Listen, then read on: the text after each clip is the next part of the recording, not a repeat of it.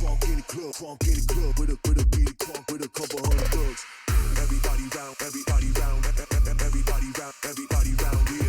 Everybody round, everybody round here. Know we get hype. Everybody round, everybody round, everybody round, everybody round, everybody round here. Know we get hype. Coming off the bench now. Waiting for this moment, swinging for the fence now. Coming off the bench now. Gotta get up, cause we about to get down. Coming off the bench now. Waiting for this moment, swinging for the fence now. Coming off the bench now. Gotta get up, cause we about to get down.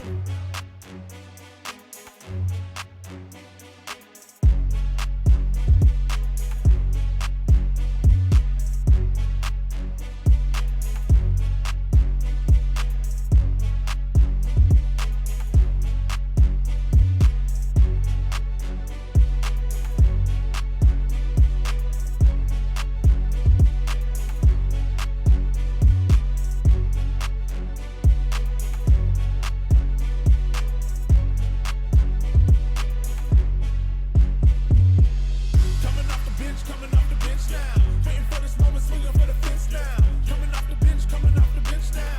Gotta get up, cause we about to get down. Coming off the bench now.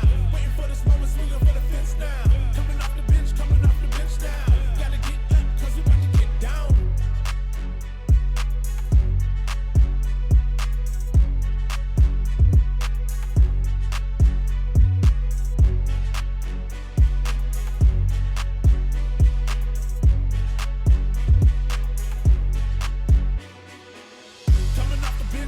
off the bench now. Waiting for this moment, swinging for the fence now. Coming off the bench now.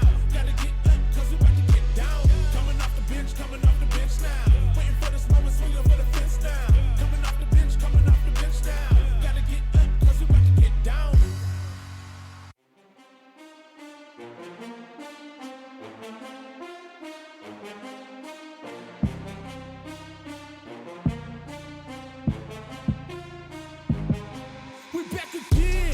We back again. I'm bouncing up before they count to 10. We back again.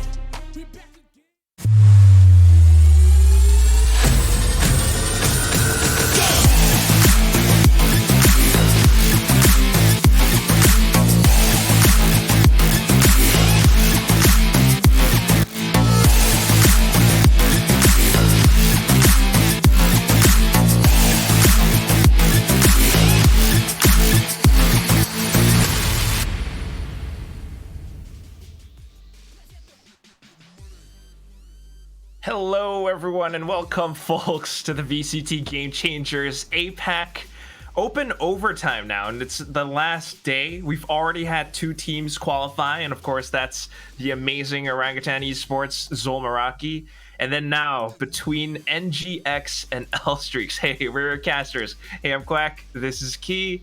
I mean, I'm not quite sure how to predict the upcoming teams right now.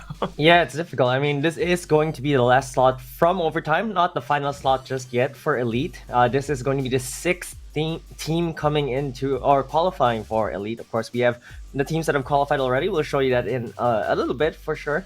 But the last slot between these 2 teams, so I wouldn't say it's the last chance for either team, because I'm sure that either team, true. if they go through wild cards, will still make it pretty far.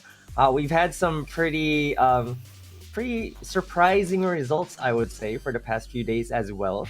You know, X10 Sapphire unfortunately getting knocked out of overtime. Like, they were the first team to take a series off Alter Ego Celeste, and then all of a sudden, they're now struggling to make it to Elite. And then now we have NGX sort of clawing back. They weren't able to qualify to group stages quite a few times.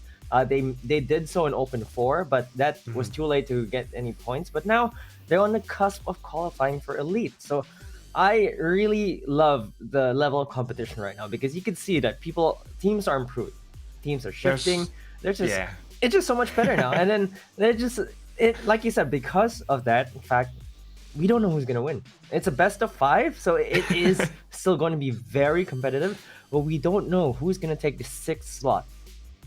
It's really, really hard to say, but I mean, just to go over everything so that everyone's kind of up to date with what's going on with VCT Game Changers APAC, we had 4 opens, and out of that, only 3 top teams could qualify for VCT Game Changers APAC Elite, which happens at the end of the year.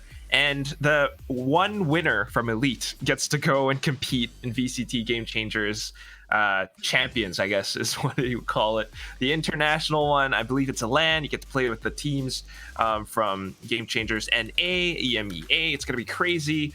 But we are in open overtime right now. We already have 2 teams from this one again, and Orangutan Esports as well as Zol Meraki. And then now NGX L-Streak will figure out who actually gets to qualify. Even if they don't, however, there is still that last chance qualifier that Marquis was talking about. That's happening in August, which is, a couple months, well, one-ish month from now. And out of last chance, only 2 teams get to qualify. So those are the slots, and this is what's at stake.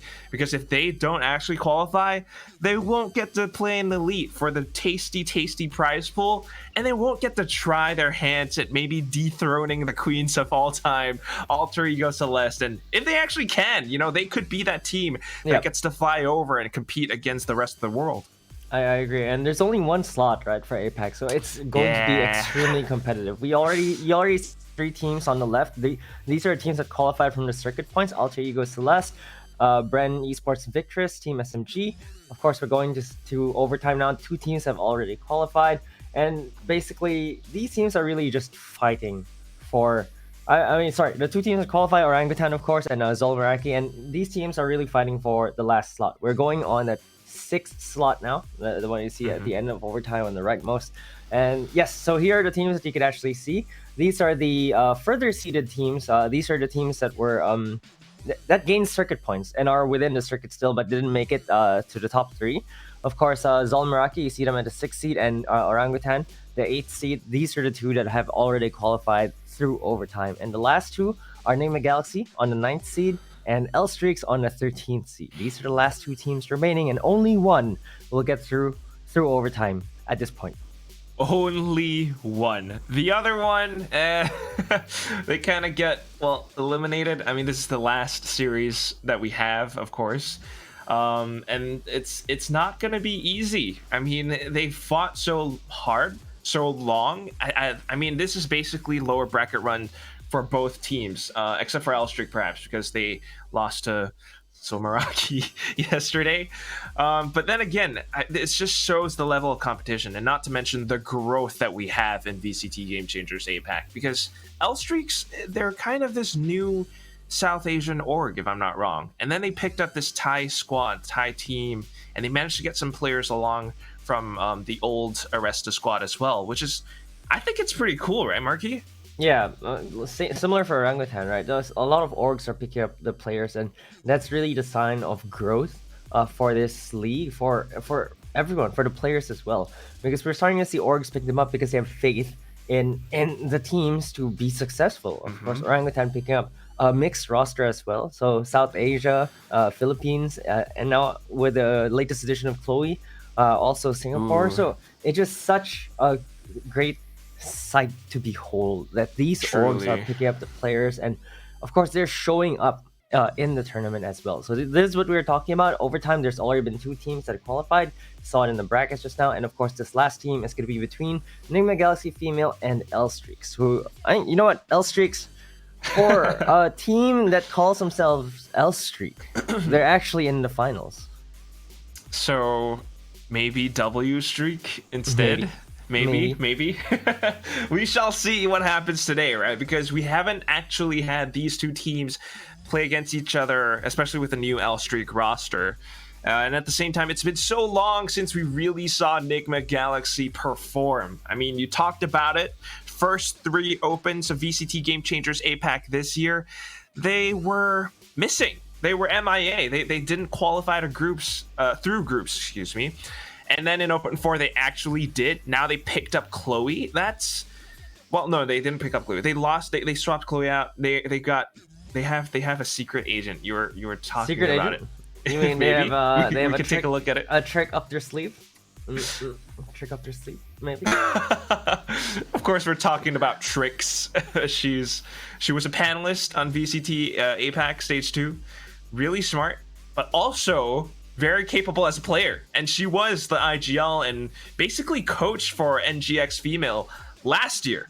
Yeah.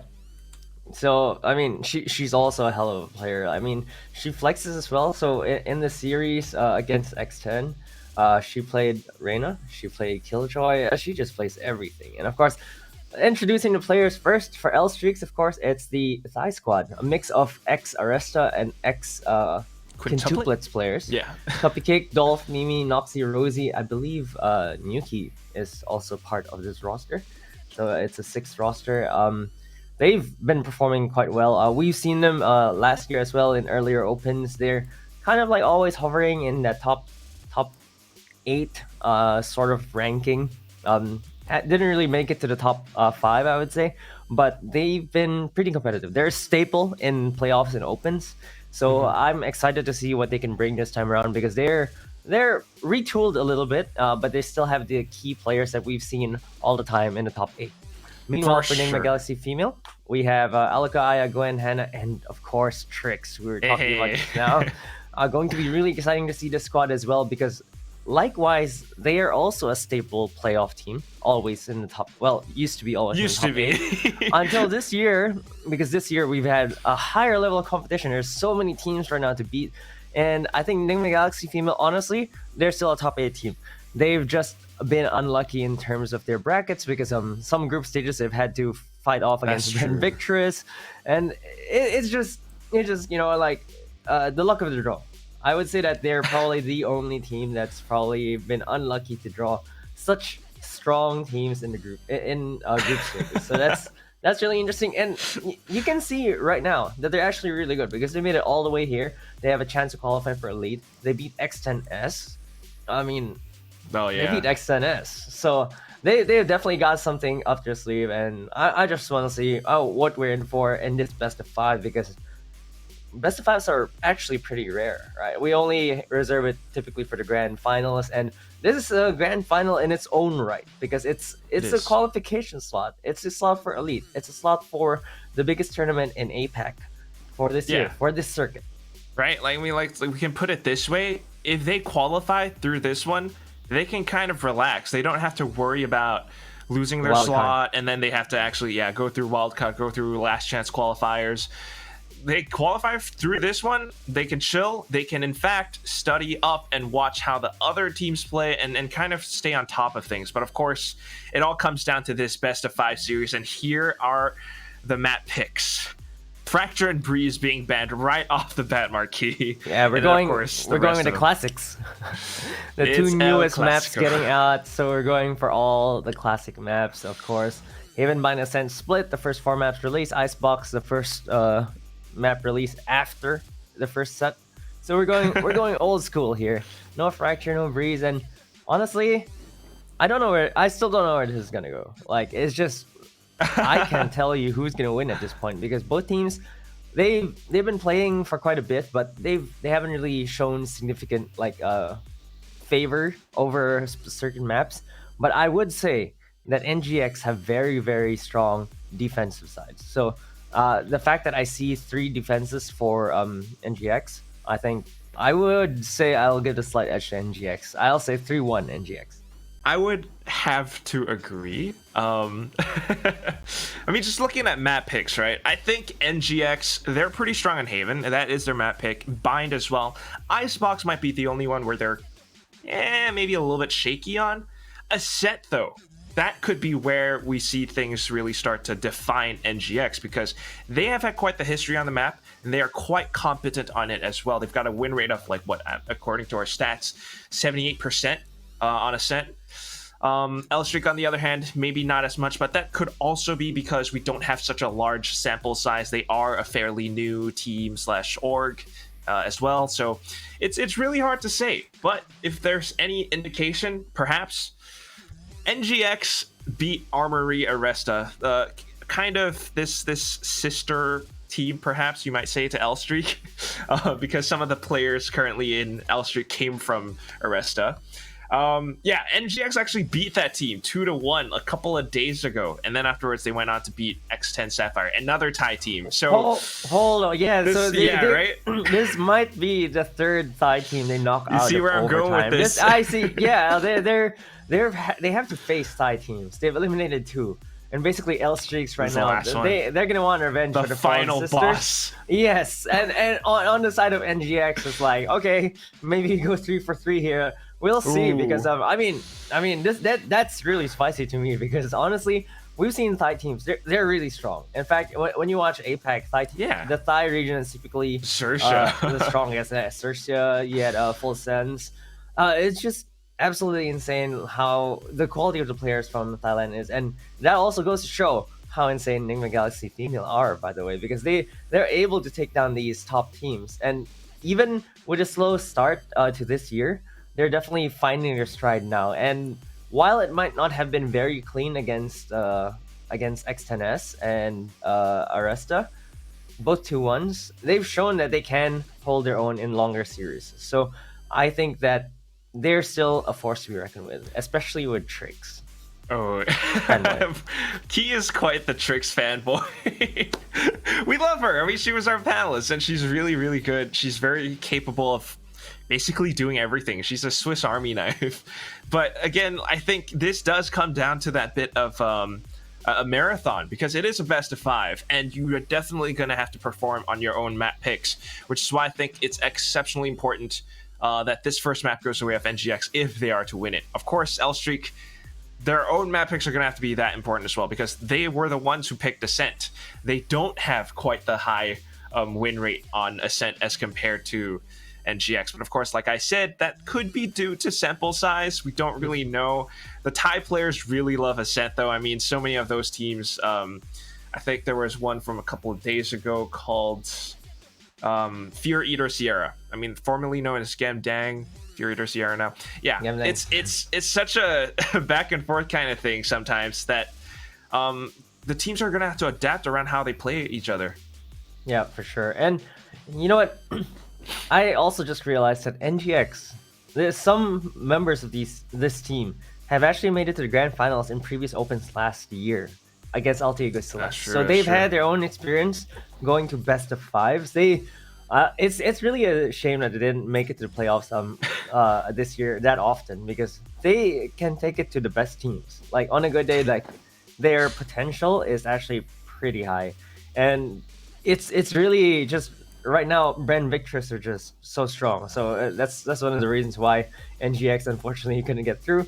But right now we'll see. We'll definitely see in this best of 5 if that wealth of experience actually can make a difference as well. Because how many times do you actually get to play a best of 5 in an actual tournament setting? It's so rare, and it's only the finals that's best of 5. It's only the grand finals. So that experience is actually a difference maker here, I would say, because best of 5, you said it, it's a marathon. And it's not just a marathon.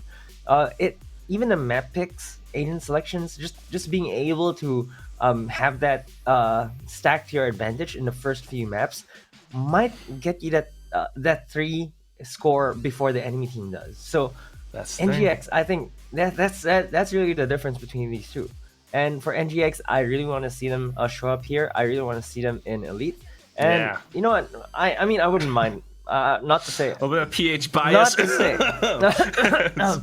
Not to say L Streaks don't have a chance either. They also have a very good chance if I'm just taking this against NGX. It's just between the two. Yeah. Historically speaking, it has to be NGX. I mean, I'm gonna cough in Tagalog as well, because I'm also a little bit biased. But I mean, at the very least, I think we can talk about some of these players. Just taking a look at statistics as well. I mean, coming into Haven, of course, it's such we've talked about this to death before. A map that has 3 sites. It's so wide. It's going to be important that you actually control so many portions of the map, because you leave a single side open, and that's the crack that some of these players can slip through. And some of these players that I think I want to focus on for sure, at least. We talked about Trix. Maybe we could pair her up to Rosie, who is kind of that default sentinel, but Trix can also flex around. The duelists, though, Dolph and Aya, I think they are the ones who might just be able to open things up for either team. Yeah, I agree. Especially for a map like Haven on the attacking side, it's really about who can open up the sites, and however much rounds you can get on the attacking side, I think sets the tone for whoever wants to take this map. And of course, on Haven, who's going to start an attack? It's going to be Elstreak, because Nigma shows the map. Elstreaks, of course, want to start on the more advantageous side. That said, though, I mean, whichever side you start on, it's still going to be tough. I mean, you might even say that attack is the more advantageous side on the Haven, just because you got 5 different spots to look out for. You got C long, you got garage, you got B, you got sewer, and then you got A long. It's just so much to cover. It's sometimes you just can't quite do it. So NGX, if they can actually bait rotations around, that could work out for them. But it's interesting to me that taking a look at agent compositions, we're seeing this double initiator from Elstreak, and on NGX's side, it's double back duelist. to old school double duelist. In fact, it's Reyna coming in from Alka. Yeah, it's actually really interesting because this is definitely very old school. I think probably the only difference here is well, there's no difference. This is the old school lineup for Haven, Right. That we've seen NGX run. This is the exact old school lineup From like last year. Yeah, I mean, this might be the comfort pick that they just really want. And sorry, I thought Elstreak could attack me. Start attack, but Aya is gonna get the first kill. There's a nanostorm as well, going to push Death out, and she's actually gonna dash out as well. So Dolph gets back to safety, and Nigma Galaxy mid-round adjustment straight away. They know that they can't go on A. They know there's 3 on A because they saw the breach utility. They saw the jet as well. This is very good because we've seen so many teams try to force the issue on a single site, but on Haven you have so many choices. Just take a look at the minimap. 2 dark covers already spent by Cupcake, and that is exactly the strength of the rotations coming in from NGX. They get hit by the paranoia though, so they're gonna have to fall back for a second. And right now, continuing to push up front, it's gonna be Gwen and Trix. The tip of the spears, they managed to claim the site. Control has been granted, Spike has been planted, and then now the 2 remaining players from Elstreak. This is not gonna be an easy retake. Not at all. There's still 5 members left for NGX, although some of them are pretty low. But Alka might just find the jump onto Noxy, gets taken out. It's only 1 left, and Dolph cannot even find a kill. It's going to be a team ace and a flawless as well for NGX. Not a single player lost. Aya, like, getting the entry and then losing her HP to the nanoswarm. She just fell back, played really defensively. And now they get that economy bonus. They're buying up the Bulldog. Dude, this is... I'm going to stay true to my guns, Marquis, because Haven truly is attacker-sided if you can pull off strats such as what we just saw. Yeah, and it's the mid-round adjustments that sets teams apart here, especially because there's 3 sites. Actually being able to change your mind on the attacking side is what gives the attackers the advantage. And now they're going to play fast on this A side push. Dolph actually has a Marshall, tries to shoot her shot, does not land it at all. She takes a little bit of damage, but the rotations are already coming in. There's 3 members on the A side now, Quack. Wow.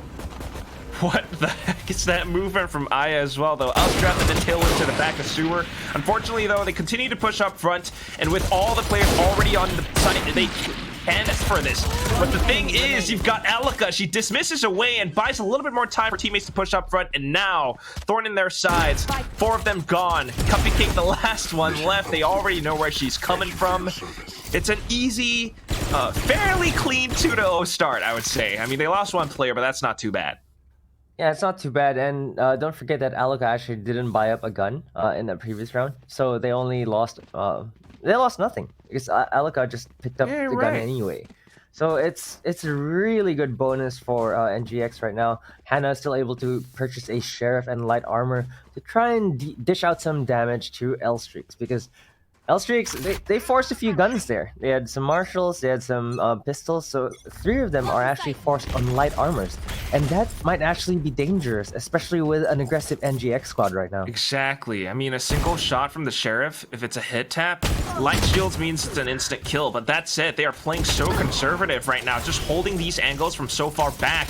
They are able to fend off the attacks from NGX.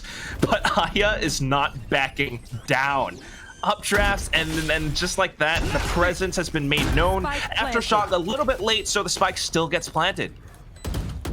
Yeah, it still gets planted, and right now they're gonna have to go retake B, which is relatively easy, but with Spectres in hand, I think NGX might be able to make this expensive. Hannah, it's also in a sneaky spot, but she gets the jump. Cupcake gets jump on her, rather. It's only Tricks left. She can spray through the smoke, but she can't really find anyone here. The spike is still open though, so she might be able to find a kill, but Dolph says no. You're gonna get taken down, and they stem the bleeding a little bit. They only lost Noxy, and L-Streaks convert their rifle round. That's pretty good. Only losing one player, get to buy back, and if you can follow through on this, I mean, your teammates can buy up a rifle for you. I believe that's what they're going to do right there. Nope. Okay, Bulldog works too. I think they went for the shield replenish and as well as utility. But that's the thing. You're going to need everything you can because NGX, this is their round. They get to buy up. And if you can actually take NGX's momentum away from this round, you get to start to build a little bit of that W streak for yourself. Yep. L streak definitely don't want the L streak on this map. They stop it at 2, and I don't count 2 as a streak, to be honest. Like if they're on 0-3, then we'll actually be seeing an L streak. True. Oh, but look at Aya right now. It's extremely aggressive. Just runs in through the back of that recon bolt. Takes the first kill onto Rosie as well. Cupcake finds one though. Finds a second. She's holding this down. Hannah finds Noxy though. That's a support coming in. There's a reload though. Hannah knows that, and she takes Cupcake down. 2v3 right now, Pride. The counter Omen plays. She already knew where she was positioned, and it was just a matter of time before she actually pushed up front to get that frag. That's it. That was good, a valiant attempt by Cupcake. And right now, it's the flank that's coming through. Hannah's already aware of this, and now with a 4th kill. It's a quadra for Hannah as she cleans up everything for NGX. 3-1 is the score. It's 4 headshots for her. It's all clean 4 headshots from Hannah. She even shrouded stepped into that corner. It wasn't safe. There was someone watching that corner, and somehow, for some reason, she finds the head first, and she's able to find the flanks. Makes it a relatively clean round for NGX, and they can buy up. They're building the economy as well. Look, all 5 rifles for them, all 5 heavy shields. On the side of Blue Streak, they can't even buy that many. They can't even force that many sheriffs like we've seen other teams do. And right now, I think NGX really have the advantage, really are taking control over this game very early on. Suffice to say, I believe they have the momentum right now, NGX. And I love how they're not quite just playing it slow. I mean, the way that Aya has been pushing in so far, now they've gotten control over Garage. They're trying to go in from C link to C, which is really interesting. But what's even more interesting is L Streak, who pushed up front. They've gotten quite some positions over by C Cubby. They even pushed up to A Long. Unfortunately, they didn't quite play off the information, though, and right now they're just reacting to NGX pushing up front. Rosie has to find these shots, and if she can, she might just be able to pick up a rifle, but no, she gets run down. And at this point, Nuki is the only one left. Manages to take Aya out, picks up the Vandal, but only 2 rounds left in the magazine, has to fall back to reload. She could use her Seekers to push up front if she wants to, but it's not going to be easy. That guiding light was just a distraction. She managed to push into Garage, and now it's a little bit more confusing. They're not quite sure where to look. Seekers go out. She tries to use it for cover, but Alika sprays on for it regardless and manages to catch her with a couple of bullets. It's 4-1 in favor of NGX. You could tell Nuki was feeling it after that first kill, getting the rifle, and getting a second kill as well. After the second kill, she just decides, okay, I'm going to use the Seekers at this point. Because this rifle that she got from Aya just made her feel like she could do something about it, and that's why she committed to Seekers. But as the Seekers went out, Alika actually knew that she was going to peek past the Seekers. Alika didn't even shoot the Seekers. She shot at the corner that Nuki was swinging out of. Like, Alika was just like, I don't care about your Seekers, I'm going to shoot you. And just didn't have a chance there. Very well played by Nigma. And right now, they just have control over the game. You mentioned they have the momentum, and they're changing the tempo so many times. You look at this, they're playing it so slow right now. It's lulling L-Streak to a false sense of security, and Alika finds the first kill, but Dolph finds a kill from Sewers, takes Gwen down, makes it even, but B-side is completely compromised right now. The spike's not there, though. That's the problem, Marquis. But I like what Dolph is doing. She's got the operator. Unfortunately, whiffs on towards Aya. So that's the counter jet play. No more Bladestorm available. In fact, it's Aya who has the Bladestorm available. She's just causing some chaos, some distractions, trying to pull them over onto the A site. But unfortunately, Nuki hold her own. It's up to Trix as well as Hannah to actually gain control of the site if they want the spike planted now. The rest of the squad still somewhat unknown. They're not quite sure. They're trying to play big. Now going in with the guiding lights. Hannah manages to take her out as I think Nuki kind of self-flashed there. She didn't clear the corner with the guiding light, and I think she meant to. Oh, what is sneaky play from Hannah? I think she might. Oh, did she get checked? Get information? No, it's she teleported in hell. How do you actually choose whether you want to go up or down? You gotta click on the mini-map, the boxes, you can kind of see it. But now, the dark cover blocks off so much, she needs to spray forward. Almost getting the defuse. The stray bullet catches Cuppy King. But here comes the counterplay now. She doesn't have the time. She has to jump down. She gets the headshot. Hannah, the clutch. 1v2. And just knowing that she had the advantage, knowing that she did not have to fear L-Streak, she went for it. She absolutely went for it, and this is exactly what Omen players embody, the sneakiness. Actually, from the shadows, she's able to get the 1v2. Like, they couldn't even find her. And she played it so well, jumping down. Oh, look at that. Goodness. Oh my god, it was so close. I think it was 0.2 seconds, maybe? Yeah, I didn't see the really clock, was. but it's about like 0.2. She had just... This is the second time in a row that Hannah just went wild. She just got a 4-kill, gets this clutch as well. Squad. Yeah, you know what? L-Streak, they're kind of reset again. Their economy is not great. It's not a complete reset in economy, but they just can't really muster up a buy across the various members of the team. And You're right. NGX, they're getting away with so many things. They even committed the operator on Dolph that round. She did find a kill, but 1 kill and you lose the operator and you don't even get the round. I think it's definitely not worth the investment. They're definitely stinging right now, and they can feel the pinch for the creds. And NGX are on their way to round number 6 for them. Yeah, I was just about to say about that operator as well. It definitely doesn't feel good, which is why this timeout really helps L-Streak kind of reset their plan, perhaps, maybe even their mental, because they really need to stay true to that persistence. If they can actually find a way to recover from this, they just might be able to turn things around. It's still kind of early, 1-5, but NGX are really starting to build up on this momentum. I mean, not to mention Bank. Here comes the push. C split, and Aya already going in aggressive. Swaps to a sheriff of all things. She didn't buy up. In fact, she's just looking to secure a weapon. The rest of the squad pushing up front. It's Rosie and Noxy who tries to trade, but that said, they've managed to fend it off for a second. Dolph now with the Blade Storm. She's the one who's trying to clutch this out for her team. She doesn't quite have the positioning though, because Alika's trying to displace her with these Leers. She can't see anything. And it's a simple tap, a simple spray from Alika to finish things off, 6-1. NGX still in the lead. I actually saw Cuppy Cake in that corner. She was throwing her knives, but somehow they weren't connecting. I think she was just clipping the corner of the wall, and unfortunately for her, although L-Streaks made this a bit expensive for NGX, the thing is though, NGX, their economy is really good. Bank. This one didn't really matter. They've got bank. They've got bank for now. They've got bank for the next round, even if they lose this round. There's the operator as well again for Dolph.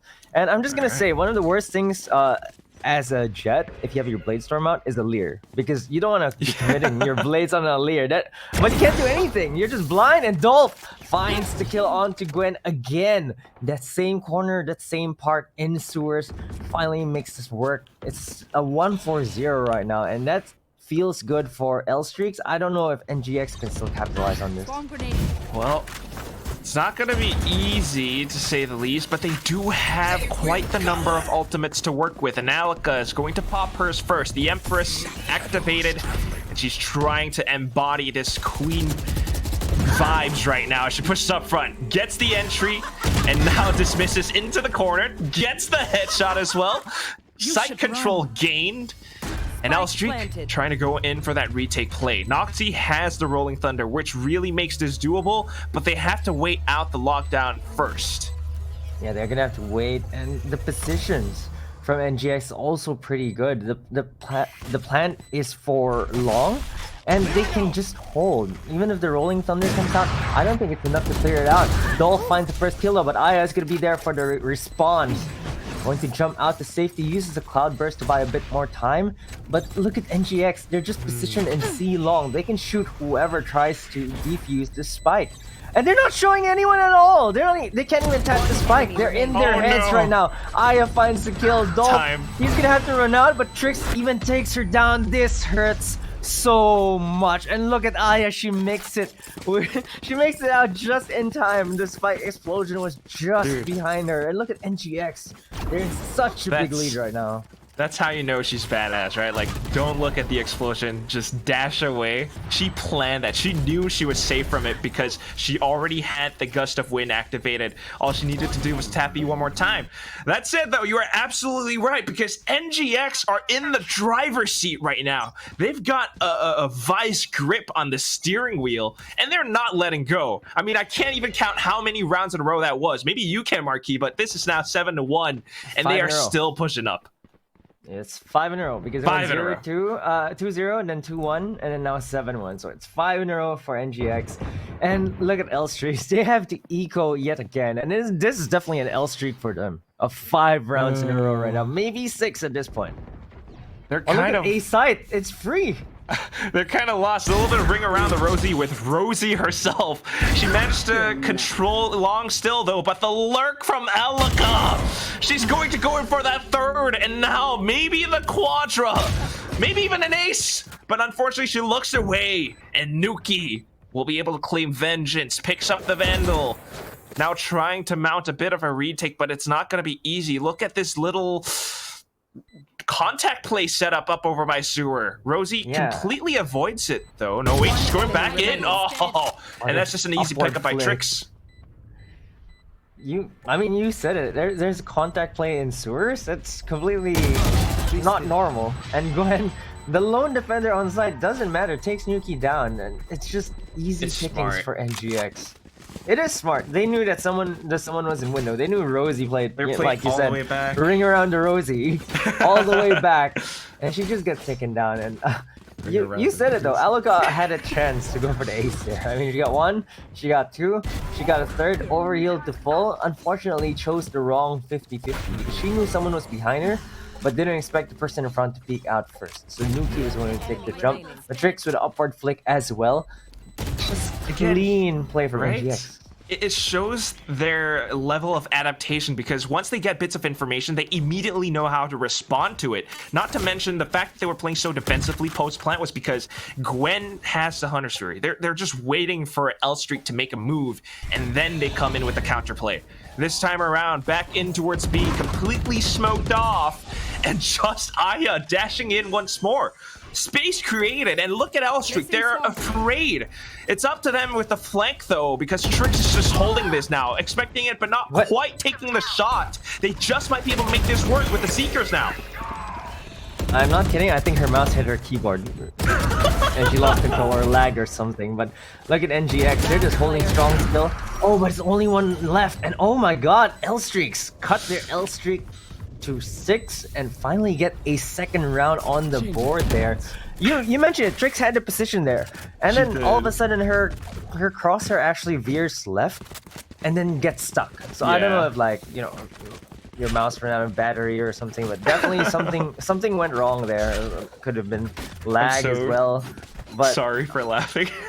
I mean, it happens, right? Yeah. And more so, especially from the Philippines. You know, growing up, always had disconnections, and whenever we watch APAC tournaments, we always see a Philippine team have some tech issues because it's just the way it works. Connectivity is not that great there compared to, like, if you're playing from Thailand or Singapore. But you could tell that something's up with the players right now. Not quite phased by it, though. Look at Aya. It's just so aggressive. Already in position, but she just managed to draw the attention of 2 players away for a second. The rest of her team trying to push into C. The thing about this push, though, is that there is this alarm bot. Alka does take it out, but there's still presence of Rosie into Garage. Cuppy Cake is doing such a phenomenal job at anchoring that NGX are going to have to take her down first if they want any chance at taking C. Rosie's presence now made known. She gets that frag, and then the paranoia gets sent out. Rosie pushes up front, and now I don't think NGX can push into C site any longer. Yeah, they can't, and they don't even have the numbers for it. It's 2v5. We've seen this happen before, though. 2v5, it's worked before. But right now they don't really have the map control. They don't really have the No conditions. tools. It's difficult, but it's still doable. I mean, if there's any two players that could do it, it's these two right now because Hannah's been on a 30 tear. seconds left. There are some prerequisites to hit first marquee, I think. Maybe find some player lurking around, get a little bit of space towards maybe B. They can get the spike planted. Hannah does have 2 dark covers, but at the same time, just consider Noxie's position right now because she was waiting for this. They're 10 seconds surrounding the site itself. Take a look at the minimap. Elstreak, they've got them completely surrounded. They were just allowing them to walk straight into B. And here it comes, the retakes, the blinds, and then Cupcake to push up front. Gwen had no chance, and this is how Elstreak start to come back into the game. It's 3-8. A flawless Honestly, defense win. if they get 4 rounds, it would have been too bad. It won't be too bad. Round in the half. I actually think that they can recover from this. But look, I'm just gonna say, Nigma Galaxy, their bank is so large. Look at them; they're just full buying every single just round buying now. round. They're able to do that because of the number of rounds they've won in a row. Ultimates 2, Marquis. Oh my god. 4 ults, and Trix could easily just get hers as well because she's probably gonna get an orb plus spike plant, and then you'll already have the lockdown as well. So that's gonna be so many ultimates that they have to contend with against NGX. But Rosie does have her own lockdown as well, so that might be able to bait out Gwen's Hunter's Fury. There's the op as well. Gwen, none the wiser though. The exact same spot. Dolph finds her yet again, and this is a good opening kill for Elstreak because this has been exactly what they need. There's no Hunter's Fury now to stop the lockdown if they place it behind the wall. Oh, look at Alka though. She managed to slip down in towards B. I think she shot out the alarm bot, and just like that, they start to press the pedal. They start to go up front, and they managed to take away a couple of players. Dolph is still alive though, and that's the thing that I'm kind of worried about. She has a playstorm available as well, but Alka, the lurk, it's so good. She dismisses away, and now Cupcake is afraid. She manages to spray it down, gets the headshot, and we're back to a 2-on-2. But here's the thing, Hannah, she managed to slip behind. She is the shadow. She takes that hit away, and it's all up to Dolph now in a 1v2. She updrafts, tries to get it. She will!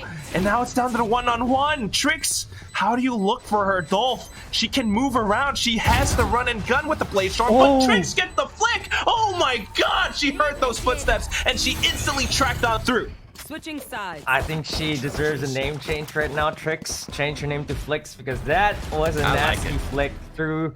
I mean, once the smoke dissipated, her crosshair just immediately locks on. And like you mentioned, Hannah feels like she's the embodiment of Omen here. She's the one that's lurking from the shadows.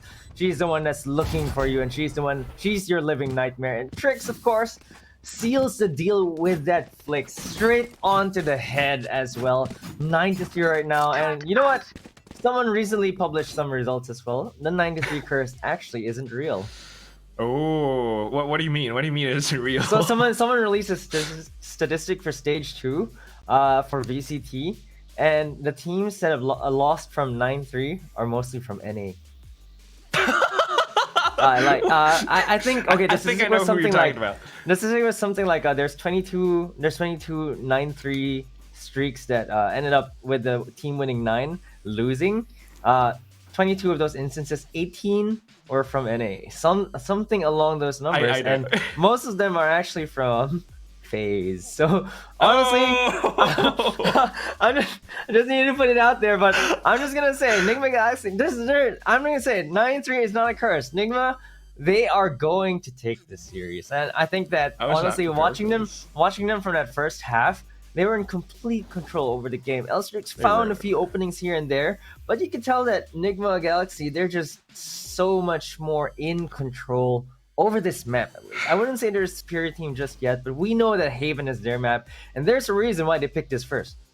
I was not prepared for that shade on FaZe or NA.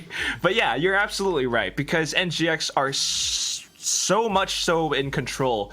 The way that they played around, and when you start to see players like Alika lurk around, as a Reyna, in fact, it gives her so much potential to reposition because of the dismiss, especially around the B side. We've seen her do that about like twice or thrice now, and it works out so well. Thing is, though, does it perform still when they swap over to defense? I think there's a chance, or maybe they just play for retakes instead.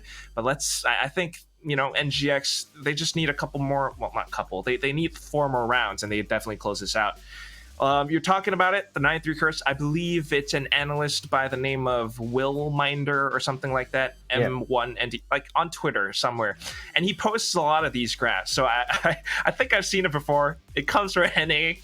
I'm sorry, I'm a big fan of Optic and Sentinels, but it is a thing, and it comes down to, I think, maybe momentum again, because this is a big reset. We go into the second half now, and whoever wins the pistol will be the ones to get to take those reins back into their hands. If L Street could take it, maybe we start to see a bit of a comeback get mounted, because we talk about 9-3s, but I got to remind you, Marquis, Orangutan came back from 1 to 11. Yep. Okay. I mean, that's probably one of the greatest comebacks we've ever seen, and it was such an amazing game. But honestly, we'll have to see if L Streaks can find it in them. And look at the Aya pushing forward, and L Streaks, they know that this is gonna happen. Oh, but Alka finds the first kill. They're gonna try to peek out. Cupcake tries to find one. Oh. And they do find the members of NGX, and right now they're gonna have to rotate onto the C side. Hannah is on site already, though. Interesting. I mean, it's a 2-for-1 exchange, and what L Street gains out of that is that, okay, perhaps C site is weakened, but at the same time, perhaps they rotate it over, which means the other sites could be weakened, which is why we see L Streak playing it rather slow. They're trying to get a sense, get a feel for how the other sites are being covered right now. And if they can find that weakness, if they can find that one site that isn't very well defended, they will be able to go in to get that spike planted, and that just gives them a bigger advantage in turning the tables around. That said, though, still back in towards C. They push through Garage. It's the perfect paranoia from Hannah. She finds 2, and the numbers are evened out. Noxie finds 1 as well, and she continues to push up front. A bit of a shock dart, but it doesn't do that much damage. Some kind of a direct hit, though. And one of them is down to 46. Nuki able to take out Gwen. And that puts Trix in not such a great position unless she can find a couple more heads. But wow, Nuki in and out of cover. She wallbangs through the Radianite crate. And that is the pistol round handed over to Elfstreak. Look at Hannah, though. Like, she pushed through that smoke. After hearing the footsteps come in, just used the paranoia blinds for them. Was able to take 2 down by herself. But unfortunately, it wasn't enough because Gwen, I think, was trying to shoot too many shock darts. She just got overwhelmed on the side, and Trix, unfortunately for her, it was a 2v1. And this is great for L Street. They needed that pistol round win so that they don't get to double digits on the side of Nigma Galaxy so quickly. And that's such an important win for them. And, you know, I was going to say that they're playing it really slow, but now they're actually playing it fast. Aya, though, like you mentioned, already pushing forward. She might be able to make this flank work if she can get there fast enough. Even just some pressure, at least, but they're changing their minds. They're going back through B, back to their spawn instead. Dolph is going to take Gwen down, though. Noxie takes Trix down as well, so it's really great start for L Streaks right now. 2 of them are pretty low, but on the side of NGX, they don't really have the positions to come back into the site. Yeah, not at all. Not to mention topping off Dolph with the heal from Sky. This just makes it that much more difficult, and now only sheriffs remain, and they just don't have line of sight onto the players or the site itself. Even getting flash now, they have to back up. And it's just tougher for NGX. They could maybe just take off a couple of heads, a bit of economical damage, but that's really all they can do at this point, Marquis. Yeah, they can't even find anyone else. Nobody's going. They're playing so patiently. Wow. And they just make it a clean second round. That's a flawless round for L Streaks. And you can see why Haven's pretty attack-sided. Would you say now, after seeing these 2 rounds, that the 9-3 curse is real, Marquis? No. It's still pretty early. Still pretty early. But I have to agree. right now, though, Let's see how this round plays out. NGX had to pay for forcing some sheriffs, some frenzies. Look at them right now. Aya needs to buy a guardian, and light shields for 4 members might not be the best rifle round for them, but if they can keep their distance, if they can use their range to their advantage, this still can work. However, if they lose, then that's definitely momentum in the hands of Elstreak, because NGX will be forced to eco on the next. Which is why we're seeing NGX play a rather more conservative, defensive style now, not really pushing out. The only 2 players who've kind of gained quite a bit of space, if you take a look at the minimap, Alika and Hannah. And they are the ones with the fully automatic weapons as well. They've gotten so much information that they're kind of calling out to their teammates. The hit's probably coming towards either B or C. And given how they're not hearing anything so far, it's a little bit iffy. Oh, a bit of a blind too, and Nuki is kind of aware of a possible flank coming up. But here comes the hit, and it's absolutely crucial that Aya finds a couple of shots. She has to back out though, but walks into the Cloudburst instead. Now up to Gwen as she tries to flick back on towards Noxie, but unfortunately the damage is not good enough. 46 HP, and she's still very much alive. The spike gets planted, and now the awareness from that flag from earlier on. The guiding light gains so much information. Hannah's the only one now coming up front, and Nuki is still watching the angle. Creeping up front, she crouches, but running and spraying away. Nuki claims that frag and the free weapon upgrades for Elstreak. It's a really big disaster for the side of NGX. Loose streaks, they find 4 weapon upgrades. They convert the bonus round as well, and this is where I might say that the 9-3 curse might actually be real. Because, they lost the bonus round. It looked like they had complete control over the game on that first half, but on the second half, it's a completely different Elstreak. It seems like they know exactly what they're doing now, and NGX are the ones on the back foot. They're gonna have to buy sheriffs right now, and you know what? Remember, NGX was sort of our phase clan of VCT Game Changers APAC. Again the shade. Oh no, sorry. This one's supposed to be shade, but in terms of that, they're so good with the sheriffs. They're pushing I out. was gonna say, yeah, and the sheriffs, they're good with the sheriffs. Not the 9-3 losing the 9-3 lead or anything, but that remains to be seen. We'll see though, because they're one of the most effective sheriff teams that I've seen for VCT Game Changers APAC, and I wouldn't count them out if they're on these sheriffs, especially Tricks. I concur. I mean, take a look at how they're positioned right now. The sheriff's in their hands, and they are just waiting for Elstreak to push into them. Given how Elstreak has been playing so far, though, it burns up so much time. And at the same time, I guess, NGX, they get to play around the map. They get to rotate. They get to gain bits of information off the utility that Elstreak are spending. Yes, this is costly for them because, yeah, it's a good read, and at the same time, Elstreak's offenses are somewhat weakened because they don't have that many flashes or anything to aid them in their advances. So right now, the only thing stands between them are these sheriffs and the site. Inside of the smoke, though, unfortunately, they get taken out, and it's just easy for them to gain this heads-up duel if they push up forward. Left click and pressing W is all they need. So Elstreak now gained the site, and Trix is the last one left, Marquis. 1v5, easy. Trix can do it. Sheriff in hand, she's definitely gonna do it. Well, she finds the first one. That's definitely the first step to a 1v5. Now it's down to a 1v4. She might be able to make this costly still for Elstreak. Okay. Is this like just playing off contact right now? That's all they really need to do. Tricks, Trashy might only be able to do a little bit of chip damage to Nuki. It's just way too many targets for her to hit, and 7-9 is the current score. Elstreak definitely clawing their way back into the game, but now a true test. NGX with the full buy. If they can take this one off, they get to stand a chance. Remember, NGX only needs 4 more rounds. Meanwhile, Elstreak still has 2 left to equalize. I would say it's actually pretty close, because if you look at Elstreak, their bank is pretty good. I see an infraction though in terms of economy. Noxie's buying her own gun while her teammates are 7.6, 7.5k. Buy for your teammates, guys. But Gotta give you a I'm ticket. gonna say they have so much creds that, oh my god, I would say even if they lose this round, it doesn't matter. But they're just winning the round anyway. They take 2 down and they're making an adjustment. They're actually rotating away because they have the spike on towards that C side. Oh no. And they're just going to push to C anyways. I've Gonna got be your Trix, the trail. lone defender on C side. They not even even on the use. site. Yeah, she's not on the side. I mean, her utility is there. They use the secrets as well, so they're gonna have an inkling of where Trix is. They're gonna have an inkling that the site is actually completely open.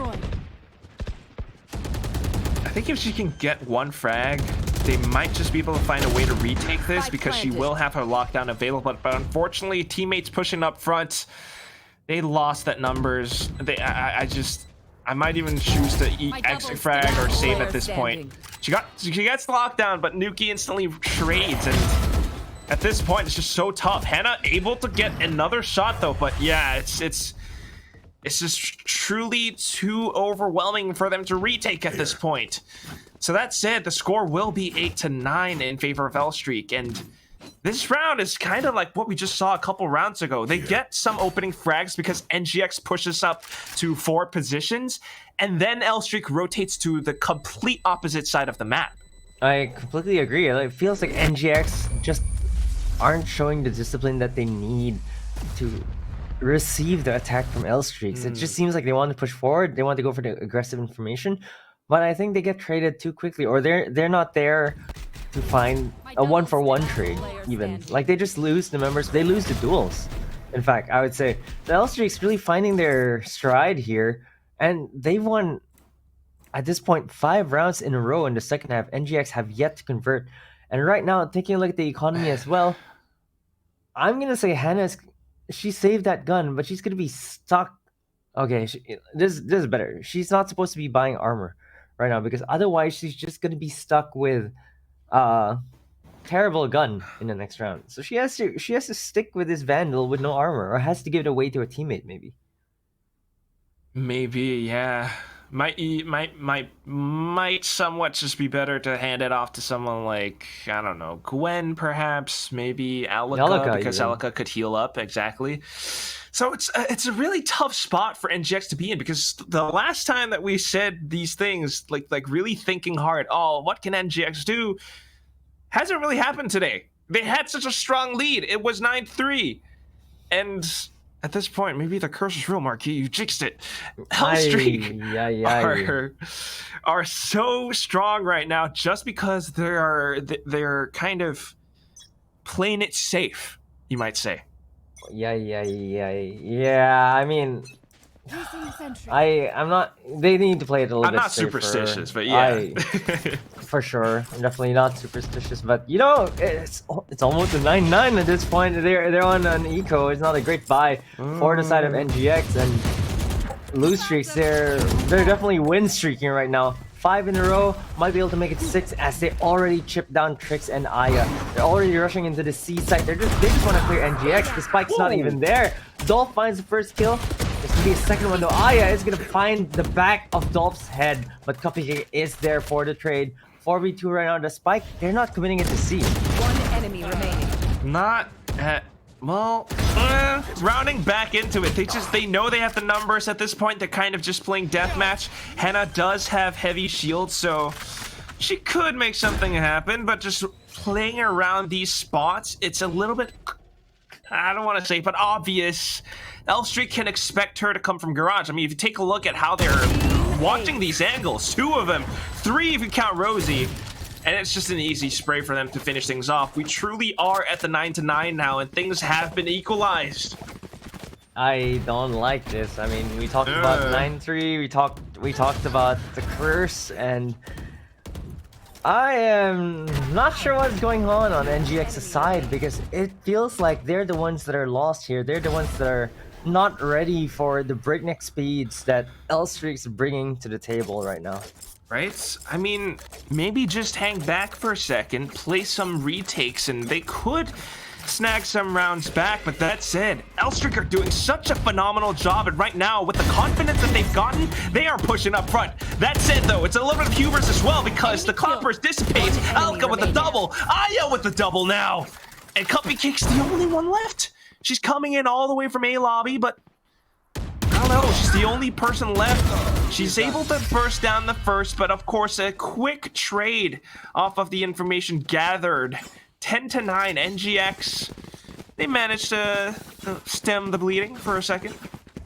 I'm not sure where they found that in them. Like, look at Alga pushing forward. Nobody who's watching the push from long. And Aya was able to come out as well and get her double of her own, and it was a massacre on A. A little bit of a mistake, perhaps. Yeah. I think they really wanted to go in to take control of her sewer, try to rush through from that spot, but yeah, just not quite expecting anyone to be positioned from A long. And that's the thing about NGX. They keep pushing so much, you're not quite sure where they're gonna be. So this time around, back to default, back to basics. L-Streak just holding angles. Oh, look at them pushing forward again, What though. is Alka this? and Aya pushing forward yet again. They don't find the first kill, though. Rosie takes a kill instead. Aya misses 2 blades, trying to look for a kill. Oh my Goes for the God. flash, pushes forward as well, dashes onto the spawn. But Ow. Nuki is still holding strong. And NGX are getting punished for the exact same thing they did to win the previous round. Spike My planted. God, the moment they peaked, the moment the tailwind was spent, they lost that element of surprise, Marquis. Coming back. It's these things that continue to hurt NGX as they try to push out. Right now, Hannah even trying to make something happen with the paranoia. It's just not going to be enough. They managed to secure backside, but all 4 players from L-Streak holding in from long itself. It's just a firing range for them. A counter paranoia, and Hannah is forced to hide inside a cubby. She gets concussed. Gwen comes in to assist, but Cubby Cake finishes it off, and L-Streak pretty much had that one in the bag. You know, it's 10-10 right now, but the economy just favors L-Streak so much. They even reset NGXF, and that is really scary at this point, because it looks Match like L-Streaks, they're on pace to get to match point because of this round. More so than NGX, and that's just... It hurts to say it, especially with the strong start that NGX had. So, they really need to change things up. Even if they want to push up, they can't quite do it that carelessly. L-Streak, though, look at how they're just I've got your positioned. trail. Look at how they're just expecting the pushes. They're watching all of these angles, coming in together as a squad, and now the Seekers giving them all the information that they needed. Rolling Thunder gets sent out, and 2 of the players from NGX get knocked up. How do you hold at this point? Trix is able to get 1, Nuki with the trade, and Hannah comes back in, tries to flick, but no, the Spectre's just not sharp enough. 3 quick frags, and the sight gained. Even dodging the Hunter Fury beams right now. Oh no. She doesn't get any damage. They do buy a bit of time though, so Aya rushing in already. Gets a little bit of information. They get the spot as well, but Aya is only able to take 1 as Nuki cleans up shop, and NGX, for such a dominant start, this is the first time they've lost the lead. They started off 2-0, 2-1, went all the way to, I believe, 7-1 before Loose Streaks found a second round. They ended the first half 9-3. Went into the second half, they've only found 1 round on the second half. And taking a look at their buys, it seems like they're Match trying for a point. hero vandal right now, and might just go to match point. Aluka, if this doesn't pan out for her, she doesn't have enough to buy full the next round. So this is extremely risky for NGX.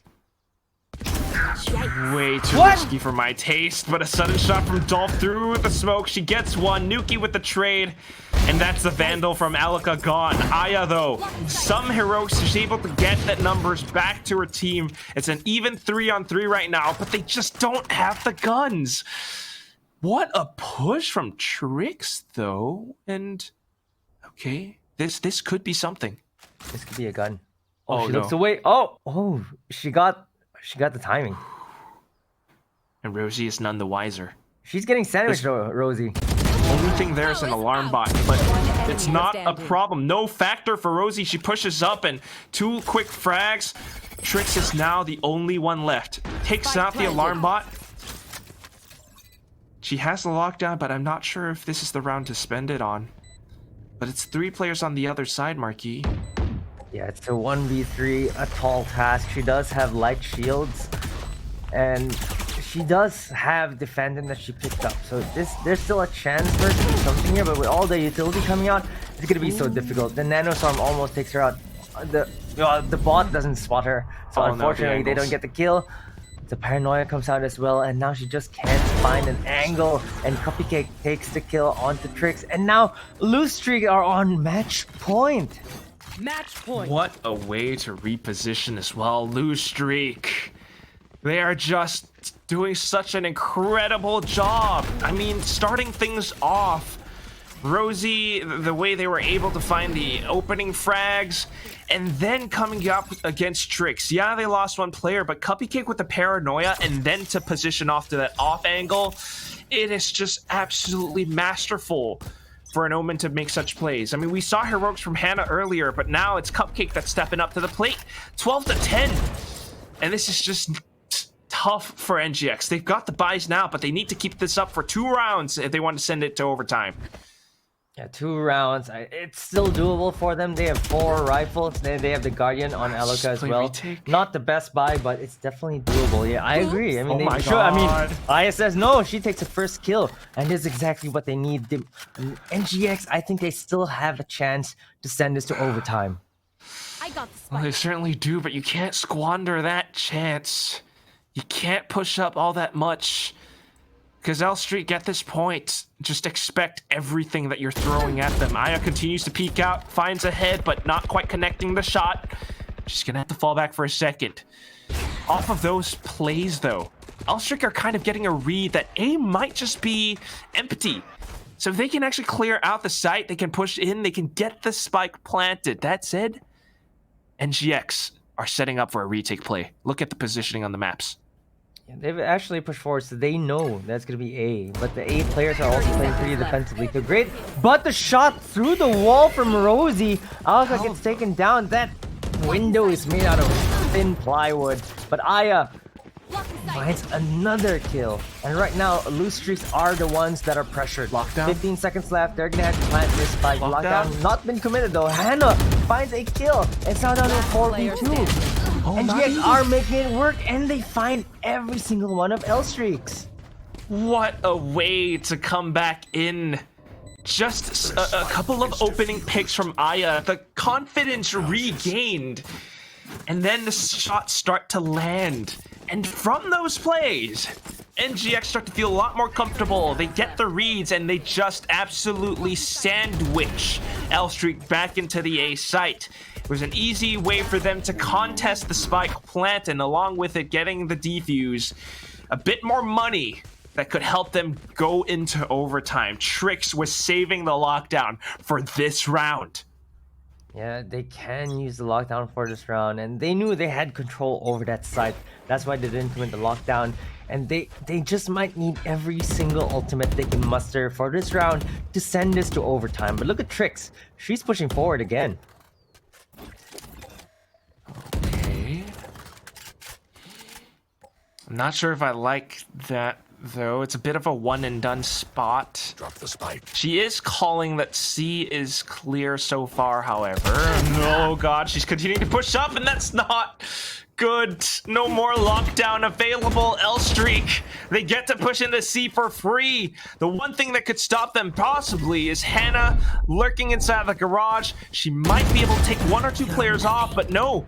Instead, she tries to shoot them through garage entry instead, but Alicum comes back in from behind. Could be a similar play of just sandwiching them onto the site itself, but they need to make these shots count. There's the first shot, and there's Hannah finding a second kill as well. 2v4 right now, but they make it even. It's all down to Rosie now, though. They know where she is. They use the dismiss, and Aluka finds the kill. And oh my God, we're going to overtime for our first map of this series. This is why this is the lower bracket final. NGX. I hate to say it, some mistakes were made early on. They got a little bit careless, a little bit too aggressive perhaps, but now they recover. They've managed to figure out how to surround and, yeah, go along with this way of completely overwhelming L Streak as they try to gain control of their sites. The spike might have been planted, but you're always going to be wondering about your back, maybe even garage, and definitely CT, defender spawn, because NGX are completely pushing out on every single front, and that's how they play defense on Haven. How are they going to do it in overtime, though? That's a whole other thing, because now the sides have been swapped once more. Sides have been swapped. NGX did really well on the attacking side, so we can expect them to do the same. But it really boils down to whoever wins against the overwhelming attack of both teams, because both have been great on the attacking side. So whoever wins the first defense round, I think will just definitely win this overtime. And there's gonna be tricks. Oh my god, Yuki actually gets the jump on her. Gwen is gonna try to go for the trade, uses the shock dart, does not find a kill though. What It looks is like this? L-Streaks are finding everyone. All of a sudden, L-Streaks just start pushing with new gain confidence, and it's up to Hannah to clutch it out. She gets a quick double spray though. Oh my god, she has Picks the up- She can from the shadows all the way onto the C site. But that said, it is still a 1-on-2 marquee. Her positioning is going to have to be immaculate. I think right now she got 3 kills at this point, so it's gonna be a God. clutch This turret if comes back she's online. able to convert. Yes, the turret is back on. They know where she is. She might still be able to get the jump though. Cover going out. Still playing from garage. Oh my god, they actually go on the spike straight. Oh no, oh no. They're pinging for her. She's just spraying through. She's trying to catch a stray opponent crouched down, trying to defuse, but no. Just absolutely zero vision whatsoever, thanks to Cupcake and her dark covers. Switching sides. This time around, L-Streak, Match point. they claim that defensive win. This might be it, Marquis. I think so too. It's just that the momentum from L-Streaks was just too good coming into this overtime, and I think NGX were the ones on the back foot of that momentum. And on this attacking side, it was L-Streaks who found a page out of NGX's playbook. They're the ones who pushed forward sewers. They're the ones who found the kills and decimated the attack from NGX. And NGX just did not have the best performance on defense. Their initial peaks getting denied now, and Elika down to really low HP.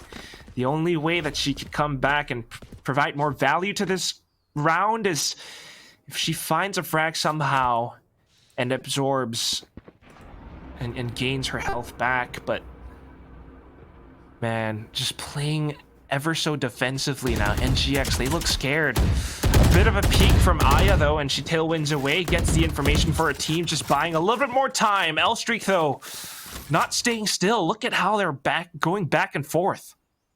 Yeah, they're not. They haven't decided. I mean, we've seen this from L-Streaks. They always take their time trying to find a side. NGX kind of have the discipline this time around to just wait and not push forward. Trix is in a prime spot to be able to find multiple kills here. Finds one, finds two. Exactly what they need to extend this to the next overtime. 5v3 right now. Alika is still pretty low, but it doesn't matter because Trix did 30 not seconds take left. that much damage in that engagement, but she found 2 kills of her own. Made me gasp and definitely knocked the wind out of L-Streak for just a second. Off of that though, they continue to adapt and push straight enemy into B where Gwen expects it. Spike Gets the down, first B. spray, Hannah to assist, and now blinded. Cupcake cannot respond, and NGX goes into OT2. Tricks with the Switching prime sides. position there, finding the 2 Overtime. kills was so key to winning that round for NGX. And oh my god, how many overtimes are we gonna go?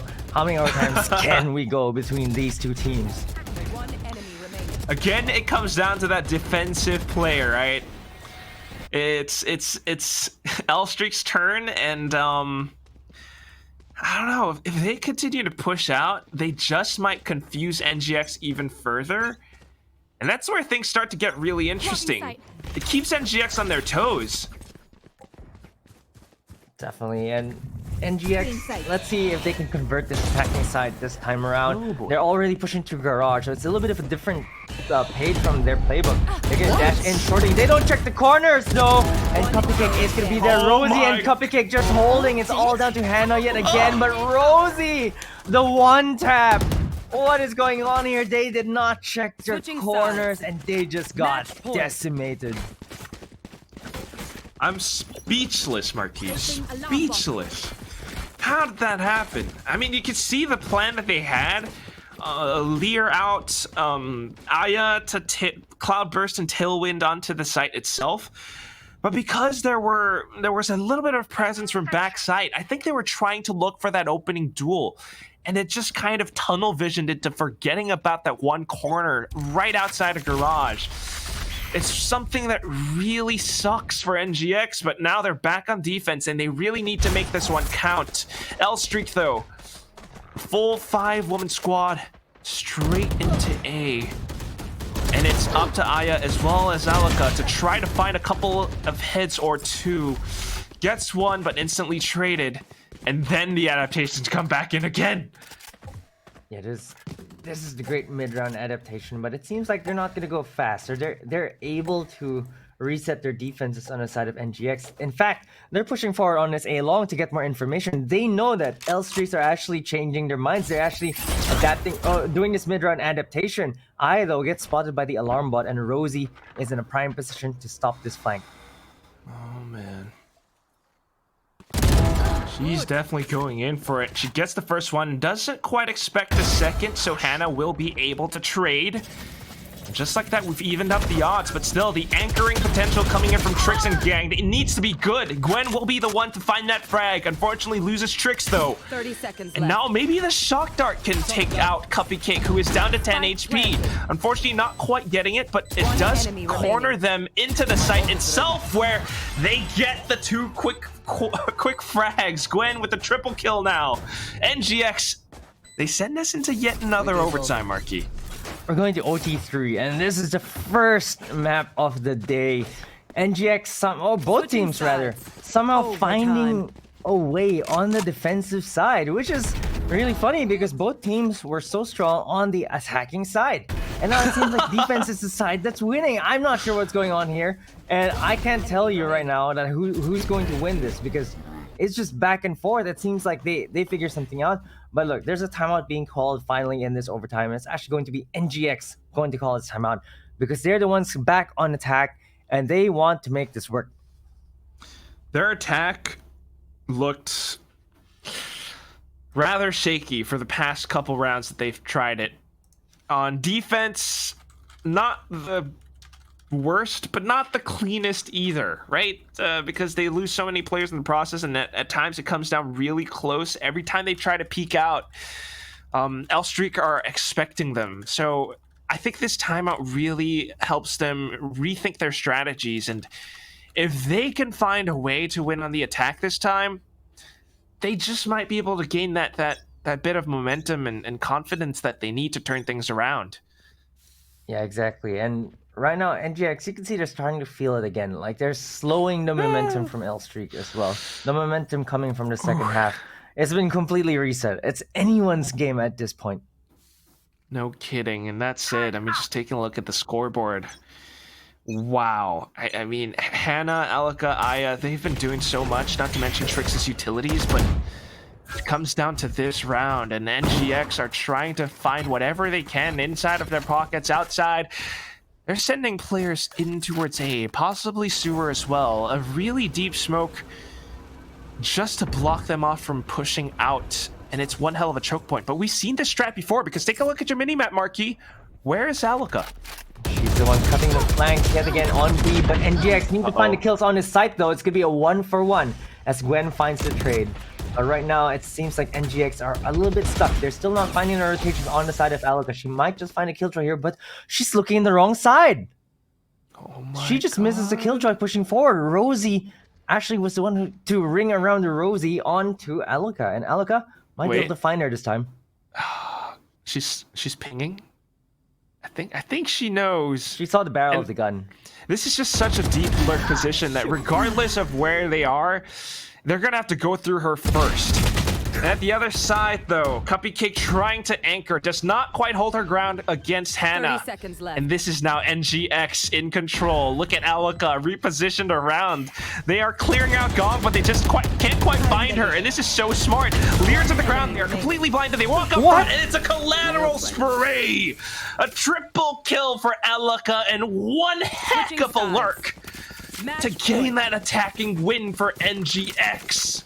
That is the most amazing lurk, the most effective lurk we've seen so far. She makes her way to Gong, finds the first kill, overheals, dances around the B site, is able to find the last two members of L-Streaks. They didn't even get the chance to go for that retake. And that's that's amazing. Still though, Blocking sight. now it's NGX's turn to defend. They've done a pretty good job for the previous rounds. Let's see if they can do it yet again. L-Streak certainly not backing down without a fight though. They lose one player, but they go back in to try to trade. Aya immediately tailwinds and updrafts away. So she has to keep her life.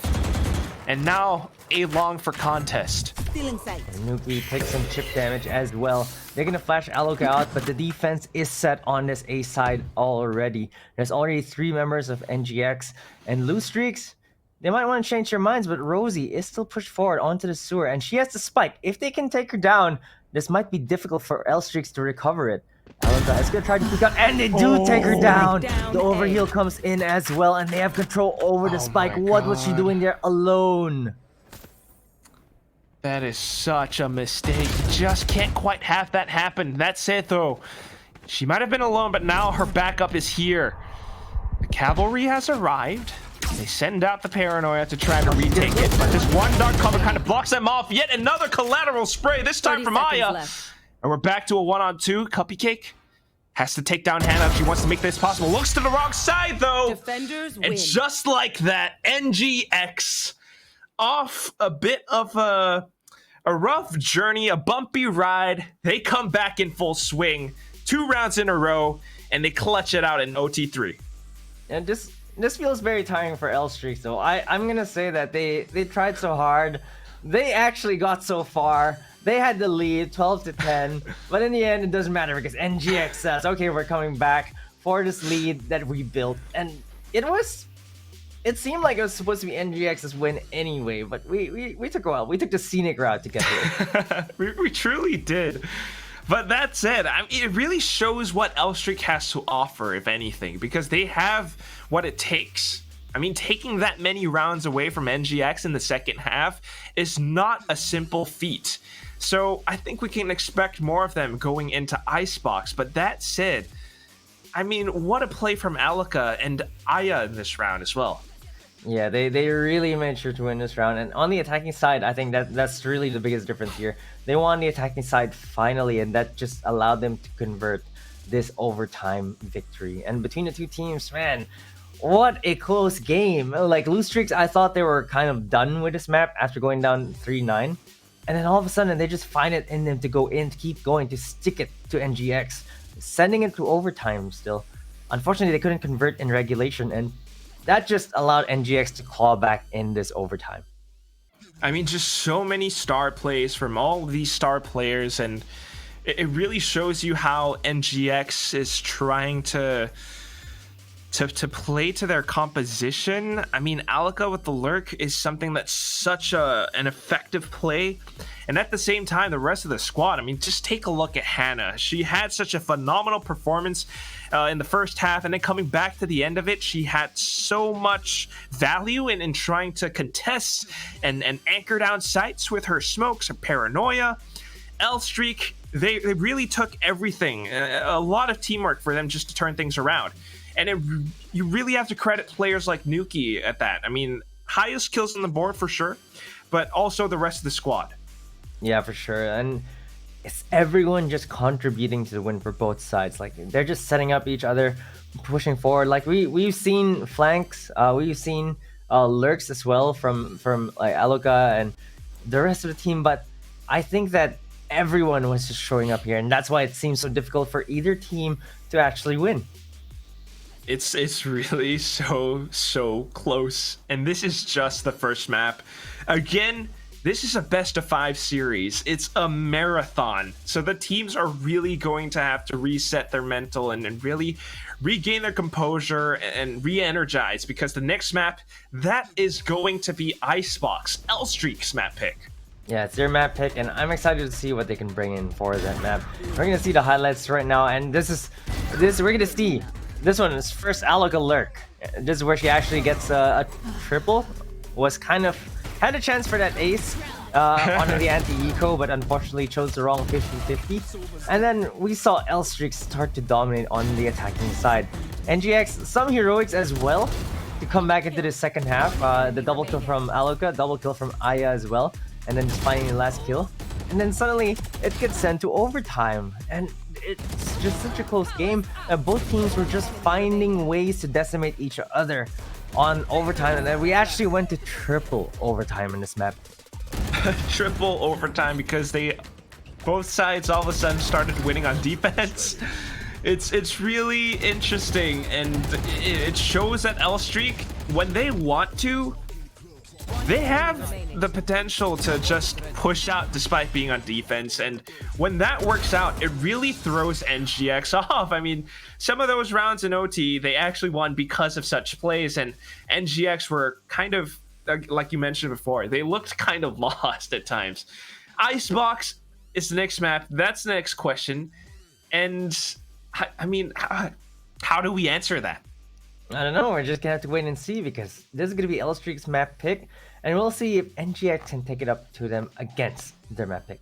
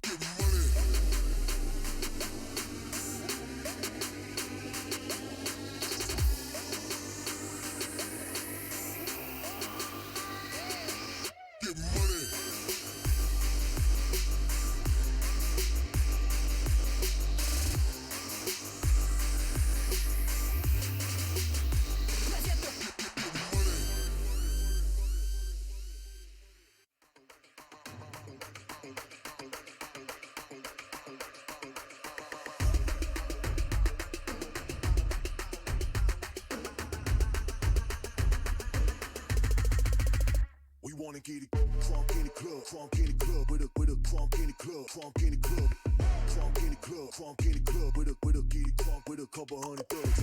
Crunk in the club, crunk in the club, with a crunk in the club, crunk in the club, crunk in the club, crunk in the club, with a get it crunk with a couple hundred thugs. Everybody round, everybody round, everybody round, everybody round here, everybody round, everybody round here, know we getting hype.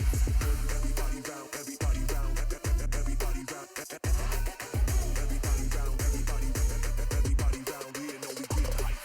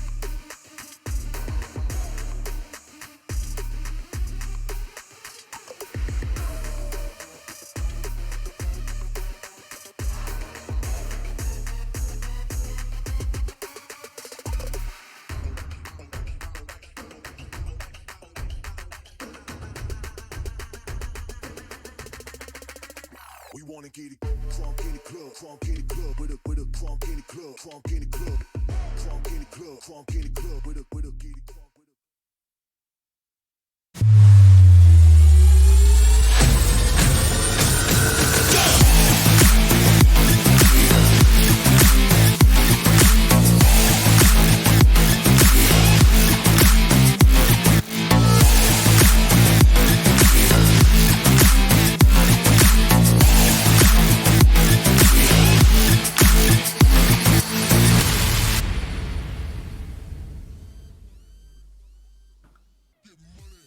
Welcome back, folks, to the VCT Game Changers APAC Open Overtime. Map number 2 now, between NGX and Hellstreak. Hey, I'm Quack, this is Key, and we're headed into Icebox. Yeah, Icebox, and man, what an opening map. Triple overtime to start things off in this best of 5. We could be in for a long day here. Like, imagine every map going to overtime, and no, let's not. But hey, the 9-3 curse did not take into effect. I mean, it kind of did. Like, it made it close. It got sent to overtime, and then automatically NGX is like, nope, no curse today. They're gonna take the win. They took the win on 3rd overtime, which is why the map score is 16-14, and it was really close. But coming to this next map, maybe we'll see a different side of Hellstreaks. Maybe we can see them finally close this map out. I have to agree, because Icebox is not Haven by any means, any measurements necessary. It's completely different. 3 lanes, and that's pretty much it. A lot of elevation and a lot of choke points for the attacking team, honestly. Which is why I think NGX, they've picked to start out on a defense, and that gives them a bit of an advantage. We're going to have to take a look at agent selection, though, because that's the thing that I think we can start to see some differences in. We saw how players like Alaka went for lurks, and it worked out so well when they were on the attack. But now that they're on the defense, back to that kind of that side, I don't know how NGX is going to play. If we keep seeing them push out that much, it actually might bite them in the back, I think, against Hellstreak. On Icebox, yes. Yeah, that's for sure. I mean, it's like when we see Gambit play back when they won. It's the exact same thing. They waited. They always had Nats watching lurk. I think if Hellstreak know that NGX is gonna push on Icebox, they can do the exact same thing. They can catch the lurker, and that just might punish NGX. But we'll have to see, because it's a different map as well. So they might just actually not want to push forward. We'll really have to see coming to Icebox, because this map, I think, even more so than Haven, is a lot swingier in terms of actually W streaking. Yeah, potentially. And again, that just comes down to how they really play around it. Icebox, I could see maybe NGX going for aggressive peaks or like angle holds. Maybe someone can try to hold some kind of an off angle towards mid, or maybe even push down it sometimes. But it's all very situational, right? If you can actually gain advantageous elevated positions up on A site, for example, if you go for like control over pipes and you're able to fend off attacks that way, you leave your opponents with lesser options. And I think that's what they can use to chain rounds on the defense. Once it swaps, though, then of course it's a whole other story. And taking a look at how they've played before in the past, NGX tends to go for that tried and true meta composition. Like, we always see the Sova, the Viper. I'm kind of like tired of it at this point, honestly. I was gonna say, like, we actually didn't see a chamber or like a KO on Haven, which is what a lot of teams have been bringing to the table. And it's not just NGX, it's also Hellstreaks as well. They're also kind of having a little bit of a more standard composition. It's a double initiator composition, but it's not something different. Like, we're not seeing the Neon come in, we're not seeing the chamber, the KOs come in. And I want to see more of that, especially coming to Icebox. I actually think that there's a map where Neon can shine as well. I mean, I'm surprised to see so many Jets still. Chamber as well is so good on Icebox. We've seen so many teams take full advantage of using the rendezvous, especially on the defensive side, using Chamber on Icebox. And let's see if either team actually does that, or will they just default to their standard picks? I think it's the default Icebox picks, because you're going to want that Sage Wall. You're going to want the Sova for recon. Viper is just the best controller on this map. Jet to entry. chamber to hold angles, and that's the key point that I'm thinking about, because the last time that NGX played Icebox was pretty much yesterday against X10S, and they actually lost 10-13, which is actually not too bad. It's kind of close, kind of. The thing is, though, Alika was the top fragger for the team. Alika was the chamber player. We saw her on Arena with like this huge roaming presence, lurk presence. Chamber doesn't do that, not so much. You want your chamber to hold angles and to defend sites. So it's a bit of a different role for her, I think. It is, and we've seen some players do those sort of like multi-roles, and it really depends how they can adapt their mindset or their play style to the role that they're playing and to the role that their team needs. So coming to Icebox, we'll see very soon what the agent selection is, and I really want to see a chamber here for both sides.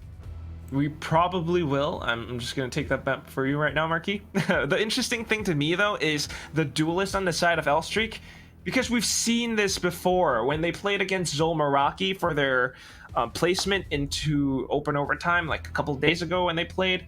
Elstreak had Nuki on the Reyna. This is something that you don't see too often on Icebox. They lose a little bit of that mobility, no jet to dash around. So it's a very different game plan, I think. Yeah, and there's a substitution as well for Elstreak. Just wanted to point out, Mimi is in. She's the one on the chamber. I believe it's Noxy that she replaced. Yeah. Yep. So Mimi that's instead of Noxy.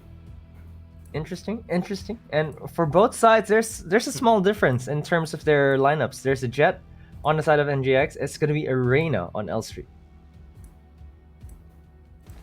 Okay. So yeah, that's the thing. Again, how does Arena perform on Icebox? Because it's just, it's really different. The last time that we saw this was like maybe a couple of patches, a couple of acts ago. No, maybe even like one full episode ago. Like last year when 100 Thieves and Asuna was still performing with this kind of lineup. Now we've got the chamber coming in. It's up to you to perform with your Leer, which I don't know if that just works out that much, because everyone has kind of gone for this flashless composition now, and it works just because you're able to gain bits of info along with the Sova drones. And right now, Alika is watching those angles. Unfortunately, she takes a hit and the shot doesn't quite connect. They continue to stream past her, and Aya's gonna have to be the one to take the shot. Alika finally connects, and I think that's damage done. It is. They've taken 2 kills. They're still pretty healthy on both of them. They take a little bit of damage. Mimi responds with her own headhunter. They find a kill, but look at the flank here coming from NGX. They're already surrounding Lose Streaks. Ooh. So it's a bit of like an exit frag scenario. Dolph is going to have to take them down if they want to rotate all the way over on B. She pushes up though and does not expect Trix to be holding the off angle. Easy right clicks, but if he doesn't quite connect yet, Hannah will be the one to finish things off, and of course NGX taking the win. Yeah, they take the W, and that flank, I mean, that's exactly what we were talking about, right? They're going to push forward. NGX, are they going to? And the answer is yes. They even commit 2 members to push on that flank, which made it really successful because they did not know that Trix was also there as well, because that trap the trap shows presence from NGX, but not how many. And that's what caught Elstreaks off guard. It's again this way of pushing together as a team to deny map control and ultimately just keep Elstreak kind of sandwiched in and suffocated, especially when they go in with a one-sided approach. And right now, most of them headed towards A main. It could be similar. In fact, it's Aya who's actually pushing up front to kind of catch them if they try to push up. In fact, though, they're just holding back. Elstreak, they're going back to how they played attack on Haven. Yeah, it's just we're gonna try to get a feel of things, and they only really pump the gas once they start feeling it. And right now, it feels like they feel like they're on the back foot. Aya finds the first kill, finds a second as well. That Spectre is wreaking havoc. Gonna try to find a third as well. Tailwinds away, gets the third. Dolph though in a position where she can take Alika down. Aya's gonna get a 4th kill as well, and she just cleans up shop. 4 frags? She's now 1 point away from her ultimate, Marquis. What in the heck of an opening is this? Really great open and really using the jet to her advantage, like using that updraft to buy some space and really make it difficult for L Streaks to feel safe. And then she goes back down, moves away, finds the double, uses the tailwind as well to find a third, and Dolph just did not stand a chance. NGX 2-0 lead yet again. This looks exactly like Haven, but right now, Blue Streaks are the ones with the rifles.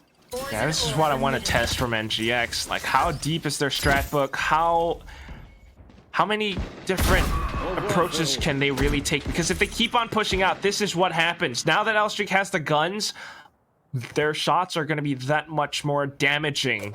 It's an instant headshot from the Vandal, and Alika's already gone. I don't think you should continue to push out that much if you don't have this advantage anymore. On the contrary, I think that she felt that she had nothing to lose, which is why she just pushed That's forward true. with the headshot.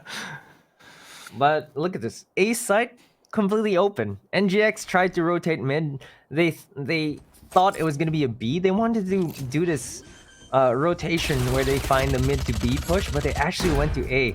So right now it's going to be a 4v5 retake. They can make it as expensive as they can on the side of NGX, but they're all so far away. Oh my gosh. These guns...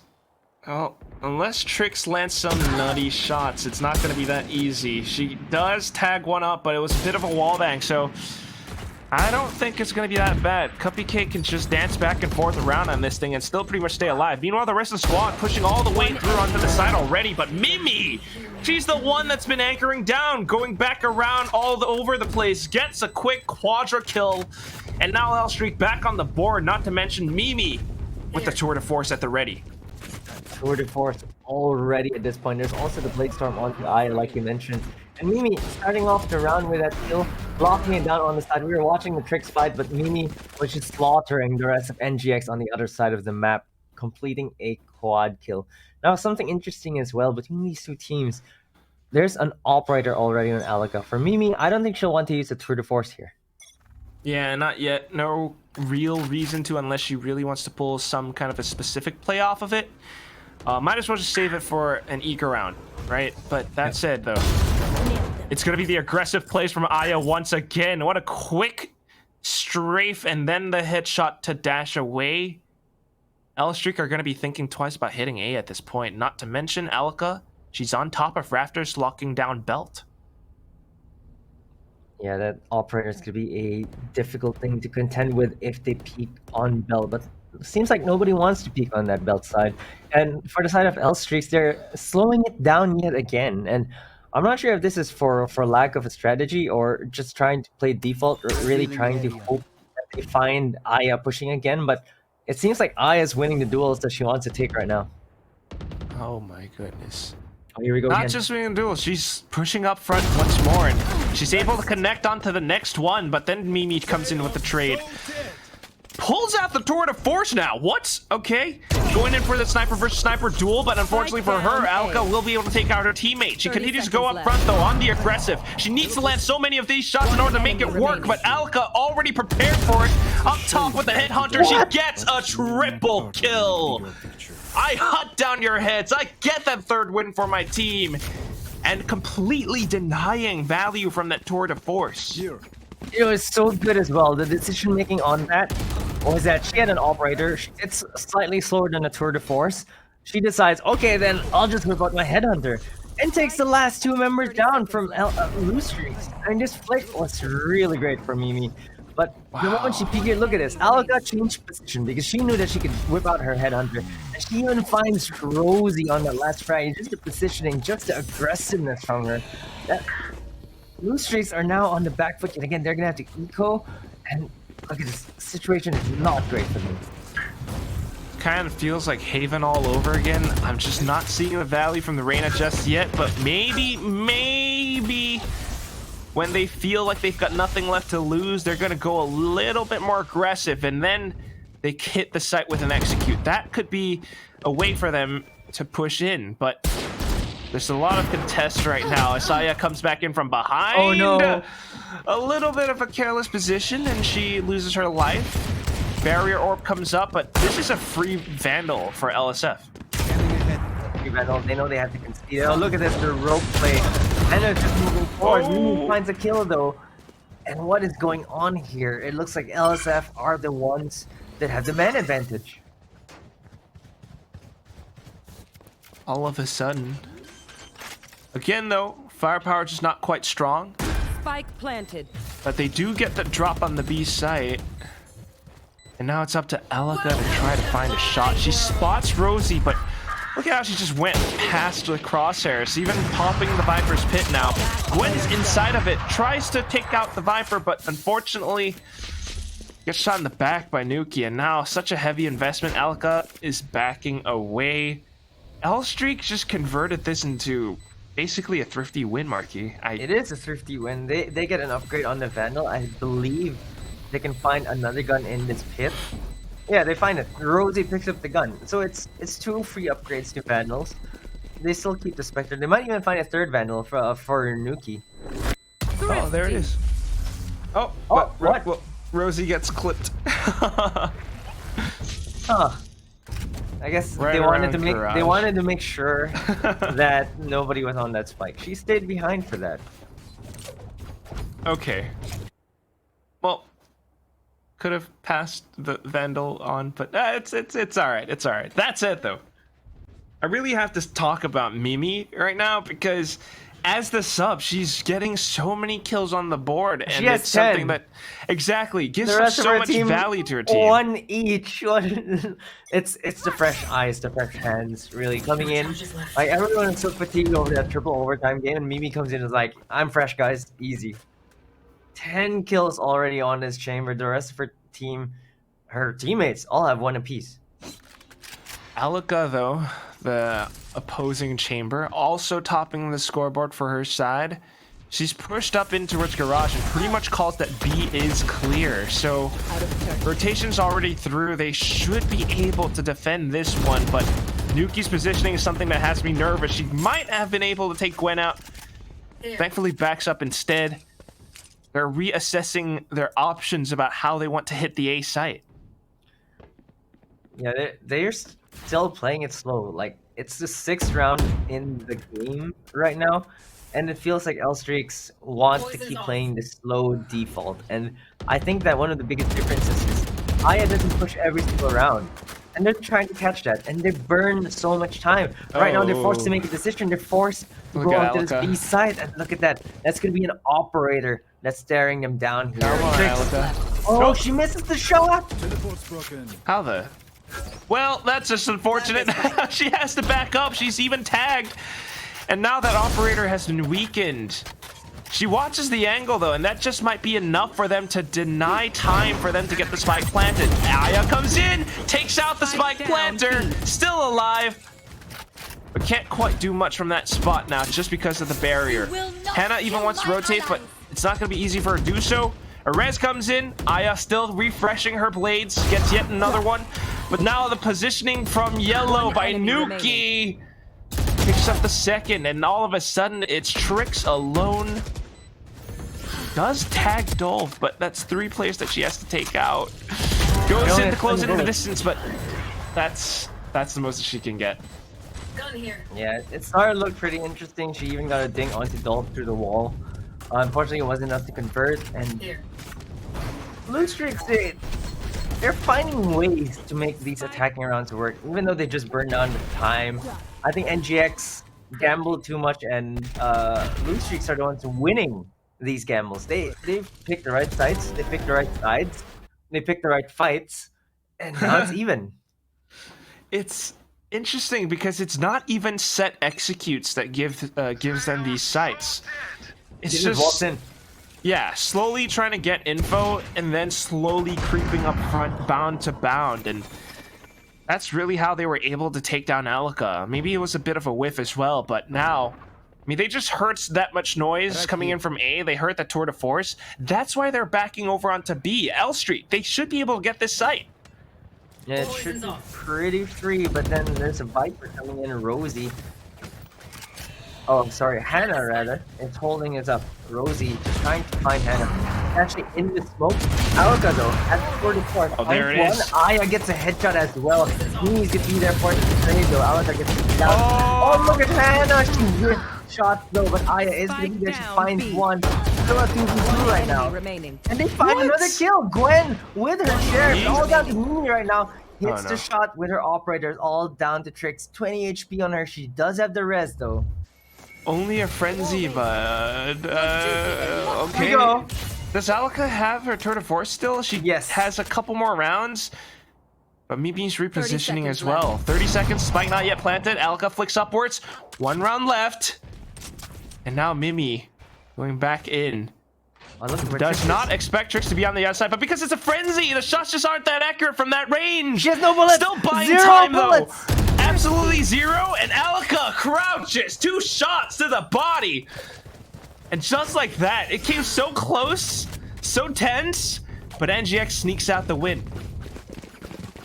0 bullets on that frenzy. She bought a little bit of time by hitting her head and just ducks for cover. And then the red really paid off here because Alka was the one to find that last kill. And unfortunately for Mimi, she didn't know where to look. Here's the thing. She did not know Trix didn't have any bullets left. That's true. That's why she That's was true. looking backward, forward, and Alka gets a jump on want to her with the play? head Let's after. play. NGX are the ones who steal a thrifty round away from L Streaks. Absolutely hilarious how that round played out with the frenzy and all, but this time around, mid play from L Streak. Again, not quite a set execute, but they're slowly pushing up front very methodically. And Nuki holding the angle as well, taking down Gwen. This is big value. Alga does have the operator, though. They should be able to anticipate players coming in from kitchen, right? Right? Yeah. Yep, they know. They know. Oh, she reaches Oh, Alga wins the duel against the Tour de Force. Nuki is gonna be there to kill Ice. It's gonna be the trade. Hannah takes one. It's Rosie for the trade. 2v2 right now, and Alga has pushed forward. Do they expect this though? One enemy remaining. Maybe not. A shot from the back. And that's Cuffy Cake gone. Rosie, the only one left now. Pulls up the toxic screen, but she's just really rotating all the way 30 over seconds onto the left. A site. She will be able to get the spike planted, but NGX, they have numbers advantage. Wait. Unless Rosie can isolate these duels. When she gets the spike plant, she gets the Viper's Pit. Oh, you're right. But does she have time to deploy it, though? I think she might. No, not anymore. As planted. Alga's starting to swing. One enemy Does remaining. not expect. Oh! It's the flick anyway. 48 left on Rosie. She can deploy it if she wants to, but I think at this point, yeah, she don't want to do that. All down the tricks right now. Only What? one bullet, and she converts it. Expensive round for NGX, but they get the round win anyway. Look at that. The jump. Save the operator as well. Tricks, with Tricks up her sleeve, wins yet another clutch round for her. It's almost doable. Oh, look at that. Oh, she scopes into the animation as well. Trick. Look, if Rosie didn't jump up onto that little platform, she might Have had been a able chance. to- Yeah. I completely agree. She was in midair, basically. She didn't even have a chance to shoot. And this is where it hurt them so much on the side of L Streaks. Enemy remaining. They could not find Aluka until the end. She just kept finding kill after kill with her operator, and she just decimated L Streaks. So right now, NGX, they have the economy, they have the rifles. On the side of Blue Streak, they're actually force buying a few Spectres, a Sheriff, and only one Vandal on Mimi. That's just not great, but Alka did such a good job the previous rounds. This time around, she whiffs up close and personal, and all of a sudden, L Streak are able to retrieve 2 really heavy punching weapons. What is this? What is going on? They should not have pushed that. They did not. They knew that it was going to be a scuffed buy or even an eco, and they just got punished. Aluka and Aya, they love pushing forward, but it looks like L Streaks just had their numbers. This has happened more than once already. It happened in Haven as well. Both pushing out forward. Oh, but look at Trix. She actually gets Rosie. That's a Viper spit down. It was committed, but she just sprayed through the smoke, and she was able to get her anyway. It's a pretty good way to play around it, but this is still an operator in Mimi's hands. hands, takes Tricks down, and now 2 left. Even shooting out the recon. They've got post-plant utility as well, so it's absolutely crucial that they take this operator off of Mimi's hands. Hannah does get the first, but unfortunately it's just way too hot. Too many players on the side itself. 4-5 L Streak back in the game.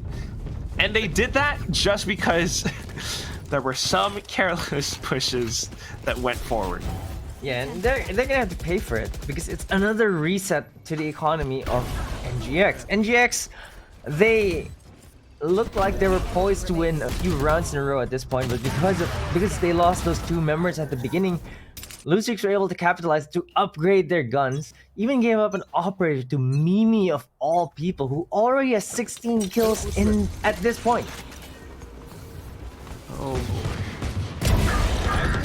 Well, she's still landing these shots, and Mimi, such tremendous presence all the way from the top of belt. Now NGX not so keen on peeking out any longer, and just like that, again, the adaptations go through. It's the same story till as old as time. We keep seeing these things happen. Definitely not the best showing from NGX in previous rounds, but they still have 2 rivals right now. They can still make this work. Rival on Gwen, on Aya. Tricks is delaying time with the wall as well, but look at Loose Tricks. They're actually just biding their time. They're actually going through middle. Again, they went A, they took 1, they traded, and then went B. They saw the wall. Now they're back to A. They seem like a very indecisive team, or maybe this is their way to confuse NGX, because right now, look at the defense. They've been shuffled a few times, but they have 2 members on this A side already. There's the rest coming in. That should be confirmation that they will be going for this A side push. Can the 2 defenders hold on to this? Aluka and Aya. Oh, there's the headhunter. Misses the shots. Uses the rendezvous to get back to safety. Aya gets taken down. Aluka gets taken down, though. They commit the Hunter Fury. They tag one. Not finding a kill just yet. Trying to buy some time, and they're gonna get the spike down though, and the last 2 members remaining for NGX. One of them does have a Phantom, but Tricks just gets taken down quickly, and it's gonna be a team ace for L Streaks. And oh my god, this game cannot be any closer. I can't believe what I'm seeing, Marquis. L Streak are not doing anything that spectacular. No crazy coordinated side executes or anything. It's just playing together as a team, watching each other's backs, getting opening picks, and rotating again and again and again. NGX are not able to adapt to this. They keep pushing out, and they lose players in that process. Yeah, they're not finding the right notes on this defensive side, and I think that Aya got away with so many opening frags at the beginning that they just kept trying to do it again. And then LSF, they actually know what to do to receive the aggressive pushes. And look at this right now. Another aggressive push onto Baller. Hannah, is she going to check the corner? Yes, she is! She actually finds Dolph. She's able to upgrade her gun as well. But Mimi is going to be there with the operator yet again. Finds the kill. The wall comes out. I don't think Trix can do anything here. She has to dip out. She did take the gun, though. Okay, so 1 Phantom to work with, but right now it's just L Streak slipping the net. They've managed to walk past the wall.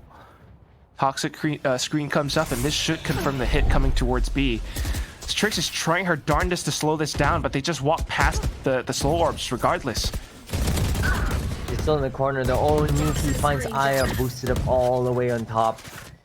Just could not find her footing there. I don't think you can land on that top part of the box. Trix gets taken down as well. What can NGX do at this point? I don't know, maybe just a couple of kills. It's all down to the sheriffs, but they're so far apart from each other. And Alika, well, tour de force in hand, but look at the positioning from L Streak. She has to take Mimi out first. Walks straight into the crosshairs though, and it's an easy shot for Mimi. What a player. 6-5, and she's got way more kills than anyone else on this server. 19 kills on that chamber. Hannah, great push from her here, but unfortunately she just has to contend with Mimi. I think she should have waited until her Toxic Cloud came back up so that she could actually swing out. But Mimi's just been on a tear right now, and L-Streaks are, well, they have a 1-round lead right now because of Mimi. 19-6 on that You want chamber. to play? Let's play. It's the last round before the swap as well, so you can bet that Mimi, she's already pulled out the tour de force. The NGX tries they might, but they're gonna have to play a little bit more conservatively. It's gonna be Alaka who's holding the off angle. It's a bit of a one and done, but at the same time, take a look at the mini map. You got 2 players from L-Streak actually pushing all the way into kitchen. Yeah, they might not expect this on the side of NGX because no one's watching it. There's no traps there as well. I think Trix might just get trapped here, but no, Aloga's the one that finds the first kill. She gets taken down though. Copy kick with a quick headshot. Trix gets surprised by 2 people already in kitchen, and right now, Blue Streaks have the advantage. 1 extra member alive, but can they get onto this B site safely? The thing is, like, with these 2 players all the way inside the kitchen, NGX still doesn't quite know exactly what their plan is. All of a sudden, it's 4 players inside the kitchen, and it's easy for them to waterfall into the B side itself. Gwen has to be the one to find something here, but she gets taken out by Mimi. What a peek! It's a wide swing, and 2 players gone, leaves Aya alone. She gets 1, but now tagged down to 30 HP. She's in fatal striking distance, Marquis. This seems like a 7-5. Yeah, truly, and that's already 20 kills for Mimi in this first half. And like you said, it was a really wide swing. It's just an absolute Ferrari peak of all Ferrari peaks. Mimi is getting away with so many things on Icebox. 20-6 on that chamber right now. And she's on the attack, too. Like, you would expect maybe, like, it's easier for Chamber to do such things, especially when they're holding or going for trap plays with the trademark, but she's attacking. It's crazy. It's inane. It's just because she's holding these angles and NGX keeps pushing into them that she finds these frags. 20-6 now. And that's a strong kill-death ratio. I mean, we're swapping sides, but NGX really needs to change things up. They really need to figure it out, especially on this attacking side. I think, judging by their attack side on Haven, this might be the better side for them. But I'm actually really surprised at what Mimi brings to the table on her chamber. 20-6. Coming in after that long first map where everyone's probably tired after a triple overtime, she just comes in with fresh aim, a fresh look into the game, and she's decimating NGX right now on Icebox. The scoreline is still pretty close though, so even though it felt like L-Streak kind of had control over that game, NGX were sneaking around left and right.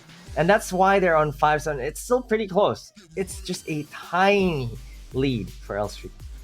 It's close, but you still need to make it a lot more just to be the team that takes it away. And I mean, just pulling back things into perspective for 1 second. 5-7, that might be the score right now, but it's 1-0 in terms of series. The next map pick is going to be NGX's, which is why I think it's exceptionally crucial for L-Streak to really pick this map up. It's their own choice to play on Icebox. If they can win it, they will stand a better chance because on Bind, which is NGX's map pick, a map that NGX is really familiar with, it's going to be difficult. Bats wall into orb for the stage. Yeah. We know for sure. We know the playbook. They were on what, Oasis Gaming Aqua at that point when they were still doing that. That's just oh my god, you're so right. Like that's such a while ago, but we know they're gonna do that. But between these 2 teams, man, L-Streak, they play really slow on the attacking side, and all of a sudden they just find a way to waltz into the site without much utility. They just actually walk in. They're able to find a way to just waltz in, and there's no one on site. Maybe I'll just plant this free spike. site. And that's what hurt NGX quite a bit. It felt like they were playing aggressive positions, trying to look for that active information. They never capitalized on it properly. It just felt like they in fact, they got punished for it so many times. It's I don't know. It feels a little bit like dry peeking, you know? They go into these forward positions and they kind of do it alone, right? Like pushing down tube is one thing. Pushing past maze or pipes on A site, maybe even into the off angle right underneath belt is something that they've done before. They might be able to find 1 or 2, but as soon as L-Streak trades in, it's like the whole team just kind of I don't know, rotates over, and then L-Streak back off to the other side, and it's just this continuous back and forth. We've swapped sides, and now NGX are on the attack. Let's see how they do it. It looks like they're trying to go in fast. Yeah, they're trying to go in. I mean, that's what NGX does, right? They want to control the tempo on the attacking side. That's what we saw in Haven. It's the total opposite of Blue Streaks, who just take their time on this attacking side. But look at NGX. They're already inside. They're already looking for the kills. Alga's going to be there to find the rotations. But Mimi is there for the trade. Still streaking in the second half. Oh. 1-for-1 trade yet again. They're trying to take control over the site. They're getting the plant down. They cancel it, in fact, quite. They're still sticking into it, but now all of a sudden they have to back off just because the pushes are too strong. Cupcake and Rosie completely overwhelming all of these odds, and now L-Streak in the lead by 5-8. They just might be the first team to reach double digits, Marquis. Yeah, this is where they can run away with the game, but right now, I mean, we've seen both teams somehow steal thrifty rounds from each other. I have no clue where this is gonna go but right now, I'm just still gonna say, Mimi, 22-7 right now. She's still racking the kills, even on defense. I mean, like you said, she's the one with the fresh hands. Now NGX. They've got to find some way to open up the site. But the defensive positioning from L-Streak, though, all the way at the back. Rosie with the utility. Nuki just hiding in one of these corners. It feels like a trap. It definitely is a trap, but they just want to get that spike down. They can't even because there's a Spectre waiting for them. The wall does come up, but the spike just can't go down. And they find Hannah as well. They find Tricks too, and there's only one left, and it's gonna be a flawless round for Blue Streaks. And how do they keep getting away with these rounds? Truly, how? This is the question. But they just make it look so easy, so flawless. It's 9-5. And NGX, they're coming back in with a full buy. They need to make this one work. Otherwise, they're conceding that bonus, and L-Streak definitely pick up the double digits. And very potentially along with that match point. So, a bit of a fake toxic screen towards A.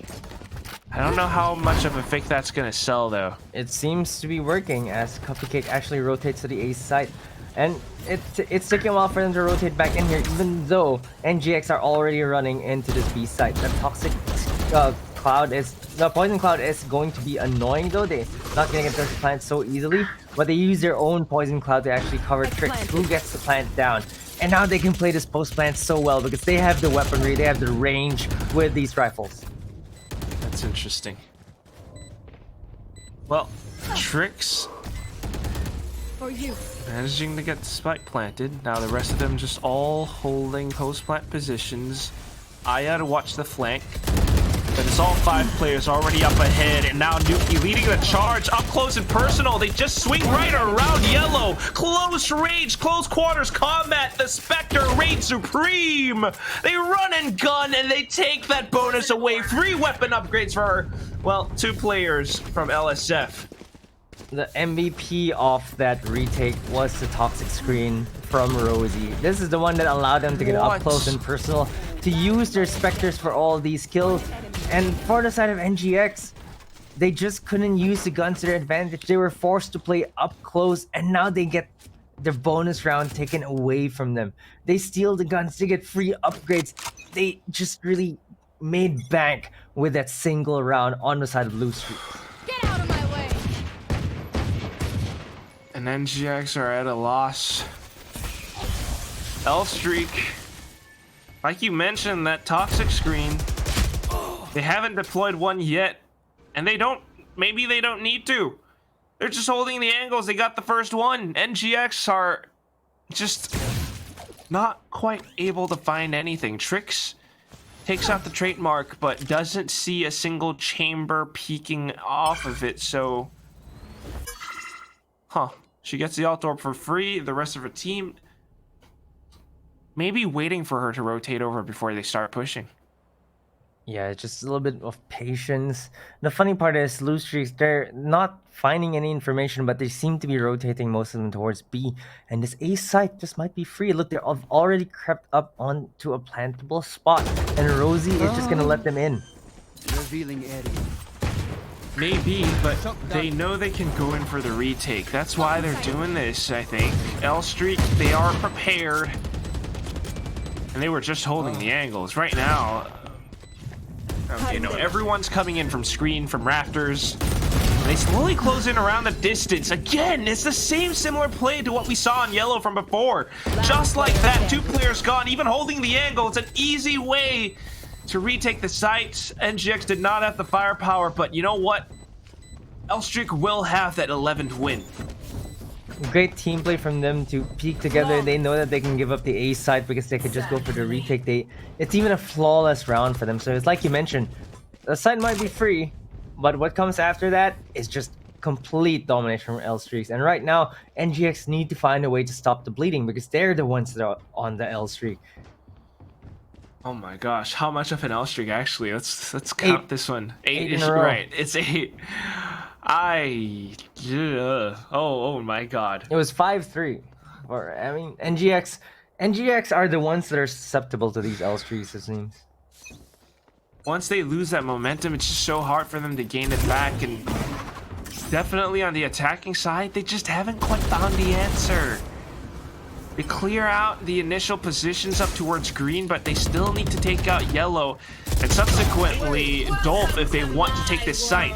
Unfortunately though, Mimi's just so slippery. Instantly takes out the first player. A Viper's Pit may have been deployed, but the spike can't quite be planted. Not yet. Yeah, not just yet. Even though they committed the Viper's Pit already, they've lost 1 member, so it just makes it so difficult to go for these post-plant positions. Even they don't even want to go for the plant just yet. Yeah, in fact, they're just waiting. They know that, okay, spike not planted, not much of a sound. Maybe they're not here, and maybe they're trying to wait for something to happen. And Alka just might have been that tell. LSF, they're ready for this. I mean, take a look at what's happening on the map. 2 players towards this Viper's Pit, 2 towards the underside of Tube. And just through sheer presence alone, they haven't quite committed the spike yet. Now Hannah goes in for it, but it's easy for Nuki to spray from above. Spike planter killed. The spike's still planted, but all of a sudden it's a whole retakes game. Gwen, all of a sudden from the other side, able to take out the first. Needs to take out 2 more. She's so low, and it's easy for Rosie just to stray back and forth. It's match point now because lose streak. They've gotten this win, this dub. It's massive. It's really massive dub for them. 9 rounds in a row, is it? 9 rounds for LSF. It is 9 rounds. Wow. They might just make it a 10th round in a row. And like we mentioned, Icebox is one of those maps where you could just really string the rounds together. And they have been doing that even past halftime. Can't believe that. I mean, from how well they were performing before on Haven, this is the map pick of L Streak, but you know, they made it close in the first half. This time around, just not quite at all. They haven't found a single way to defend, to attack so far. This time, bit of a Viper's Pit, and it's a huge obstacle for NGX to deal with. Oh, they know where Rosie trying. is. Oh my god! They actually just sprayed through the Viper's Pit. because They of the find drone? Rosie. I think so. They just had an inkling that she was up there, and they just sprayed through, found a kill, and this might be the opening that they need to stay into this game. Alka finds the 2nd kill as well. Nuki's gonna find one, but there's gonna be a trade from Hannah. Trix gets the res onto I as well. They really want to win this round because it's already match point. Dolph trying to find some kills through the smoke, but can't find anything right now. And looks like they're just gonna like to save because looking at Mimi, he's already running away with that operator. All the way to the B site. No way they can reach her here. In fact, she's going to be set up with that operator. So, to say the least, this is NGX coming back in 6-12. Not too shabby. But call it what you will, it just starts off with that initial frag. As long as NGX can find something, they get to feel that momentum again. That's where they start to come back in. That said, though, it hasn't worked out every single round. This time around, it just so happened that they managed to find that first one. So let's see if they can repeat this, because if not, we're going to map 3. Oh well, it's gonna be a timeout, Ooh. it seems, and I do agree with you. them struggling to find the opening picks that makes this attacking side so difficult for the side of NGX. Oh, but it's LSF calling a timeout here. Interesting. Because they want to close this out, and they've got so much money, it doesn't even matter. I mean, just take a look at the scoreboard. Mimi is 26-8. 26-8. Absolutely disgusting scoreline. And look at the rest of the members. The next highest are 3 players with 17 kills. She's 9 kills above all of the second placers.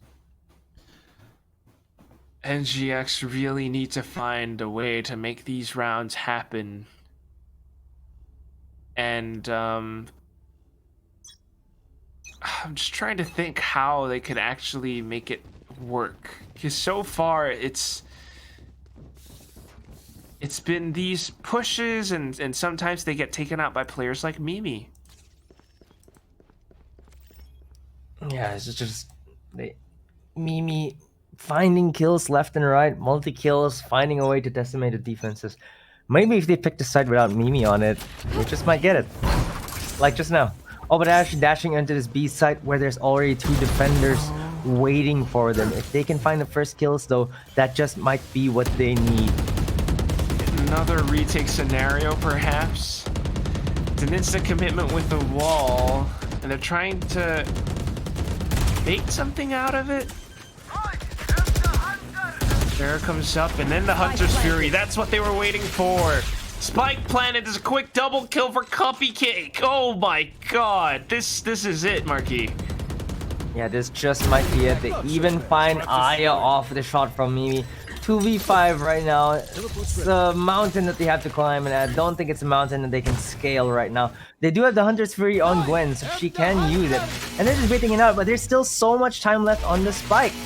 Do they have a lineup from Hannah as well from all the way there? I'm not too sure, but it seems like she does have the lineups. I don't know if it's gonna land. It doesn't even land on time! What? Enemy remaining. Elstreak just stick the defuse to victory, and we ended off 13-6. NGX, I don't know what it is, but Icebox is just not their map. Definitely not their map, and on that second half, they only won 1 round. 1 round on that second half. It just, what was going on there? It looked like, they looked so lost on the attacking side, like they just couldn't find an opening pick. They just didn't have any setups to go in. They didn't have any means to support their entry fraggers to find those first kills. And Loot Streaks were just so disciplined, just waiting to receive that attack, punishing them every single time they wanted to do anything. It's like such a weird situation, I guess, because, well, it's not because they don't have flashes that they aren't winning, but they're not winning the duels. They're not winning the duels. They managed to gain bits of control, bits of space, you know, like green. Of course, subsequently the next one is yellow, but as soon as they put up this wall orb, they get the spike planted, that's when the team just starts to fall apart. Yeah. Outstreak are clearly more experienced with this map, and they know how to work around it. And even though we don't see the Reyna providing all that much value, it still does a little bit. The one that provides the most value, though, I mean, once we go into this screen next, is definitely going to be Mimi. What an absolute monster of a scoreline. 379 combat score, 3.5 KDA. And not honorable mention to Rosie as well, 3.7 KDA. I mean, we're not all about the KDAs here, but these are ridiculous numbers. And these two really kept LSF winning over and over again. And unfortunately, even just looking at the 2 MVPs, you could say Chamber Diff here. Sad to say, but Mimi, 10 kills over her counterpart. It's just the biggest difference here. She was so effective, especially in the first half. 20 of those kills coming from the first half, by the way. Exactly, that's the thing. I mean, in that first half, NGX on the defense, they couldn't quite sit still. They couldn't quite hold the angles. In fact, it was Mimi who was holding the angles, and she finds so many of these frags that gives Elstreak the numbers advantage, gives Elstreak so much more in terms of resources. Like they were able to just effectively claim sites because of these opening picks that they would get. Yeah, it's just free sites because the numbers were already thin. Because, like you mentioned, NGX just couldn't stand or sit still. Rather, they just kept moving forward and they kept getting punished and lose streaks. If they can keep this up, if they can keep punishing NGX for that in the future maps, I think that they just might steal the series away. It's entirely possible. I mean, what a performance lose streak. They're not losing on this map. I mean, again, we talked about Mimi, but the entire team is just doing such a good job. I mean, some of these rounds, the way that they won the bonus, even just running in with Spectres, knowing how to maneuver around the map and just completely confuse NGX, who were, by all means, really trying really hard to hold some of these angles and hold down some of these fights, but they get hit from all sides. Yeah, they really just absolutely got hit from all sides. Even though they found these kills at the beginning, you could see Aya immediately opening things for the quad kill, Aloka with the heroics as well with the headhunter, and all of a sudden LSF were the ones finding the tempo. Aya gets a kill here, but they just get decimated anyway. Look at Nuki. She finds a multi-killer, I believe, uses dismiss, and the rest of the team just find the kills left and right. It was all down to tricks.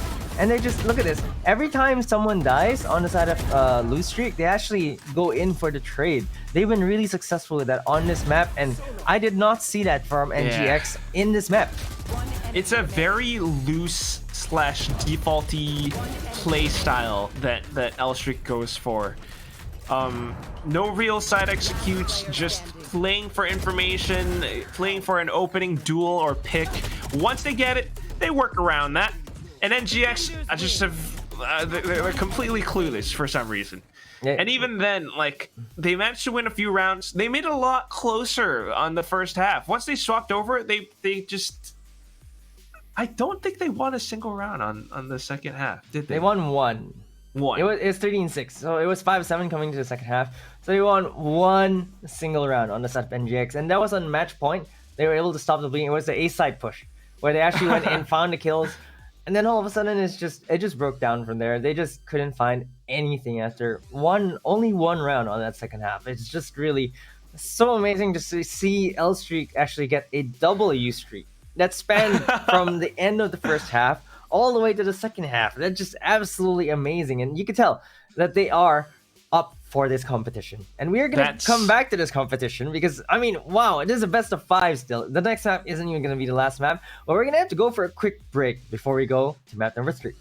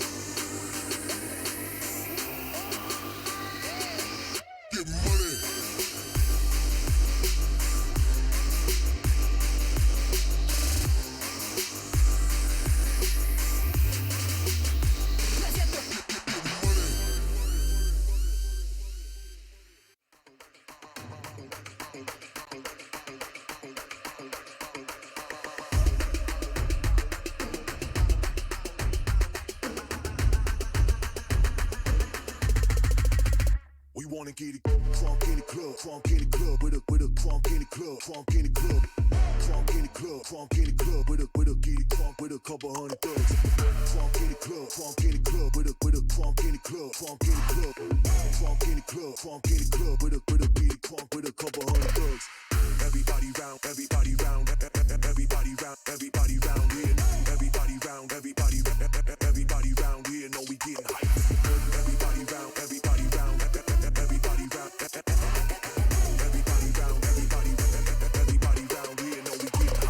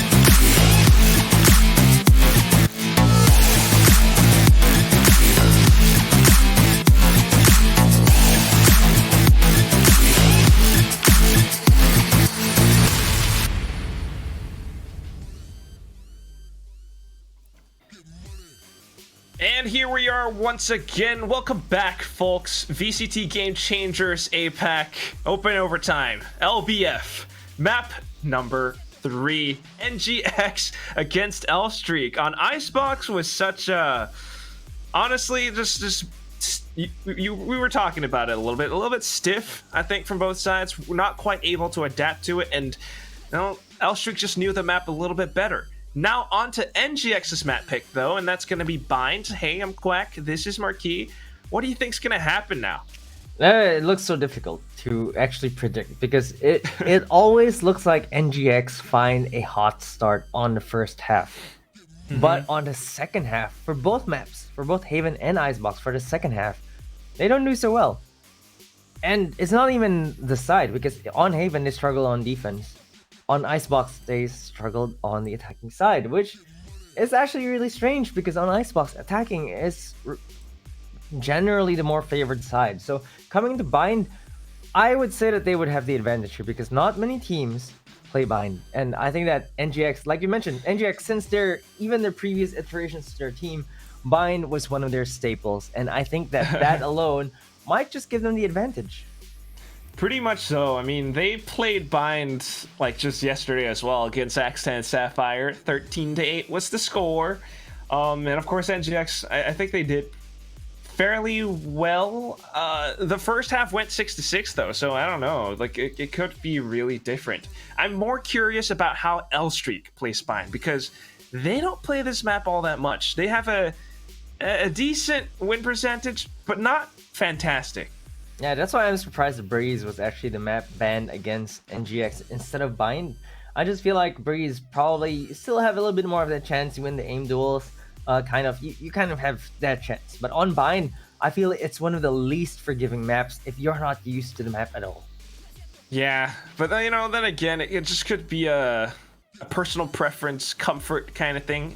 Some of the teams that we know, like SMG, for example, also hate Bind to the core. So it's really different. But I guess we're just gonna have to see how L-Streak actually tries to work their way around this because NGX clearly knows Bind at the back of their hands, and they go in for this again. I don't know, old school. Yeah, I don't know if they're going to do the Baths Wall this time because I think Trix plays Killjoy more on this map now. Sometimes Silva as well. It really depends, right? Like she kind of like flexes quite a bit all on over the place. Maps. But I think it's the double duelist that I'm thinking of from NGX. They are going, well, at least what they played yesterday was to go in for that bit of a Jet plus Raze combo. Yeah. You know, that's old school. That's what's worked for them so far. Between Aya and Aluka, I just feel like both of them are still duelists in their At core. heart. Yeah. To the point that might actually be the best play for them. Like they're not really changing up that much in terms of the way they play. It's still, like you mentioned, very old school in terms of the way they draft. Like we've seen teams change things up so much now. Like we're seeing the Neon, especially from teams like Ace Celeste. But on the side of NGX, they're still playing to their old and faithful strats. I mean, it might not be the most modern. I don't think it's the most effective in the current meta, but it's definitely comfortable for them. And I think that might be the difference in this series. Yeah, I mean, it's just a lot of theory, but when it comes down to it, how you perform is a whole different thing. I mean, Fluffy talked about it best on APAC. It's just, it's not exactly like chess where you have one set correct play at every turn. You know, it's sometimes players just perform because it's magic, and it happens that way. I agree. I mean, with chess, it's a lot slower, right? You have a deliberate decision making for each time. But we've seen crazy flicks, we've seen crazy plays. Like someone just decides, in just one snap decision, you just decide to shoot through the smoke and find a headshot. We saw that on Haven. Some things just happen magically. You mentioned it. There's so much magic that happens in between rounds, within rounds, multiple times within rounds, that it's just so fun to watch. And for both teams, it really just depends who the magic sings for in a particular point in time. Yeah, so we're gonna have to actually see who it sings for this time, because the double duelist composition, Jet plus Raze, can be a really effective one, especially if you are able to duel and make the most out of some of these abilities, like the Bladestorm, for example, but more importantly, I think, for me at least, Raze on Bind. It's just such an effective tool, using the Boombot to clear out places like showers, hookah. It's pretty effective. I mean, Hiko talks about it on stream all the time. You can just take control over B-Long, take control over hookah. Whatever happens, like even if you lose bits of control here and there, you're still able to push in onto B site. If something is, if something comes over, like rotations, you're met with a lot more resistance. Just teleport over. Whoa! It's the same thing again and again. But wow, we love to see this from Elstreak. Neon, and look at that, a Cypher tech as well. Like, this is one of the things about Cypher.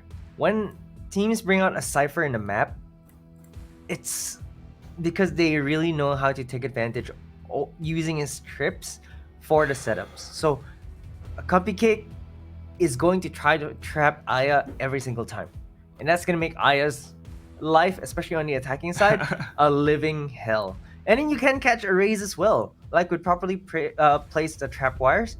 They can you actually try to satchel in, you get caught, like especially on the landing. Sometimes that happens, and that's why the Cypher can be potentially good at specific points in this game. That is so true. I mean, if I'm not wrong, it catches boombots as well. I mean, you're just gonna have to think twice about where these tripwires can be placed. And also the cam is just really annoying, let's face it.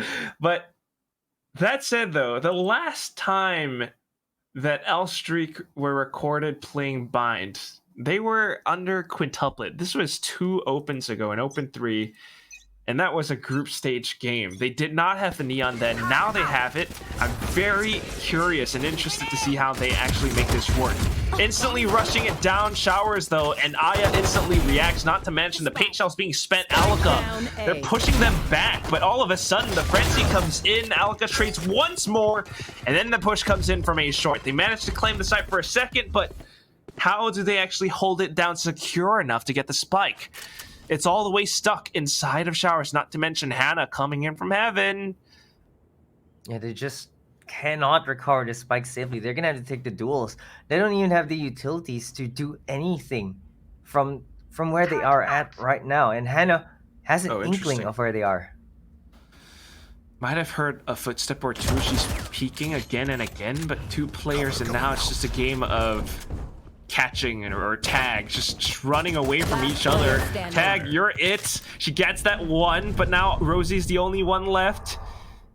And again, re-tagged. It's the paranoia that keeps her trapped and pinned down in the corner. 30 seconds left. She might as well spend the smoke, but how does she use it? Uses it to block off and isolate the duel, but Frenzy versus Ghost at that range, unfortunately, just does not help her out. NGX takes the pistol. Yeah, it's a choice of weaponry when it all came down to it in that 1v2. She just did not have the right tool for the job. The Frenzy is not great, but I mean, we've seen some crazy Frenzy plays, don't get me wrong. Like a double headshot from so far, but it's still not the best tool for this situation. And the 1v2, great idea, but unfortunately, it's just not having a Ghost or a Sheriff or even a Classic at that range might have been more effective. Maybe. But it is what it is. L-Streak back into the game with nothing but classics, just hoping for a bit of a spike plant this time around. What we're seeing, though, is so much Killjoy utility, and not to mention the dark cover support coming in from Hannah. It completely blocks off the A site for them, and even if they do walk into B, they're gonna have to deal with the nanoswarms first. Yeah, the nano swarms. I mean, they do have the raise to kind of clear that if she uses the crystals for protection. But there's a kill from Trix. Gets second. Gets a third as well. It's gonna be a shooting gallery for Trix. She's gonna try to find a fort. She shoots through the wall. Takes Rosie down to 7 HP. One Trix finding the kills left around. Aya says, sorry, no ace for you right now, but we're just gonna close this game, this round, and it's all down to Nuki. Aya can make it flawless. Yep. She finds the head, makes it a flawless round, and Trix. The quick shots from that Marshall just decimated L-Streak. But hey, I'm gonna say, this is how we open every single map. We always open with 2-0 NGX, but it really doesn't mean much. You're right. But if anything, it does give Trix several points more towards her ultimate, so could be helpful. Could be helpful. Yeah, of course, now with the rifles though. In the next round, probably she will have it up, and that's gonna be the rifle versus rifle round. So let's see if they can dish out some damage here on this third round. It's gonna be their bonus. They do have guns on every single one of them, so they can make it hurt for L-Streaks. That said, interestingly enough, a really deep smoke, and it's just gonna be Dolph walking up front. L-Streak back to this default style. But this time on bind, NGX are not buckling, they're not moving.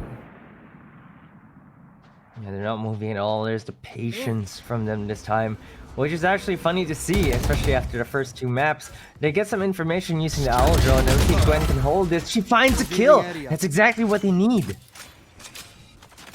Can't quite retrieve the weapon, but damage does give them a little bit more information to work with. Fast lane though, and it's gonna be Mimi who kicks things into high gear, creates so much space for her team, and just like that, control granted for L-Streak. All of a sudden, Hannah, all the way from hookah, able to find one, and then Alka comes in with the assist. 2 quick frags, and all of a sudden, Rosie's the last one left. Isolated and backed off from sight. She has to work her way around this. Oh.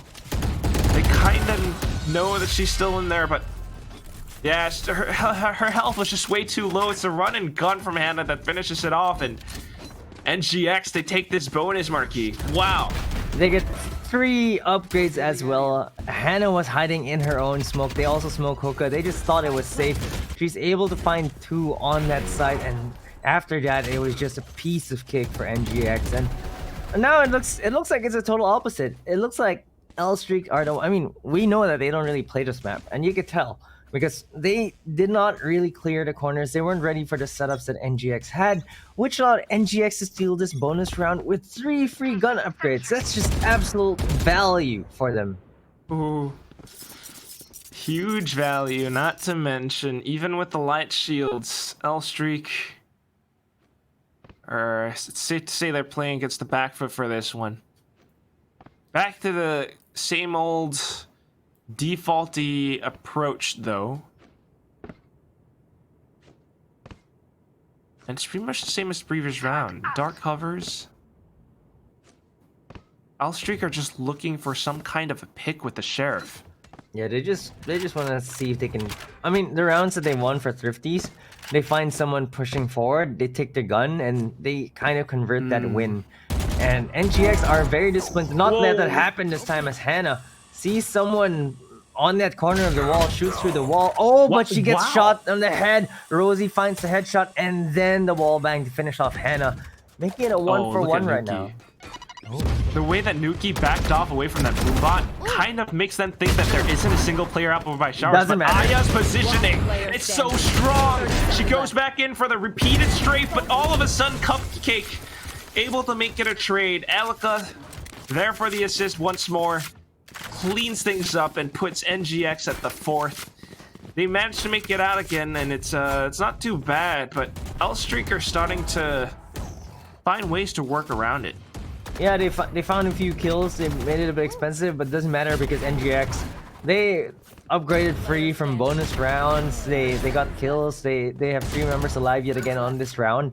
They're looking really good for their economy. They're also looking really good on this map. Truly. Even with this composition now, double duelist, and now NGX are starting to get a little bit adventurous. I'm a little bit nervous. Yeah, they're finally pushing forward yet again, but that's because both teams have guns. Oh, and they get punished. Alika and Aya, yet again, the dynamic duo pushes forward. Gets punished yet again. You cursed them, and they absolutely got this. No. I know. They just got too curious, and they just got absolutely decimated. And they're using the neural theft to get some information, but actually rotating all the way to B. Yeah, I think they kind of saw that, okay, there are more players towards A. It's probably easier to take down B site, and because Trix is so far away from her utility, Alarm Bot still works. Nanostorm doesn't even do that much, so it just buys a little bit of time, and Alstreak are already onto site. Yeah, can Gwen find a kill though before the team comes? She finds 2 quick headshots. That's exactly what it needs. Shoots out the recon. Does find a 3rd as well. Gwen able to give the advantage to the side of NGX. I think she knows that someone's in the corner as well. She checks the corner. Does not find the hat. The missing hat threw her off, it seems. As Cupcake finds the headshot. 2v2 right now. Trix finds the kill though. Reloads. They use the orbital strike. Trix is already waiting past that smoke. They try to go for defuse still, and Trix seals the deal. But Gwen with that triple kill, keeping the streak alive for NGX. I mean, that is the magic. She cast some sort of chain lightning spell, picked up 3 frags, and what seemed like it was a loss for NGX, losing Alika and Aya that early on. Just this one play turned things around, and Gwen really stepped up to the plate for it. You know why the W in her name is capitalized? Now you do. Tell me. Now you do. Now we do. Oh my gosh, 5-0. 5-0 right now. They reset the economy on L Streaks yet again. And it seems like L Streaks are finding the itch to actually buy some Spectres. Alright. Yeah, I guess it's a bit of a half buy so that they can go in with truly full buy for the next round. That said though, okay, wait. Alika with the Judge, everyone from NGX's ultimates, and it's a tech pause coming in. Yo, the Judge though, like on a good round, if you just take out the Judge to surprise people, I think that's one of the best things Ray's main can do. We've seen that happen a lot. Jing does it as well. A lot of Ray's players bring it out, especially on Split. Darian as well on. Did he do it on the Raze or the Jet? I think he does it on the Jet. A little bit right? of both. A little bit of both, yeah. So the Judge has its place in the game. Like, it's not always a weapon that will lose to a range advantage because, and get this, if you take it out at a random point in time, like just catch them off guard, you can get a multi-kill easy. Like, you can't do it every single round, but if you do it, if they just bring it out in a random round, losers will not expect it. like Zeta Division holding a shorty inside a tower on Fracture. It's things like that Yeah. that really throw your opponents off your scent. But again, I get a little bit nervous because it's when NGX starts to get very eager to push out. You can see that they're already trying to set up for something like a double satchel in towards market or a short, and Aya maybe potentially doing something similar. They can afford to do it by all means. Yeah. I'm just They thinking like definitely can. And well, It's I get what risky. you mean. They start to get overconfident. They keep pushing forward. Yeah. Like And I then- prefer if you could do it along with like, maybe a paranoia from Hannah or Yeah, like if you had a they need some breach to support. fault line and exactly some I agree. support. And I Two think that's duelist is not support. No, not at all. Two And- duelist is just Greedy. crazy. greedy. Well, that's one of the things that set Alter Ego Celeste apart from That's the rest true. of the teams, right? It's the setup for an area. It's the setup for Ayumi, all from Iceberg. Like she plays that heavy. Sova and Yeah, Sova. It could be on the breach.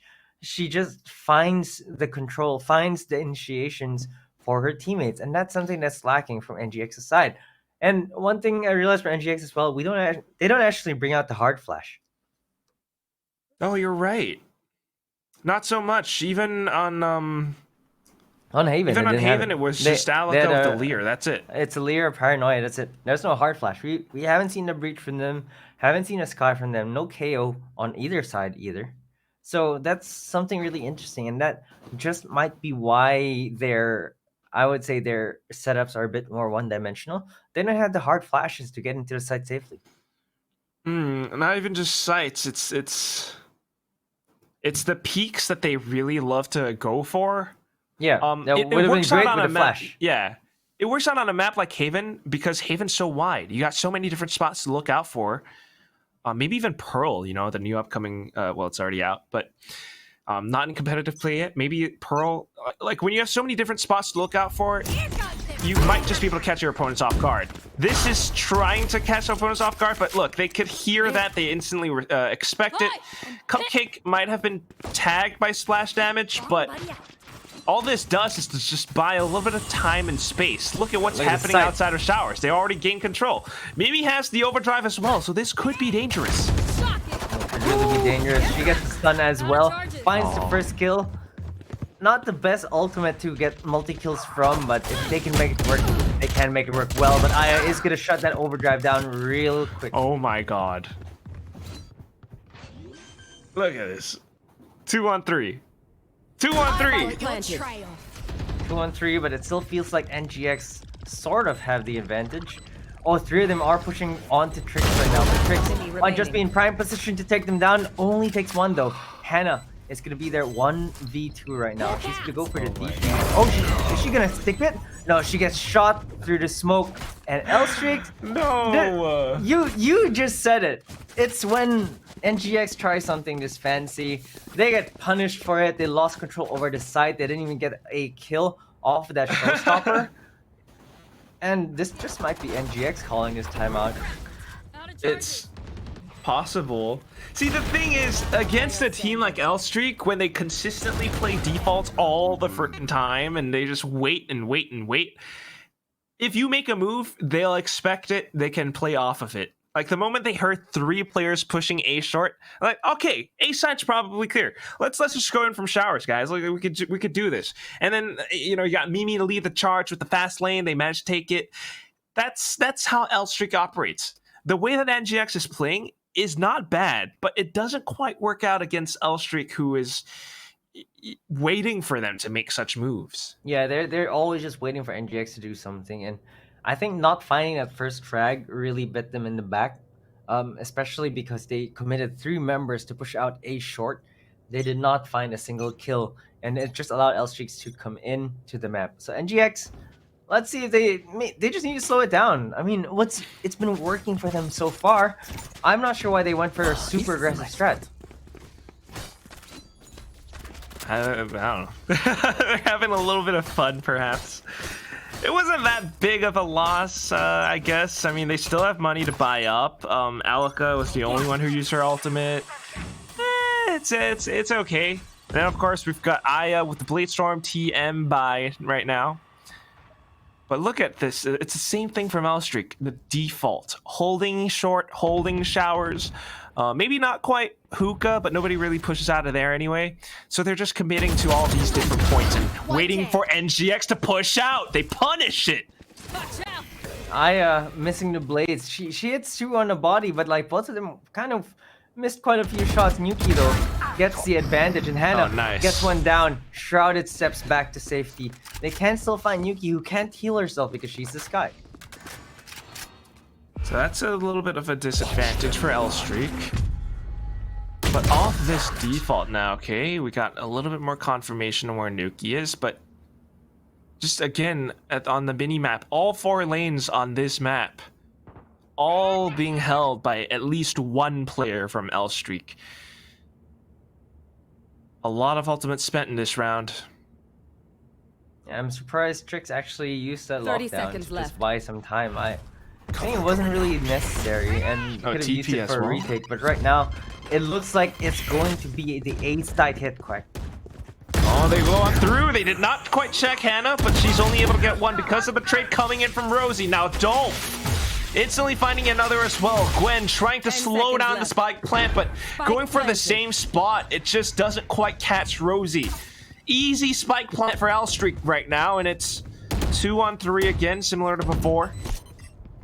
Got tagged up by the blast pack, but Trick's still able to convert it into a kill. Now, a bit of a crossfire on these two sides as Cupcake pushes out front, catches Trick off guard, and dude, it's 5-2, and it's just again the early pick coming in because Aya pushed out.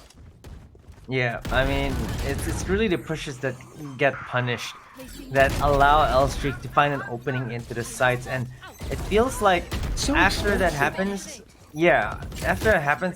they just get confused on the side of NGX. They're not able to adapt to what LSF is doing.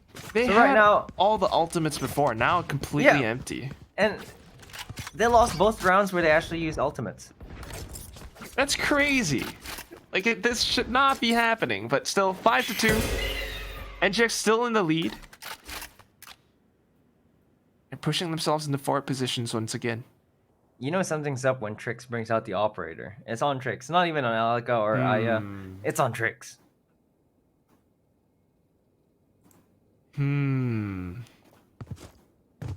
Well, she will be able to hold short heaven. Her utility's all set up towards A. And thankfully this time around, NGX not quite pushing so far out. Not overextending. Not yet, but you know, Aya and Alika, they just slowed things down. They're staying in bats. Once Trix gets contact, they can come out from bats and start trying to defend the side. But it looks like they're gravitating towards this B side instead. Possibly, slowly. Don't have to over-rotate. NGX, what are y'all doing? They're moving over. 30 Aya seconds could left. gain a little bit of information. Okay, this confirms the hit coming in towards B, but they're gonna lose the initiative of actually being able to contest on the site now. The only one who's here is Gwen. Yeah, I think they're gonna be happy with that because they've already baited the showstopper route. They don't have the best weapons right now. Gwen only has the Spectre, but they're kind of in position for this retake already. Aya dashed into the boxes. Octagon is where most of them are. Gwen gets taken down, but Alika is gonna be there for trade. Dolph actually stops Aya though. So 2v4 right now, and it does not look good for NGX. The slow and steady hit One once enemy again, remaining. and right now, whoa! What a quick strafe shot coming in from Cupcake, and then of course Nuki just to piggyback off of that. 5-3 now. They were 5-0. They just It was lost 3 5-0. rounds in a row because they, I don't know, weren't quite able to respond to how Elstreak are playing this game. It's tough for them to get a read on it as well, I suppose. Yeah, it just feels like they are making gambles that aren't paying off, like committing 2 to bats. and Rather then than like Ro- informed decisions, right? Exactly. It's just big gambles that aren't paying off right now. And I think it was the same with Icebox, like we talked about it. They kept taking gambles that somehow lose streak win every single gamble. Gosh, and this is their map pick too. No way they lose it. No shot. Come on. NGX, this is your map. They managed to take a trade, getting concussed, but that's not too big a deal. Trailblazers spent. And L-Streak slowing things down again. They pump the brakes. They keep on doing this. And it confuses NGX.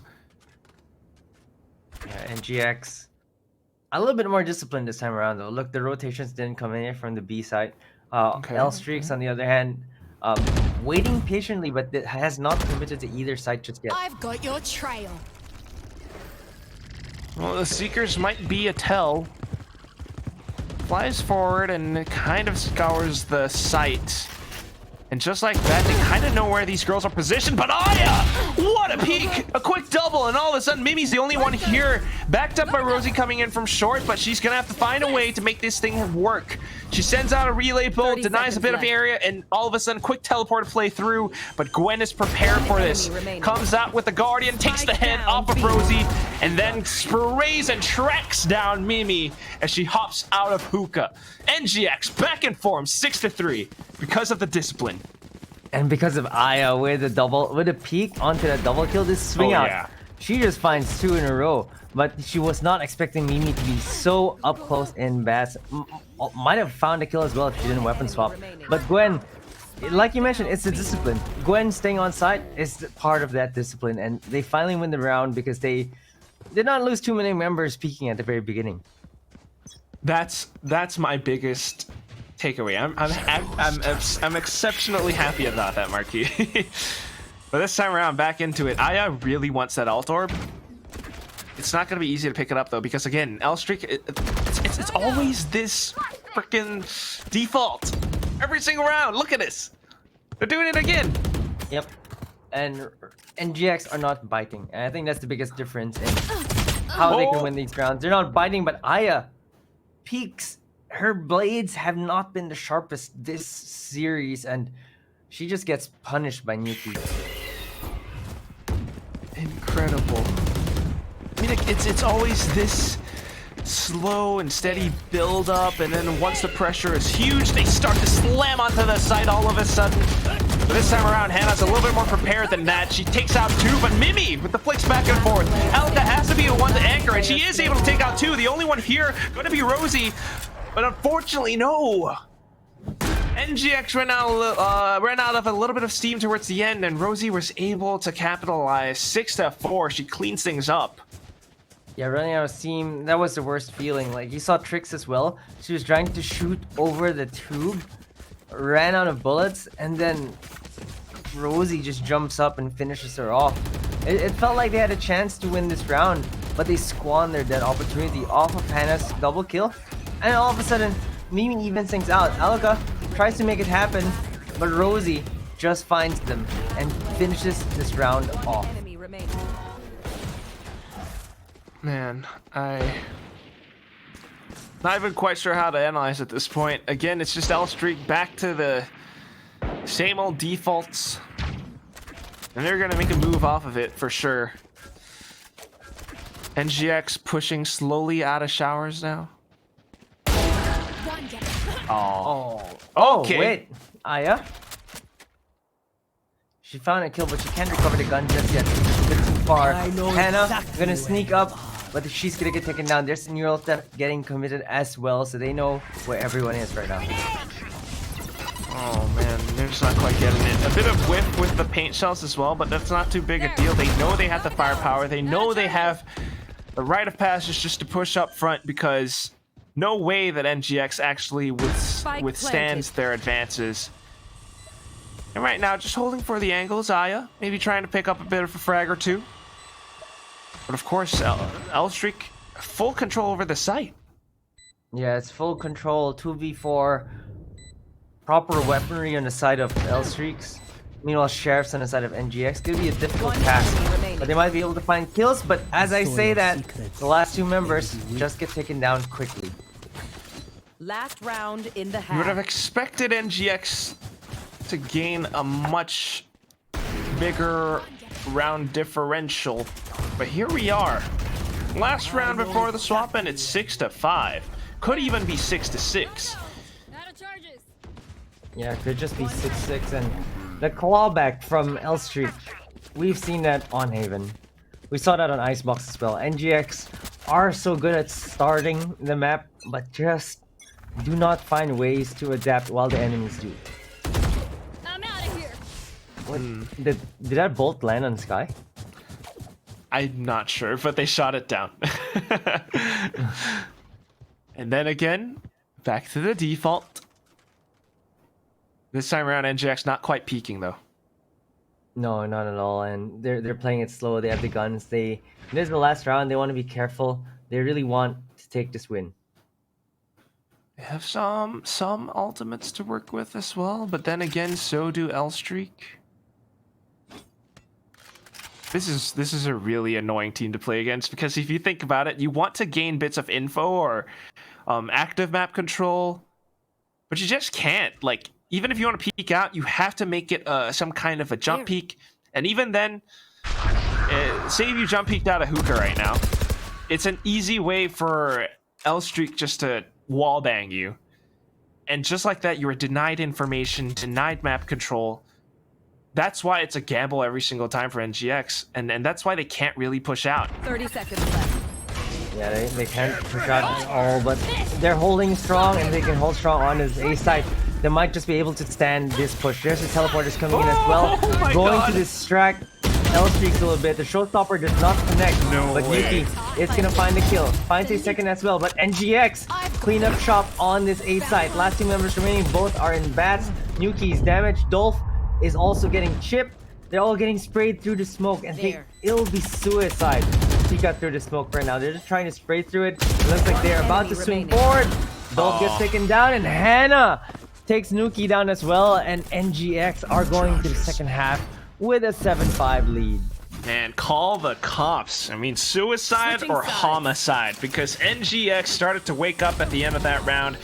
You might not be able to play off of information or find ways to really read how L Streak are about to approach your site, but you can definitely come back in with the retakes once they actually hit it, because that's when you get information, and that's how NGX starts to come back into the game.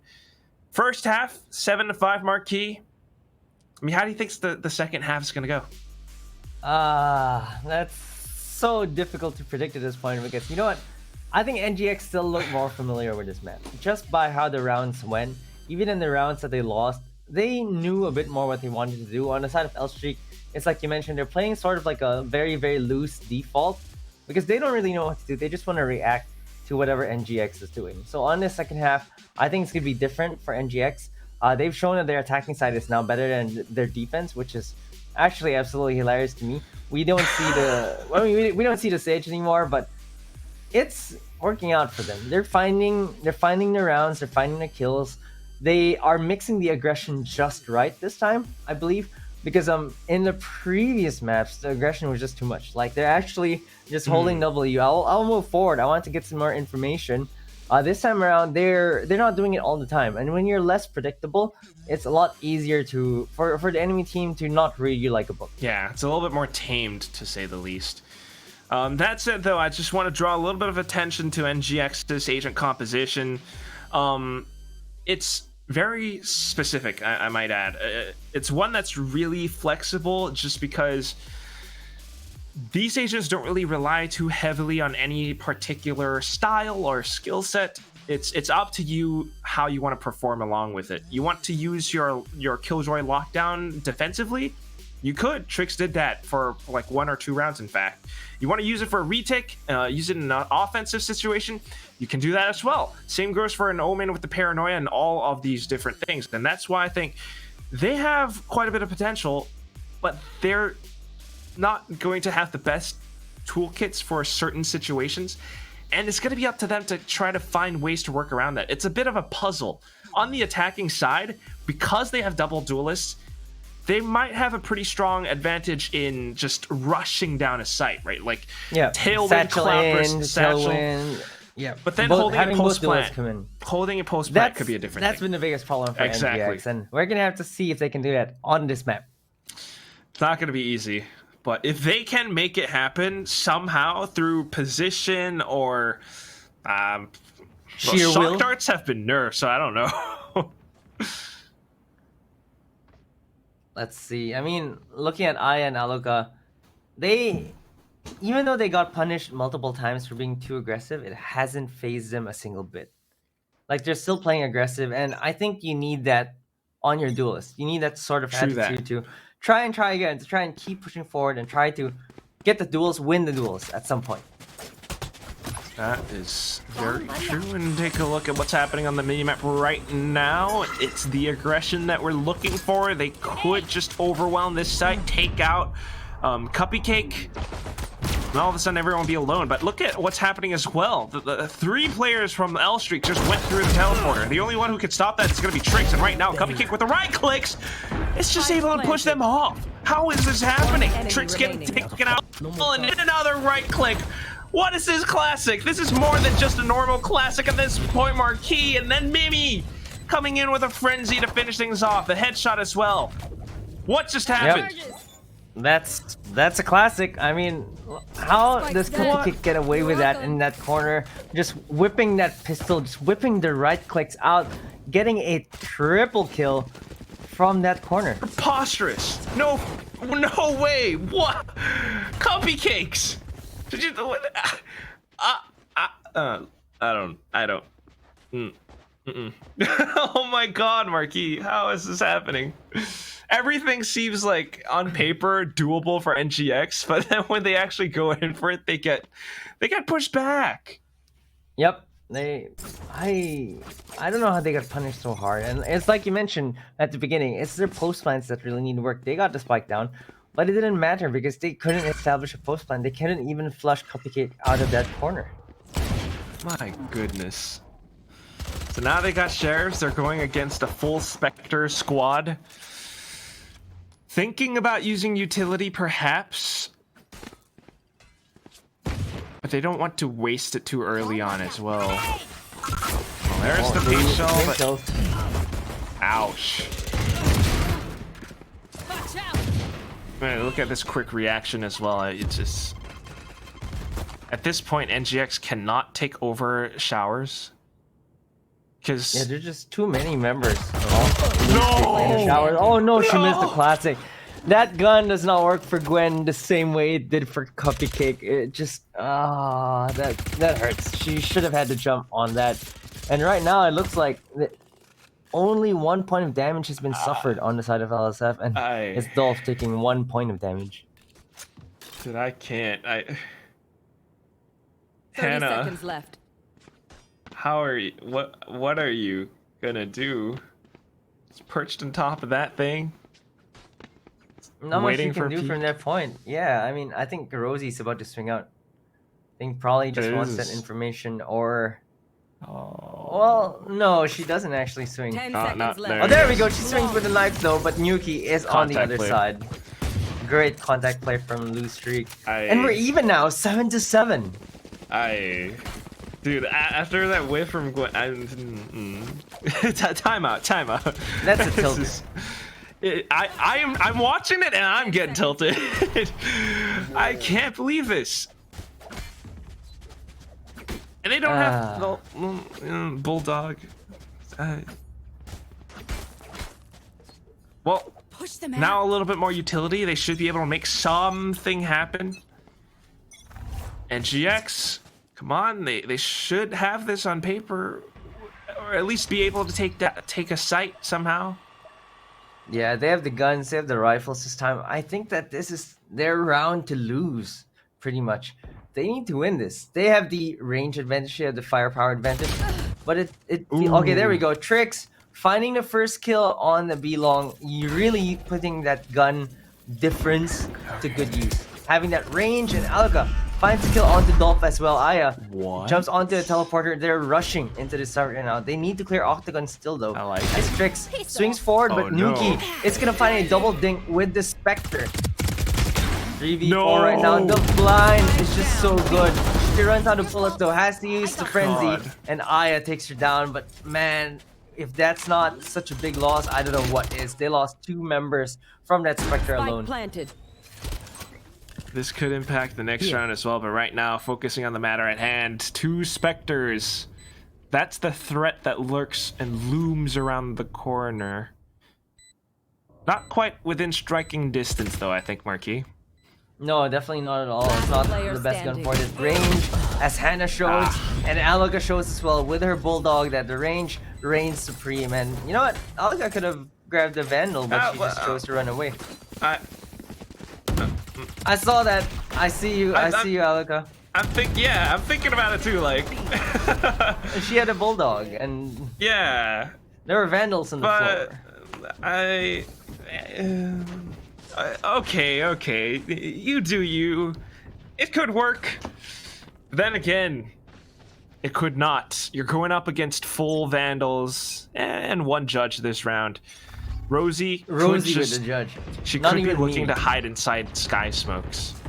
Yeah, probably. And on lamps, the judge is actually a pretty good weapon as well. Oh, it's so good.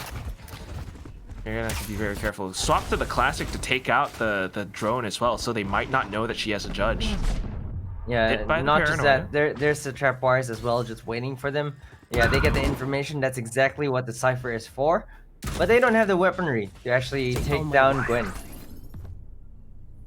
Okay. So just hiding on it, waiting for the spike plant to go through. The rest of them actually still kind of hovering over the B site. This confirms it. Rotation's coming forward, but look at this movement from Comfy King. It's so sharp. 2 gone, then the judge, Rosie. This completely negates any play that NGX was trying to employ. Yeah, and the judge getting that kill already paid for itself because they can upgrade it. Oh, they What a actually cam. spot someone there as well. Yeah, what a cam on Cupcake. The hero of this round, 2v5 right now. Alaka and 30 Trix, do seconds you have it in you to win this 2v5? 1 enemy remaining. Oh my god. Well, she does manage to pull off 1 burst, but this leaves Trix alone. She has to take down every single player from this point forward, and it's not going to be easy. A little bit of presence from Heaven, 15 seconds to spare. She can't really get the spike planted, and now contact plays again. A little bit of a peek from Rosie, and then Mimi to knock down the remaining pins. We are tied up again, Marquis. Can't believe we're at 8-8 right now, and it feels like Nigma Galaxy on their attacking side just feel lost. Yeah. Player standing. I mean, Enemy remaining. I don't know. Get one of those guiding pets or like assistance pets that guide you along. A truffle hunting dog or pig or I don't know, but like this is not supposed to happen for NGX. This was their map. They have statistically the better performance on this map. How is this happening? This is just ridiculous. It shouldn't be happening, in fact, and that's why they're calling a timeout because the game is still tied 8 apiece, and this is NGX's map pick. So, like you mentioned, it is supposed to be a map that they're more comfortable with, a map that they played way more than LSF did. But like you mentioned, statistics aside, it just might be because we don't have that many statistics for LSF. So that's True. probably why NGX, they're the ones struggling, and you know they're so good at building big leads. And then all of a sudden just not showing up right after in the second half. That's what I don't get. Same.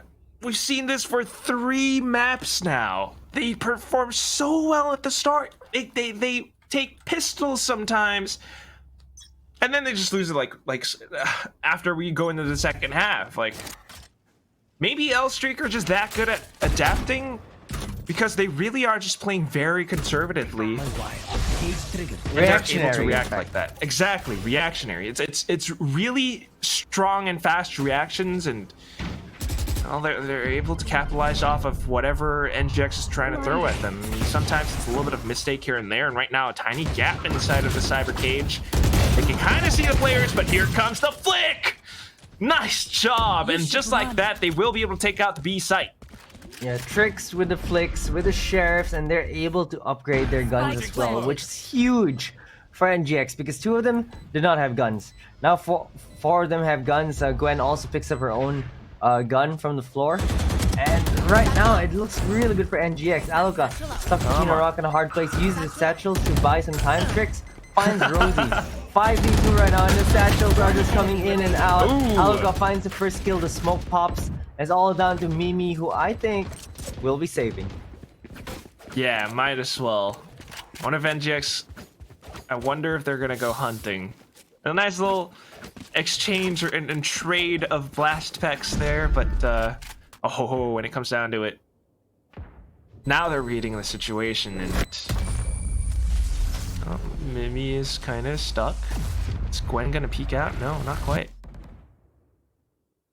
All right, well, 9-8. Yep, 9-8. NGX are... Well, that timeout kind of helped them out. Break the title a bit. I like this. Win this kind of like half buy. Use the sheriffs to find those heads.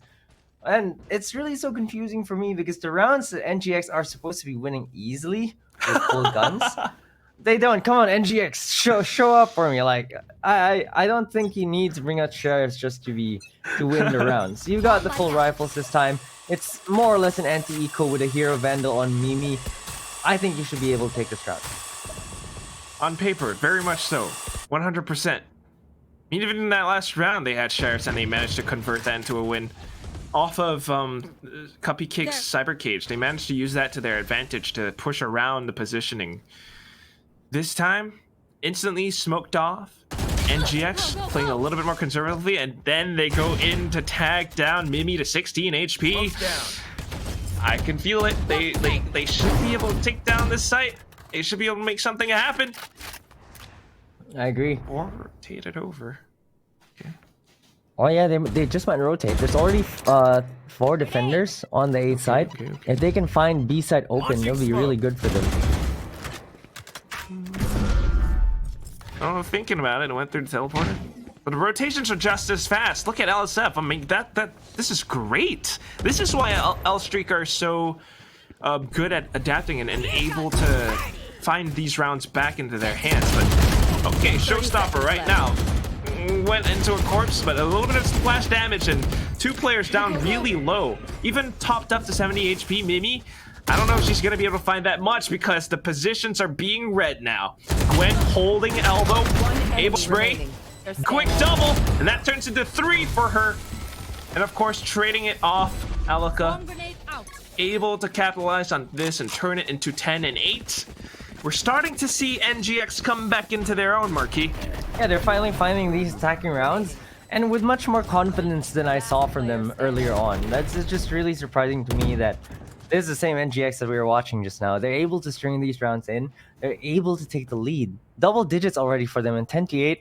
I think if they just need to keep it going. Don't put your foot off the pedal. You really need to take down LSF now, because otherwise, we've seen what LSF can do. They can string multiple rounds in a row. The loose streaks are actually not for them, but for their enemies. Ooh. That's why they're called L Streak. Still though. And GX, I like how they're kind of taking a page out of L Streak's book, playing the default against them. Thing is though, it's really different because L Streak doesn't really quite push out that much. So it's absolutely crucial for NGX to play it very carefully. If they can find that opening pick, maybe they bait some rotations over, that's how they can play this. Yeah, they need to find the opening picks, but like you mentioned, because of the lack of the hard flash, these picks are not free. And that's gonna be the nade and the kill onto Aya. That's not what you wanted. We wanted to find the first frag on NGX's side. Instead, she's the one that gets flushed out of that corner and destroyed by Dolphin. That's the expensive peak. Not free, for sure. And how? Well, setting up for the retake. Aluka able to take out 1, but then the orbital strike flushes her out of position. A single play like that, and things are completely turned around on its head.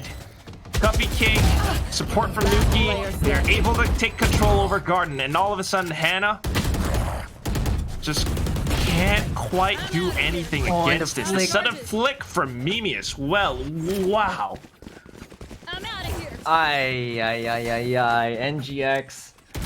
We just said it. They can't put their foot off the pedal, and they did. It's LSF that find the gaps in this post plan, which has been the biggest problem for NGX. The post plans are just never clean. They still have the economy though, so they have a chance to reset LSF at this point. But from what I see from them, I don't really know if they can convert around consistently. Even though LSF, it's just they have superior gun power, they have superior guns, they have the rifles. They just can't seem to close the rounds properly. They're losing members that they shouldn't. They're losing duels that they shouldn't. And right now there's a judge on Dolph. There's a Spectre on Mimi as well. So, but they do have the ultimates though. So even though they have inferior weaponry, they're still a force to be reckoned with, because that showstopper can come out just any time. And look at this right now. NGX, they're slowly inching their way forward. They're just looking for these duels to dry. They need something more than just dry duels. Because dry duels leaves them exposed to potential enemy fire. And right now, spraying through that sky smoke potentially could have hurt them. Instead, it hurt Rosie. So it does help them out for the second. But this is what I was talking about before the second half started. They have a really flexible agent composition, but it's one that doesn't really give them a lot of utilities for post-plant scenarios unless they are able to somehow play around it. This kind of contact play, though, straight onto site, definitely gives them a little bit more, but what the heck is that spray transfer coming in from Cupcake? Dolph, even with a showstopper as well, and this is what you were talking about, Marquis. A sudden play, and it turns things around once more. They try to go for the quick adaptation straight onto the A site, but it's instantly read by Mimi. 10 seconds left. Completely red and using... Oh, no time. Oh, wait. Hannah? No, there's no time. Half a second too late, I think. Ah! Oh, no! No! Just half a second Not like too this. late. Not like this. It's just so heartbreaking. It's exactly what we said. They're supposed to be winning these rounds. God. And they're just not. My heart feels so much pain because they should be getting these. They should be winning these rounds. It's just not happening.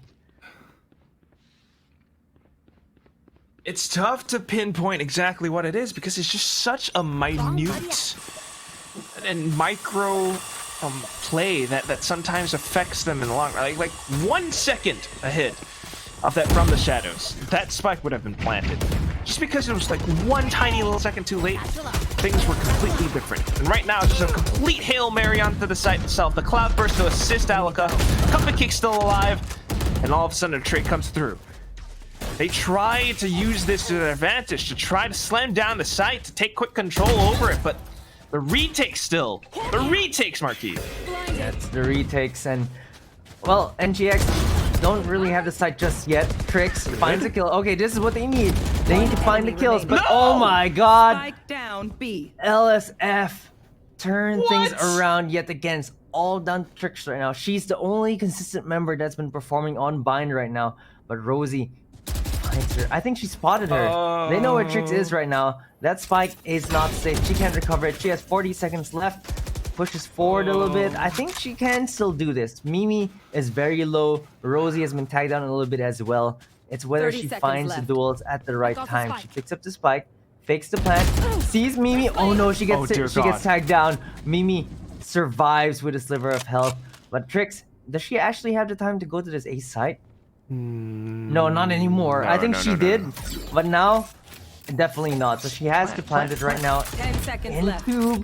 This is a pretty safe spot for her, using the turret as well for safety. This is pretty good. She might be able to find Mimi here in the first contact as well. Nice. It's all down to Rosie. She swings away. Can she do this? They're playing a ring on the Rosie right now. And Rosie is the one that loses her head. Trix with a clutch. I can't believe it. How my does God. she keep doing this? Did it so well, but now I actually pulled out my That was so good from Trix though. Like she played that to perfection. It was a 1v2. She had complete control over the situation. She had complete control over the time, the spike, her position, the turrets. Perfectly well played, especially given the tools that she had. It's just smart, especially with a turret coming in. I really love that. That gave her a little bit of information that there was a player coming in from Octagon. But now, again, pedal to the metal. They're going in fast, and LSF just does not have the firepower to resist this. They're losing players left and right, center. Aya up front and personal, able to take it down yet another one. Mimi able to retrieve one weapon though, and what is this? Cupcake still on the B site. Takes down one player. Now just waiting for information. They don't even know where she is. She's living in their heads rent free, and but the nano swarm is gonna hurt her a little bit. Down to 76 HP. They're gonna try to look for more heads. She's down to 2 HP. They're committing the lockdown as well. That round from Trix is really going to snowball from here. Planted. Those kills allowed her to get the lockdown. She is able to use this lockdown to try to secure match point at this point for them. And look at this. 3 members from LSF still alive, but only one of them has a proper gun. Rifle on Mimi, but Aya is gonna be there, takes him down a little bit, knows to back out to safety. Hannah gets 2 in a row. They're lined up like ducks, and Aya is gonna take the final kill. And NGX finally showing up, finally reached match point on their own map pick. This is their true potential. They're finally realizing it off of the aggressive plays now that they're living up to. I mean, so long in the early half, they lost those rounds because of the aggression, and it didn't work out because they were the ones playing defense. They lost confidence because of that, but now they're able to regain it. In fact, it's forcing LSF to call that timeout. Yeah, they need to call timeout now because they can still make this round work. They can still send us to overtime. And I am gonna be honest with you, this is probably the longest series we're ever going to have in VCT Game Changers APAC history. Like I feel like there's so few times that we actually reached Game 5. I believe there's only once with Altigo Celeste against X10 at that point. Ooh, I believe that was it. It went 3-2. Oh no, SMG as well went all the way Game 5. SMG as well, yes. So both teams actually brought to Game 5. But I think that the maps were never this close. The maps are so close, and it takes so long. Every single round so far has taken quite a bit of time because of the defaults coming in from L Streak, and also just a lot of doubt, self-doubt, I think, at times. But now it's been recovered, and they're able to turn things around. It's match point, and if they can take this one, they should be able to go into the next a little bit more comfortable. But again, Cupcake, a cyber cage, and it just provides so much value in terms of positioning. Alika trying to push her out, though, and she does manage to spot her. Headshot through the dark cover. And it's still great, but what is this from Nuki? The sprays from the Phantom? Showstopper trade. Last player standing. And all of a sudden, what? Rosie pushing out of lamps. Instantly Sky smokes it, and Alika down to low HP. Can't quite perform under this pressure. Dolph overwhelming at all odds. And we are 12-11 marquee. The cusp of overtime. Definitely on the way there already, and the economy not perfect for NGX. They can still buy, but I believe Aya needs to use her Blade Storm and cannot buy a rifle. She has to buy her teammate a rifle. So NGX still have the tools to close this out.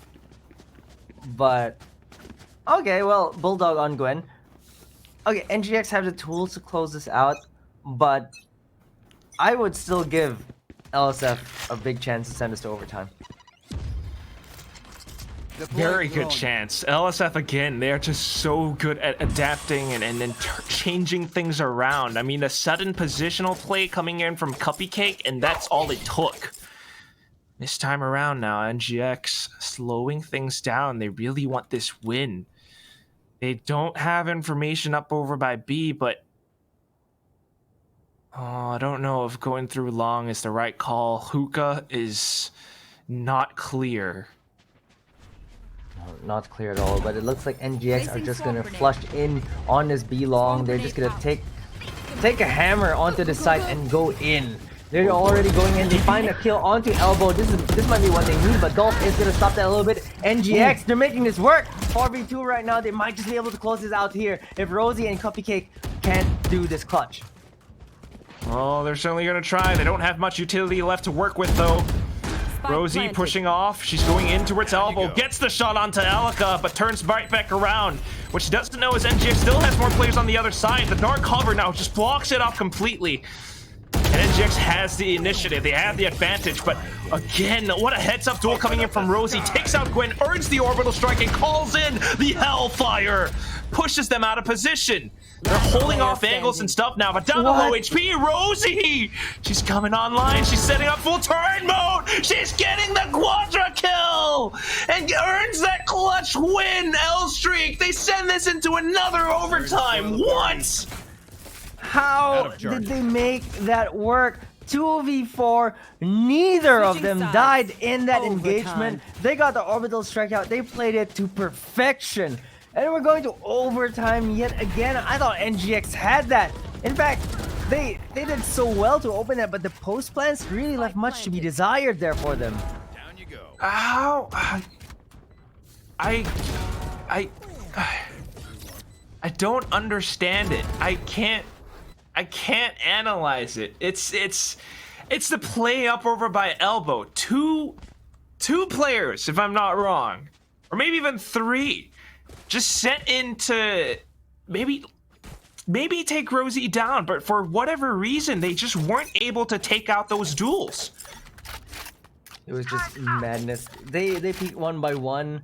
I think they could have played further back inside, They but could have held. they wanted Yeah, they I don't wanted know. control over that, and they just lost control over that elbow. So strange. I mean, we've seen them win these duels before, but that said, this is now OT1. NGX on the defensive, and they are not pushing. Not pushing at all, but they get spotted. Gwen gets taken out a little bit. Aya finding the first kill. Great use of aggression and dipping out just in time to safety as well. They get a spike down though on the side of LSF, and now NGX need to commit, need to retake this. Oh boy. Can they do it though? Losing control over lamps now and then showers. LSF, this is the difference. This is how they hold.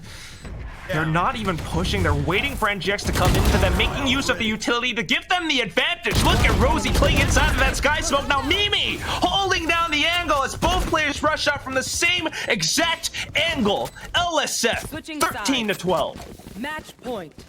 I cannot believe it. NGX 12 to 10. LSF somehow find 2 rounds, send us to overtime. They recovered this round as well. Aya got the first frag, and it looked so difficult for LSF to come in, but they just said, okay, I think we can. They just go in and they just clear things up, holding the angle as well. Mimi really playing the post plan to perfection. That's the difference between the two teams. NGX, their post plans not that great. LSF, once they get the spike down, that's when they win.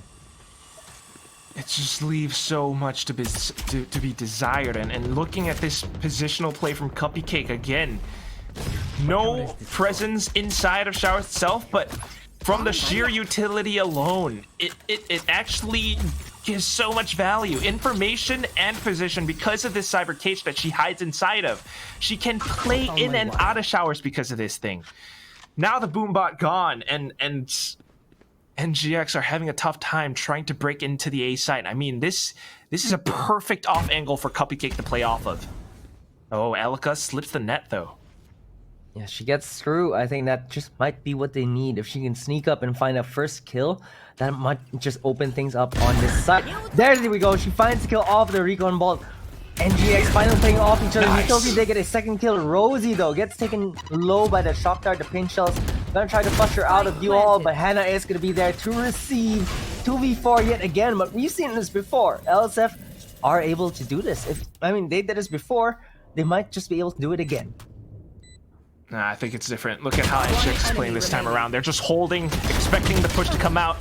Mimi able to find one, but because of the contact plays, because of the crossfires being held, NGX are able to stand their ground and send this into OT2. The post plant did look a lot better, like you mentioned. The crossfires, the setup, much cleaner than the previous time. So I think they've learned their lesson. They won't let a 2v4 get to them. And honestly, they should have already won at this point. And it will just hurt if they don't win this in overtime. So NGX, they're just trying to recover their blunder of that 4v2 in this map. They still need to do it again. Back over onto the defensive side. And will they be able to pull off a retake this time around? Or will they be able to fend off of LSF's advances? Look at how LSF are playing this time as well. I mean, these angles that they're peeking, just weakening NGX's defenses, pushing them even further back. Oh, that was a fake teleport from Hannah. Oh, and that's interesting, but she's gonna have to prepare herself to push through the teleport at the right time if they're trying to retake the A site. Sky smokes in, and oh my god, Rosie. Finding the first frag. Right now, they're gonna try to look for a second. Aya gets displaced a little bit. Oh, but the shock dart from Gwen takes down Dolph. It evens things out. LSF don't have control over the site just yet. Not quite yet, but wow. Slowly taking and dissecting parts of the site. I mean, at first it's A short, they take out Heaven, they slowly push into Lamps, and now control over Showers. It's 2 sectors of the site that are being controlled. 30 and seconds now left. trying to bait NGX into making some mistakes. They get Gwen out of cover. She manages to find one, but then the trades go through. Hannah, though, double spray and turns this into a one-on-one. If she can take this, she just might give her team the advantage that they're looking for. But Mimi, high gear, instantly goes in for the dive 10 onto the seconds B left. site. Gets the spike planted as well. Hannah only has one dark cover to work with. Mimi has nothing. Hides underneath of the window, though. Oh my god, you're playing a dangerous game, Mimi. Oh, In and out of the really dark dangerous. cover. Oh god. She is just slipping around, and Hannah doesn't know quite what to expect. She's thinking that Mimi's somewhere back site. One dark cover refresh, though, and Mimi has gone all the way inside of Garden. Dark cover on the smoke itself, I mean on the spike itself, and for make the first move to spray. Tracer revealed, and she knows where she is, gets the third frag. NGX. This time around, they take the defense round, and it's 14-13. Hannah has been so clutch on her Omen, always finding herself in these Switching situations, sides. but she Match makes point. the big brain plays happen. Wow. Seconds She left. truly does. I mean, the outplay potential, the way that she makes use of these smokes in a controlled environment. Enemy remaining. Last player standing.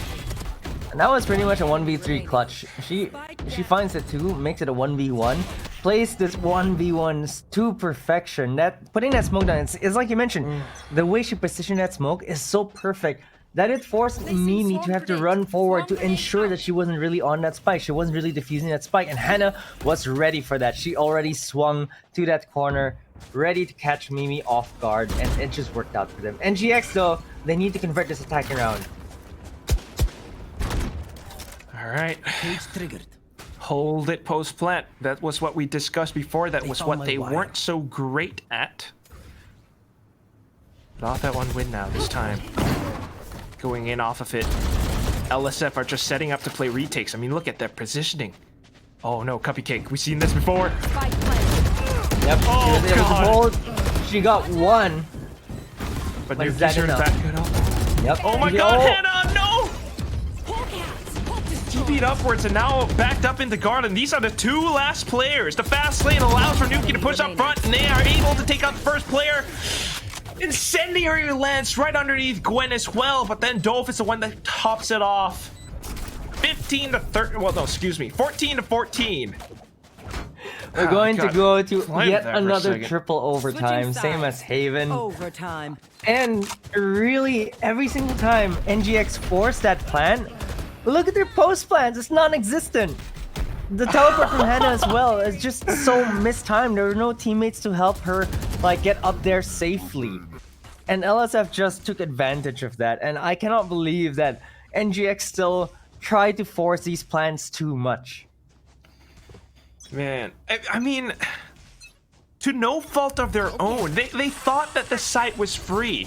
Little did they know, Cupcake was hiding on the other side, and that's the tactical approach from LSF. L Street. Look at this. It's going to be a B rush for L Street right now. They're going to try to get on the side. This is exactly what NGX did, but I think they might be able to pull this off better. They're going to try to go for the spike plan, but look at their post plan. They're already establishing control over that site. The position's being held, the spike planted. Oh! What is that? Elka, where did that come from? It All of a sudden, the bounced spike's from been dropped. spawn. Yep, the spike's dropped. It's not down yet.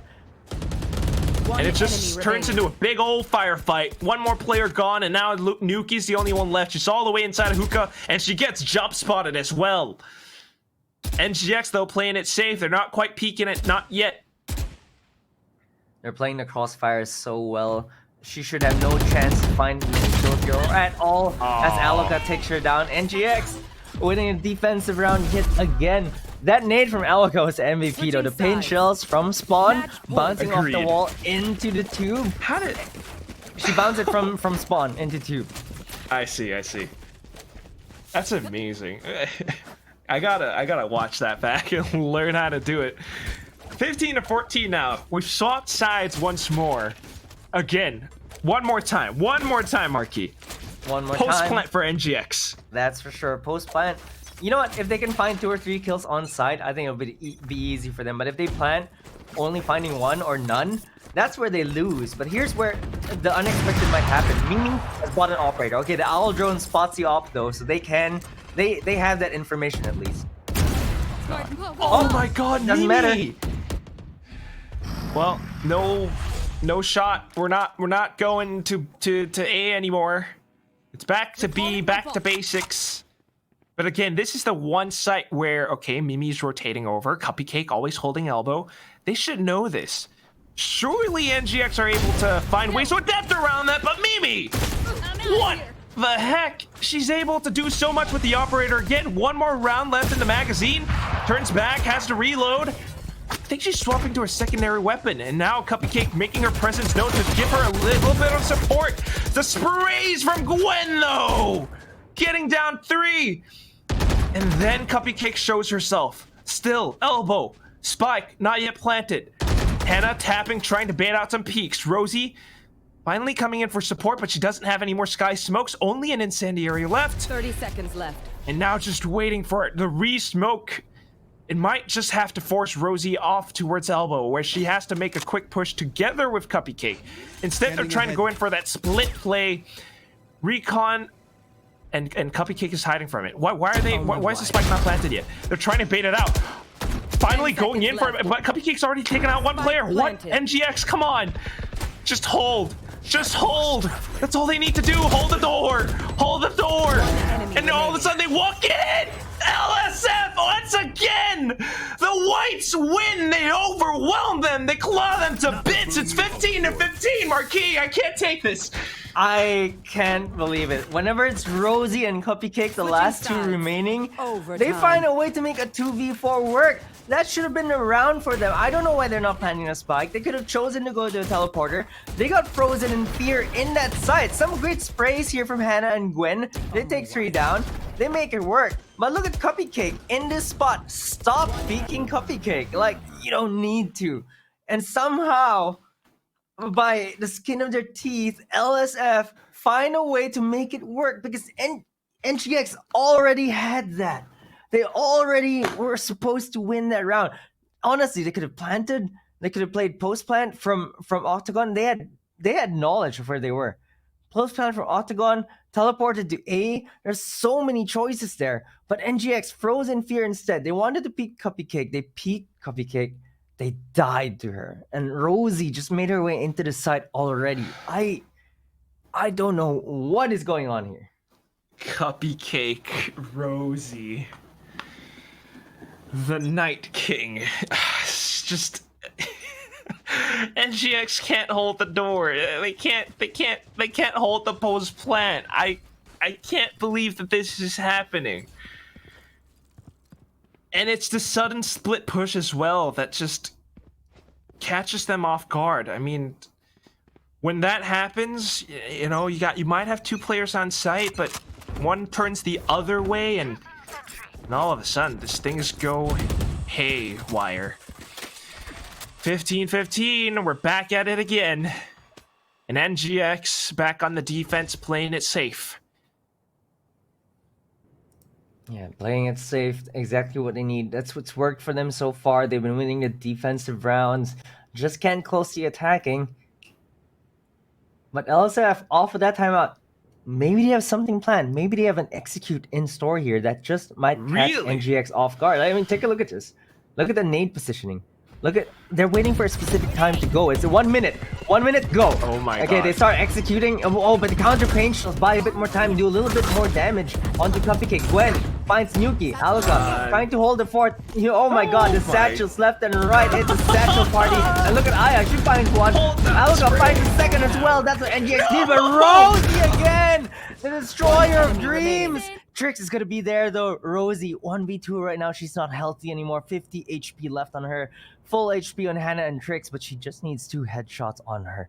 30 Rosie, seconds left. can she do this? Hannah is not even close to that A site. Okay.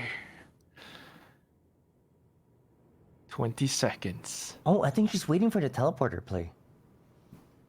That's what Hannah's doing, but Rosie's no choice at this point but to get the spike planted 10 on A. seconds left. Now the moves are going through, and planted. Ult's ready. comes down to how Rosie plays around it. She's got a lot of utility. I mean, incendiary, orbital, sky smoke, and she's inside of lamps. They might not know this. Classic orbital strike now just to put them out of position. She walks straight into lamps, turned this into 1-on-1. Oh my god. She spots out Hannah as well. Hannah, what are you doing? Hannah, be very careful about this. You have to think twice. She goes in, she gets the spray pre-fire spot. She knew she was in there. And now, getting the defuse. We're going in at it again. 16-15 Marquis. 1 round, NGX. 1 round. It's the battle of the Switching clutchers. sides. Hannah versus Match Rosie. point. Both controllers, they're always the clutch members. And somehow, some way, they find ways to win. I don't know how they do it, but they do it anyway. They find a way to win. They find a way to clutch this. Both controllers are the top of the leaderboards, by the way, the scoreboard. Oh, I can't believe it. I mean, it's scoreboard as well. It's incredible skill. Rosie, the way that she's been playing around this, it's great. But I also want to credit Mimi with that operator play from earlier. I mean, so much timing messed up just because the high gear that she has running all over the map. And now NGX again looking to execute. This time not on B. Straight into A. Oh, well, They changed their minds. utility spent. Okay, okay. They're baiting out utility. This could give them an advantage in holding post plant on Yep. B. That's exactly it. They're not forcing the plan straight up just now, just like they did in the previous round. They bait out some utility. The mollies have been used, Pain Shell has been used, Boombot has been used, Aldrone has been used. I mean, that's exactly what you need, because you just need to have that advantage when you get the plan down. Okay, okay.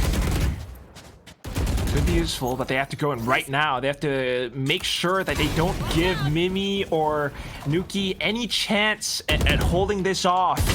It's again this same position over by Elbow, but this time they're sending so many players into this one spot. They get quick control over it. This could be it, Marquis. And this could be it. Aya getting the 2 kills. All 5 members still healthy for the side of NGX. This is where they might be able to close. They're peeking together as well. Oh no, they take Trix down. If they can take, oh my god, Gwen gets taken down as well. I've seen this before. It might just happen again. NGX are losing control. Deja vu. I've been in this place before. remaining. They're going in for it. The showstopper not connecting. Dolph, how are you doing this? Hannah flushed out of position. If anyone can do it, Hannah has to. Showstopper right underneath her feet. Oh, she moves up front. Then she gets the spray. Hannah, a triple kill. 1v2 clutch. They finally close this out. NGX 17-15. A quick movement just to evade the showstopper. What a Chad. I cannot believe how she pulled that off. She stared the raise down the barrel of her gun, finishes her off, walks forward, is like, I got this, finishes Rosie off. I'm finally ending this game. Quadruple overtime. Wow. Oh my god, I can't believe we had to go this far. I can't believe the back and forth between the two teams. And at this point, God. we've already had 7 overtimes between these two teams in 3 maps. That's just absolutely insane. And this series is really living up to the name. It is definitely open overtime, and we're going overtime all the way. I lost track of like how many at some point I just stopped counting.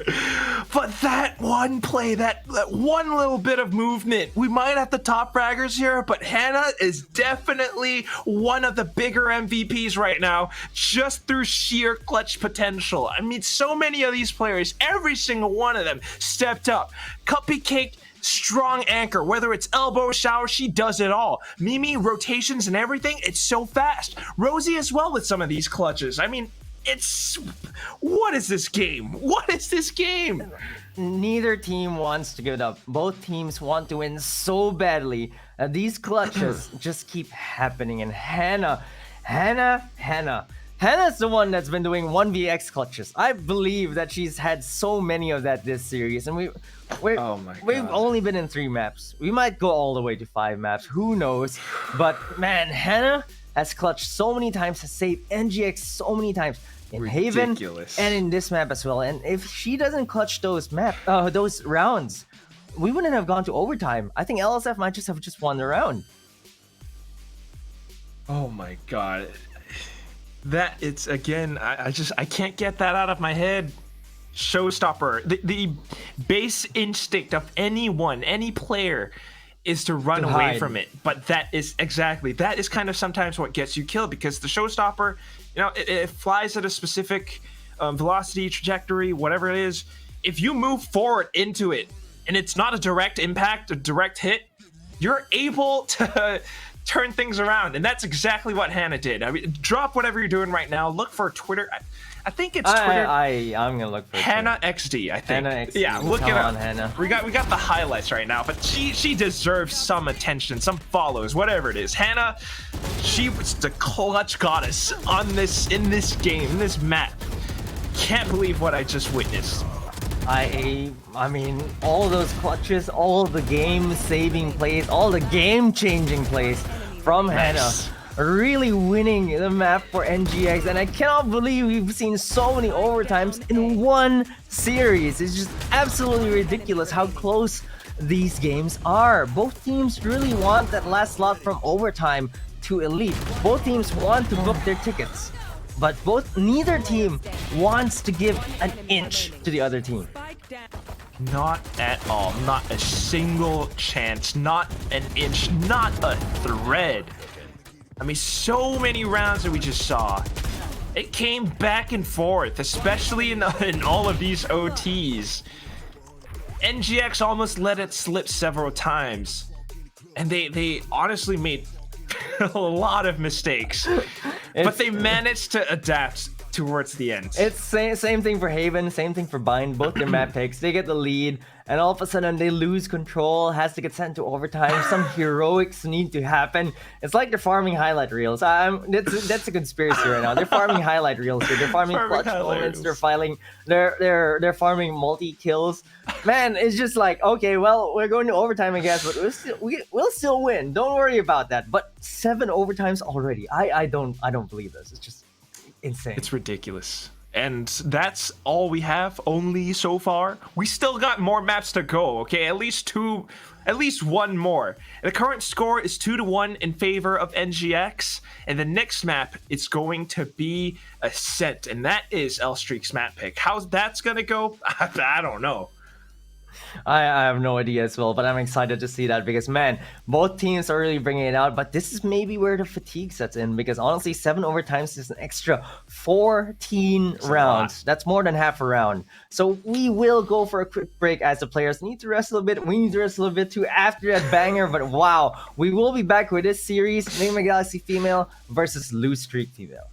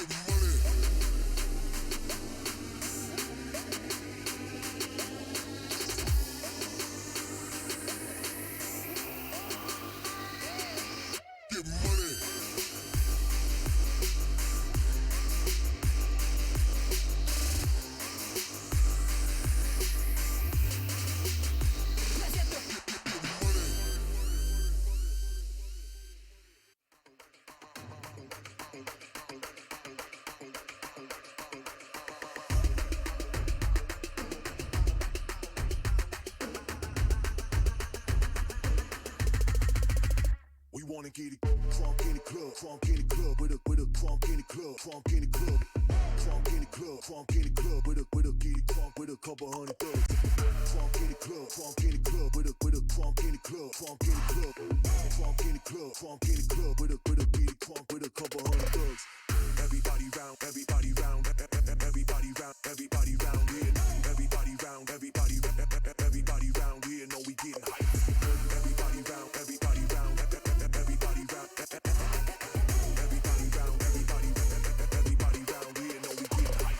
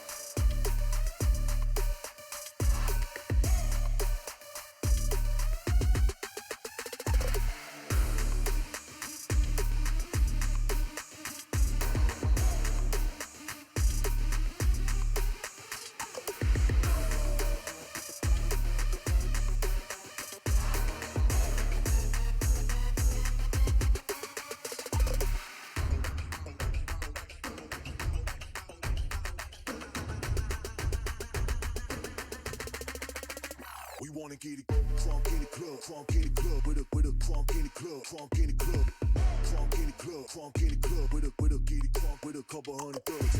Crunk in the club, crunk in the club, with a crunk in the club, crunk in the club, crunk in the club, crunk in the club, with a get it crunk with a couple hundred thugs.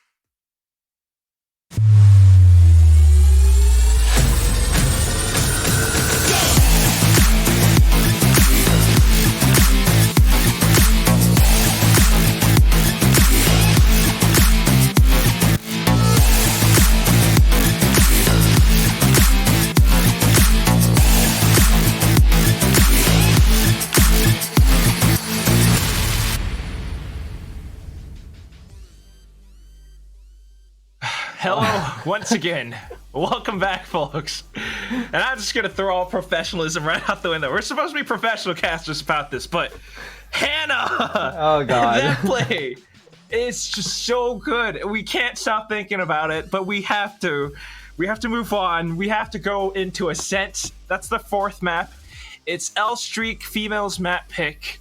And God, who knows how that's gonna go? I can't take another overtime arcade. This is crazy. Losses are easily taken if it's like, hey, it's a map pick. We lose 13-6 or something. But what hurts so much here is that for both overtime wins, LSF were the ones on the losing end. It's such a struggle, but they lost 2 overtimes. They worked so hard. They had to play so many rounds for both maps, for both Haven and Bind, and they just can't get it. I mean, there has to be some frustration sinking in there. Just has to be like, we were so close. We almost made it happen, but they just snuck it away from us. And honestly, like, while it might be tiring for NGX as well, they won both overtimes. They must be feeling good about themselves for that, right? So this again, we said this is a marathon. So the longer they go, when does the mental hurt? When does the mental break for L Streak? Because honestly, I'd say my mental's pretty broken, man. That was a 2v1. Hannah survived a freaking showstopper to the face and closed off that round. I don't think... Okay, look. You know how fast that went? Go. It felt like they were trying to go for the kill. And then Hannah just decides to swing forward, get a kill, get a second kill. I think on the side of L Streak, they were still kind of like trying to figure out where Hannah was, trying to figure out how to take her out. And then suddenly the map ends. And then sudden realization was like... Look, she went through the showstopper. She didn't die. Went through. Like, what is going on? And Hannah's been so clutch for NGX. I really want to see the next map, and I really feel that NGX, they should be patting themselves on the back for pulling off those miracles. I mean, likewise, L Streak as well. They pull off their own miracles. 2v4s. 2v4s, I think, between what? Cypher and Brim. Oh my God, Rosie and Cuppy Cake. Cuppy Cake. And oh God, it's like they're just pulling off these rounds left and right. And this is I was saying that this wasn't a grand finals because it's actually just a loser bracket last slot to overtime, but it feels like a grand finals at this point. They're fighting tooth and nail, and I can feel the grit. I can feel that they're clenching their teeth until it's bleeding at this point because man, these games are so close. It really is just so ridiculously close. And I mean, some people could call that a Rosa ult if they want. Maybe, but Hannah also just showed up, honestly. And that said, you know, we're going into Ascent. It's something that I think both sides have a fair chance of taking. There has to be a reason why Elstreak picked this map over the others.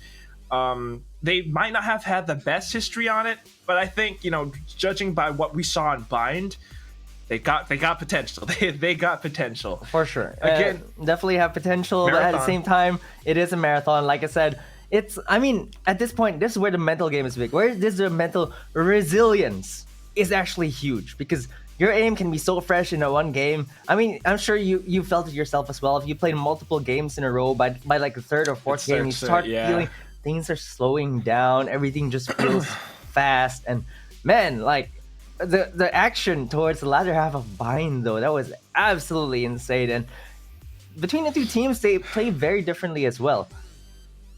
LSF, a bit more deliberate, a bit slower, a bit more surgical in how they come into the site, Yes. how they set up their post plans, how they even go for the retakes. On the side of NGX, a bit more haphazard, a bit more loose, a bit more freestyle, but they make it work somehow. There's always Aya go kill, Aya goes kill, and then all of a sudden the rest of the team come in, and then rest of the team dies, Hannah go clutch, and then like Hannah's like, yep, I got this, easy. Yeah, okay, it's just like I got this, easy. Smokes from the shadows, kills everyone. It's like, what is going on in this game? It's just the styles of the two teams cannot be any more different. But at the same time, they're so evenly matched. It's insane. Yeah, it really is. It's one of those moments where you just have so much comeback potential, and then just at the end, it's like the showstopper gets full and so water though, and then you hear that golden wind music. Yep. and suddenly, Hannah just does done. the whole thing. it's awesome. It's really absolutely insane. I cannot believe what we're seeing right now between these two teams, and I am so happy that I'm getting to cast these games because man, what an experience it is. Likewise. But again, just to remind everyone of the stakes here, this is Go the for it. last slot from overtime, not the final slot for Elite, but the sixth slot, and it's the last one for overtime because the two slots have already been taken by Orangutan and Zol Yeah. Meraki. And now the reason why these two teams are trying so hard is because for wild card, you don't know what's gonna happen. And I'm just gonna put this out there as well. For wild card, we might see some teams reform because for open and for overtime, you have to keep the same team For circuit points. Same core three members of the team to keep the circuit points. Now for a wild card, for the teams that have fallen through the cracks, for the teams that didn't make it, who knows? A new powerhouse might just emerge. So you definitely don't want to be going to the Possibly. wild cards. Don't forget X10 Sapphire are gonna have to play the wild cards too. So who knows? They might even retool. They might even be stronger. There might be some other teams that kind of like reforge in the fires, in the flames of overtime. Who knows? But right now, I'm sure neither of these teams want to go to wild cards. Both of these teams want to go and book their ticket to Elite right here, That's right. right now. This is one of those chances for overtime, and then last chance qualifier, you only got two more chances, like 2 slots left is what remains. So right now NGX are the ones that stand at that edge. You know, they can push over it, they could win this map, they get that slot, and that's why it's up to Elstreak right now to really just summon everything that they've got just to win this map out. They picked this for a reason. Show us why. And again, we talked about it. You talked about it before. It's a marathon. How much do you have left in your tank? The adrenaline and the cortisol, it starts to leave your veins, and you start to, I don't know, maybe feel a little bit sluggish. That's why we got these breaks. They got to reset mentally, emotionally, physically even. I mean, go back into the range, go back into Kovacs, aim lab, what have you, and just really keep that up, right? But we could talk about this all day. I think it's time we start to theorize about how the Asian selects will go because, like you mentioned before, both teams really different. There's a reason why. Well, okay, now that sounds bad. NGX, they haven't really qualified so far for group stages. Yep. For the previous not for group stages. Through group stages, they haven't qualified for playoffs for previous Game Changers Only the APAC last opens. Only the last one, and we start to see that they actually play a lot of these old school, like year one Valorant, episode 2, episode maybe 3 sort of agent compositions, right? Like even on Bind, they start to do that. I think they do that on Ascent as well because taking a look at the last time they played it, it was, I don't know, like maybe last week or several days ago against another Thai team, Armory Arresta. Yeah. And they had double duelist again, Jet, Reyna, and you got the remainder, the usual suspects. They're really sticky to their old style. I don't know if that's gonna work for the long run. Definitely, would love to see a bit more innovation from them. They do have the chamber that they brought in the icebox. Well, that didn't pan out so well. But you know what? I mean, they're trying to make it work. I mean, they're loose and freestyle. They made it work. They made it work two times, 2 maps. So it's possible. I mean, it's like I was talking about on Bind because it's a very flexible agent composition. You can do a lot of things, but you don't excel at some things, like post-plant, for example. You don't have post-plant lineups. It all comes down to your positioning, your gunplay, and sometimes, well, L-Streak are just better at that. So, onto Ascent, who knows? L-Streak are the ones who are trying to, excuse me, are the ones who are trying to change things up. Yep. They've got a fade, or at least that's what they played the last time when they went up against Zol Meraki. They lost that map 5-13 though. So, Well, I don't know if they're going to stick to it. We'll see. One thing that I want to point out as well, though, that while this might be a marathon, the deeper you go into this best of 5, I believe the more the maps are less one-sided. Because this is the way the map picks work. There's 7 maps right now. It's a best of 5. The first maps that are banned are probably the best maps from the opposing team. That's why Breeze is banning against NGX. That's why Fracture was banned against L-Streak. Because these are the maps where they feel that they have the biggest deficit against the opposing team. And then when you pick your first map, you pick a map that you feel has the second biggest advantage for you against the opposing team. That's why NGX picks Haven. That's why L-Streak picked Icebox. And that's why NGX picked Bind. Now, as we go further along here, the maps are a bit more on that even parity, I would say. So I don't think Ascent favors anyone anymore. In fact, it felt like Bind didn't like have an advantage for either side. And I believe even on Split, I dare say that if we actually go to Split for a game 5, we're gonna go to another overtime, and that's basically how it feels like. And I'm just gonna put it out there right now because like I'm calling it because these teams are kind of have to dig deep. You have to dig so deep, really do. In a best of 5, especially in maps. You're gonna have to play maps you're not comfortable with, maps that you probably never play in a best of 3. Which is why when you're taking a look at the statistics, you'll find that these teams don't really play these maps because they're probably bans from the teams. But you only have 1 ban on each side for a best of 5. And now, going so deep in this best of 5, you have to dig so deep. You're gonna have to play maps you don't really play, maps that you don't want to play, maps you never touch in a best of 3. But that's just nature of the best of 5. That's the best of 5. That's why we have it. You have to show how much you deserve that spot into Game Changers APAC Elite, And, well, I'm still holding out for the agent select. I mean, you talked about it, and I have to agree. I think it's an equal chance. For me, it comes down to, like, truly how much they have left in that tank. Do they still have the energy to fight forward? Do they still have what it takes to the mentality, the Mamba mentality, like sacrifice everything and go in for it? You really need that kind of mindset to come in and fight for it. And I think they're resting for a little bit longer now. They really need that break.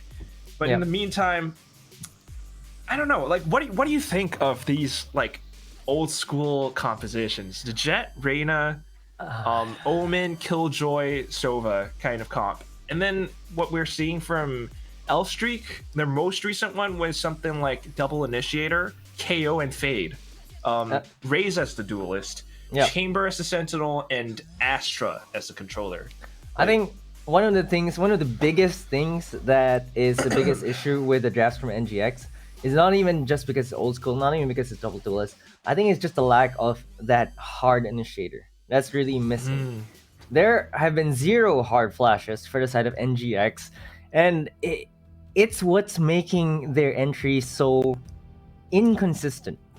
Because they have to check corners. Like they can't flash the corners safely. They have to check every single corner dry. And I think that's the biggest issue with that. Because honestly, I think you should be flexing tricks on the KO or something like that. We've seen tricks on initiators. She's honestly played everything.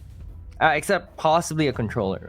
That's probably the only role that we haven't really seen her play, because Hannah is kind of like the dedicated controller. But we're gonna go with the tried and tested. It's the exact same lineup again on Haven. Reyna, Jet, Killjoy, Sova, Omen, the exact same lineup that NGX has been running. And in fact, not just NGX, but during VCT Game Changers year 1, when it was still FSL, every single team was running this lineup. Every single team. This is basically the cookie cutter lineup that we see from every other team. But looking at L-Streaks, oh my god, I love their lineup a bit more. Honestly, I just love their lineup. They have the KO, they have the Fade. Man. They're showing depth in their lineup. And I think that this depth might just be the difference maker in this map. Remember when Astra wasn't a thing and Omen was like the best controller out there? Yeah, this was before all the agents were released and everyone was just playing this lineup. But you're right. I mean, L-Streak, they're the ones who are innovating, you know? And they're pulling out these agent compositions. It didn't work against Zol Meraki, though, and that's the one thing that I'm thinking about. Playing these agents, especially with this specific lineup, means that you're going to need to know how to make it work, whether it's a set execute or not.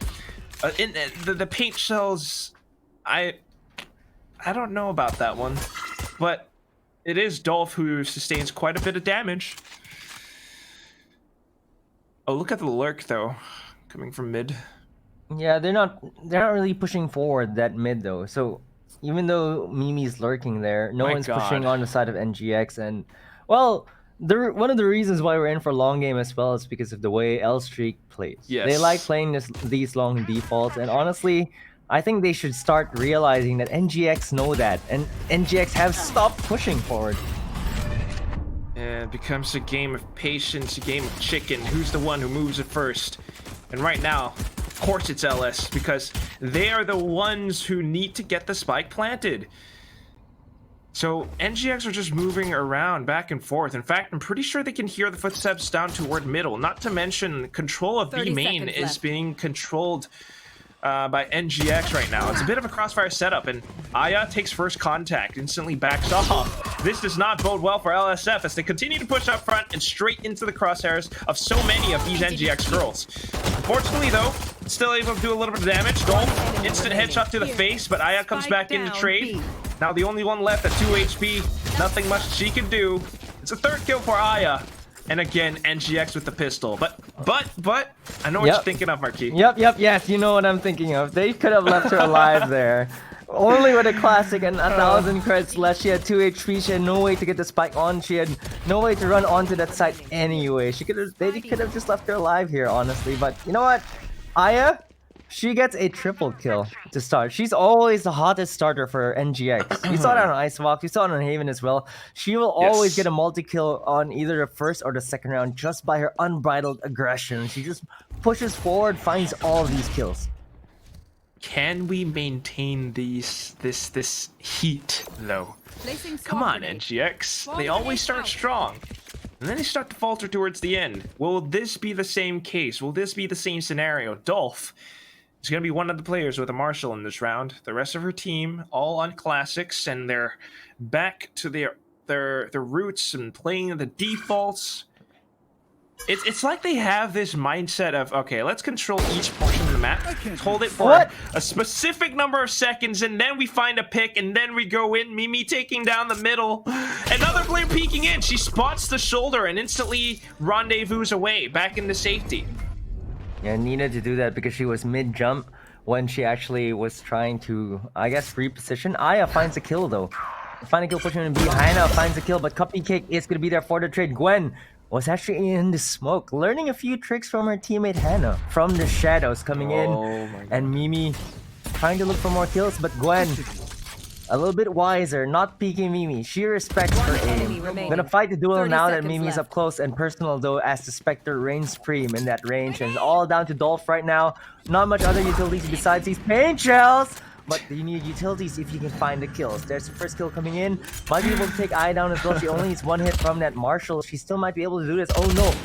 Plan has been No cancelled. way. Trying to use it as a musket. There's the No classic way. right click! But Trix with the frenzy salvages the round. Too close for comfort. Oh my god. Not again. So many of these rounds, and it's just it comes down close to it. The fundamental way in NGX tries to go in for these fights, they keep peeking them, and LS, they're just expecting it. It's so annoying, and even down to the last second, oh, it came close to it, There. and it's so costly for NGX as well. Sheriff's only tricks with a Spectre for this round. Hannah even having to go in for a Frenzy. Not the best odds. Yeah, probably really not the best, but we've seen what they can do with the Sheriffs. Trix still has a Spectre as well, is on that side, is on Catwalk. Oh, they actually get a headshot onto Nuki from range. Under 45 damage, she's down to 5 HP. Well, certainly not going to be starting any fights for now. 0 points spent as well, so she is very susceptible to Nano Swarms, utilities as well. It's up to Dolph to find the entry, and Anna! What is that shrouded stab? She's still alive, sends out the paranoia, but the hit continues to go forward. It's up to Aya with a Blade Storm now. She goes back and forth, tries to find them as they drop from lane, goes in for it, crouches, gets the first refresh, and now you know where the next player is. Mimi coming in from One market enemy though. remaining. Oh, what is that Sheriff shot? A third? Well, no, that's a quadra That's now. a fourth already. She Oh. might be able to get this ace. She just needs a headshot. Onto Cupcake. Does she get it? No, dashes away to safety after that. Oh, knows where the 30 Vandal is. seconds left. Buys a 30 little bit seconds. more time.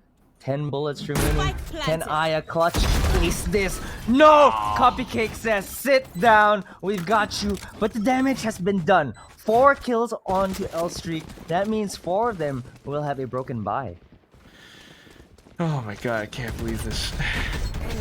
Came so close and even picked up the Vandal, but you can start to see that Last player. uh, that confidence starts to shake.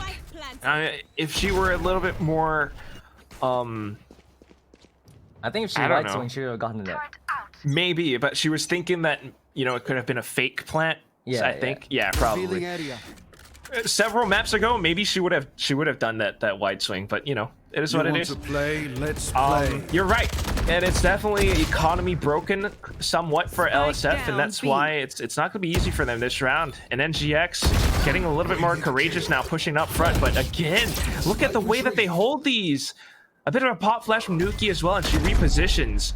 Lear shot out, and this gives Alka a little bit more information, but she is pinned down because of this fade. Not to mention Dolph. Presence known up over by mid. They can make the quick adaptation to go straight to A. Oh, but Hannah might be able to get the jump onto someone at mid as she takes Nice. down Dolph. 3v3 right now. A little bit of a health advantage towards NGX's side, but Nuki and Rosie are both so low, but it doesn't matter if they can get the headshot onto Trix. 2v3 right now, and it looks like L Streak are going to find this plant. Unbelievable. Tour de force for Mimi as well. This completely locks out the Heaven play. Gwen's trying to make something happen off of it though, and the dark cover definitely gives them a little bit of aid. Still needs to be very careful. Thankfully, that Haunt was shot out, but does give up quite a little bit of info. The first shot whiffs, and this gives them a little bit more of a chance, but that said, they lose to the duels regardless because the post-plant positions held are just a little bit too strong, and we even things up 2-2. 2-2 right now, and it's exactly what happens every single time, right? NGX find 2 rounds. Lose streak. Find some rounds. They pushed too far forward here. I feel Alka is just not. It was in no man's land. No one to help her. No one to save her. She was sandwiched. There was a fade as well that was confirming her position fully. It just feels like NGX is live by aggression, die by aggression as well. It's a double-edged sword. That has been the reason why they've lost so many rounds that they shouldn't have been. So much so. They have to be careful. And now just peeking into things. They really want to do a little bit of damage, but here comes the null command. Runs out of ammo, but support from teammate is always good. And just like that, once again, control easily picked up and gained. NGX. What can you Spike do? planted. Not much at this point. 1v5, all down to Tricks. Cannot even find a kill using that frenzy, and they get taken down. It's a flawless round for Lose Streak. NGX, they can recover from here. They can buy at this point, and this is where they can actually start trying to reset the economy for LSF. And again, Ascent, this is LSF's map pick. These agents provide a little bit more utility, I feel, for LSF. Like, I really love their lineup a lot more than I do NGX's. I'm inclined to agree, but I still want to give NGX a bit of a chance. That said though, while this is NGX's chance at fighting back, if they lose this, that's momentum seriously lost. LSF has been winning several rounds in a row now, and here it comes. There. Back to another bit of a default. NGX pushes up front, but You want to not find quite it. connecting those shots again. And here it comes. Info easily gained. Face The your fear. Nightmare being sent out as well. And now Control, wait, they're just Cosmic Divide and everything in store. They're able to easily hold this down. They're just trying to fend off the initial advances because of this defending lockdown as well. They have no choice but to push out. Enemy remaining. Showstopper from Dolph. We've seen this before. She connects it this time. And the lockdown destroyed. It's LSF 4-2. They break NGX's economy and definitely picking up on that momentum. Yeah, finally finding that momentum, not letting the loss off that previous map get to them. They're just executing much better, and NGX aren't able to hold. Their aggression has been punished. LSF started playing slow, but once they got a feel of the defenses, they just started playing faster and faster, and it seems like NGX are just not ready for that. Now it's going to be yet another eco for NGX. There's going to be the sheriffs on them. We've seen this before, though. Aya can pull off some nasty shots with that sheriff. Seen that happen before, but still, odds don't quite favor them. They're even trying everything that they've got. The Marshal, Sheriff, bits of utility, whatever. Not quite working though. Look at NSF. I mean, LSF, they just walk up front. Nuki, not a single care in the world. She knew where they were positioned. It's so obvious to her. Breaks down the door as well. Oh, but the main thing is they easily Spike get the spike planted, and now it's just a matter of holding post plant. Yeah, the post plant right now, but we've always praised the post plant, and now that they don't have the guns on the side of NGX, this post plant is even going to be harder. Aya does have a Phantom that she picked up though, and Trix had to look away from the flash, got taken down by Nuki. Great play from them. They have information as to where they are though. Aya, great use of the Cloudburst, gets 2 kills. Might be able to find another one. But no, the crossfire. In fact, they just both get executed simultaneously, and Lose Streaks are now 5-2. Incredible. And that was 4 kills for Nuki as well. On the KO, she's suddenly just popping off and getting so much value. And this is what you're talking about. This is why we kind of enjoy watching LSF's agent composition a little bit more. She's now only 1 point away from her ultimate. That's one thing. And the other thing is just the amount of utility that they have. Show me how Asova can do what Nuki just did with that flash. You know, it's just not, it's not going to happen. It's because of plays like that she gets away with so much. That was a free kill on Trix. Yeah, it's a different dimension of gameplay, right? For the side of NGX, whenever they retake, it's just dry peek after dry peek after. Maybe they have a few smokes here and there, but it's just dry peek after dry peek, finding the corners, trying to win the duels dry. For Nuki, Trix didn't even stand a chance there. She was looking away, she was completely blinded. Nuki had all the time in the world to aim, take Trix down, and just the utility, the kind of utility that's lacking on the side of Nigma Galaxy Female is a hard flash. No hard flashes. Retakes are so much more difficult. Yeah.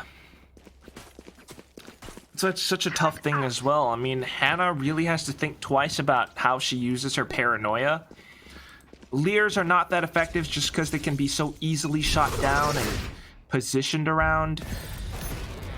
If Hannah uses her paranoia for stalling purposes, they lose that retake potential, and that's why NGX, it's not impossible, but it's just so much more difficult for them to make this work. They've got 4 ultimates though, so hopefully they can pull something off. We do have Aya with the operator. Yeah, really important to bring that out and make it effective. That's the big question mark, though, because right now it looks like LSF, they're not going to peek out mid. Oh boy. It's just the same thing, Marquis.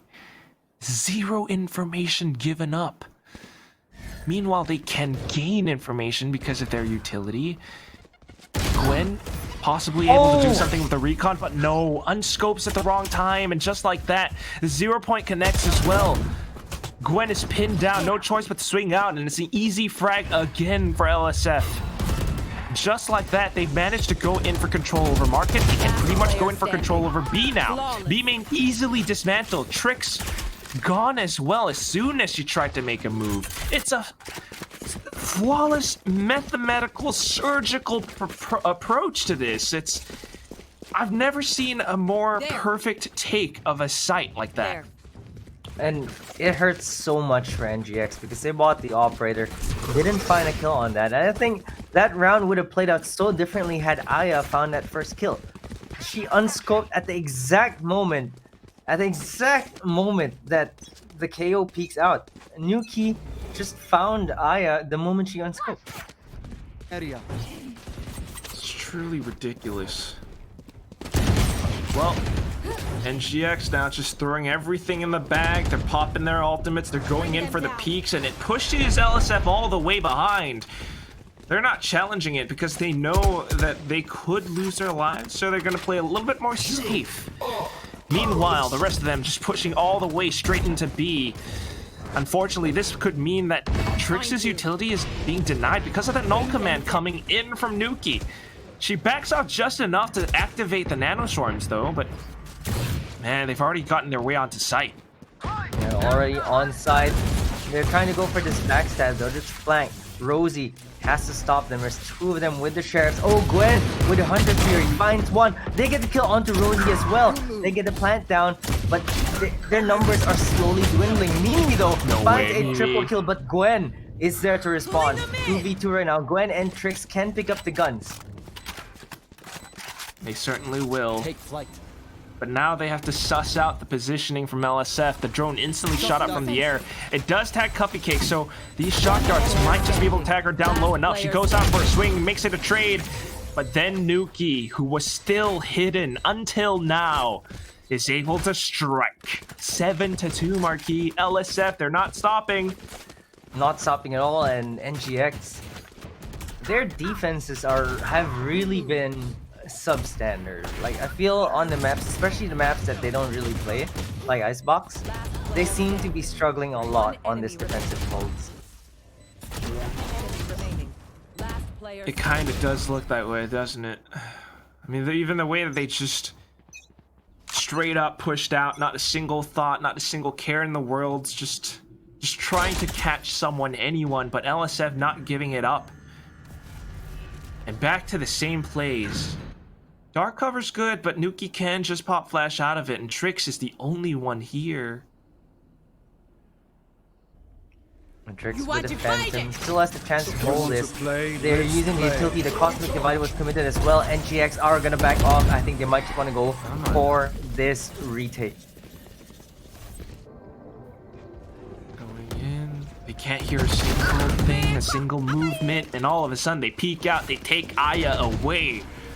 This makes it so much tougher for them to retake, but Trix not backing down. She pushes up along with the drone. Here come the sprays. Alika able to back it up as well. All of a sudden pushing down from both sides. LSF are completely overwhelmed. It's all up to Cuppy Cake, who's back sight, and they clear it out so easy. NGX, with a sudden coordinated push on that retake, they managed to come back in 3-7.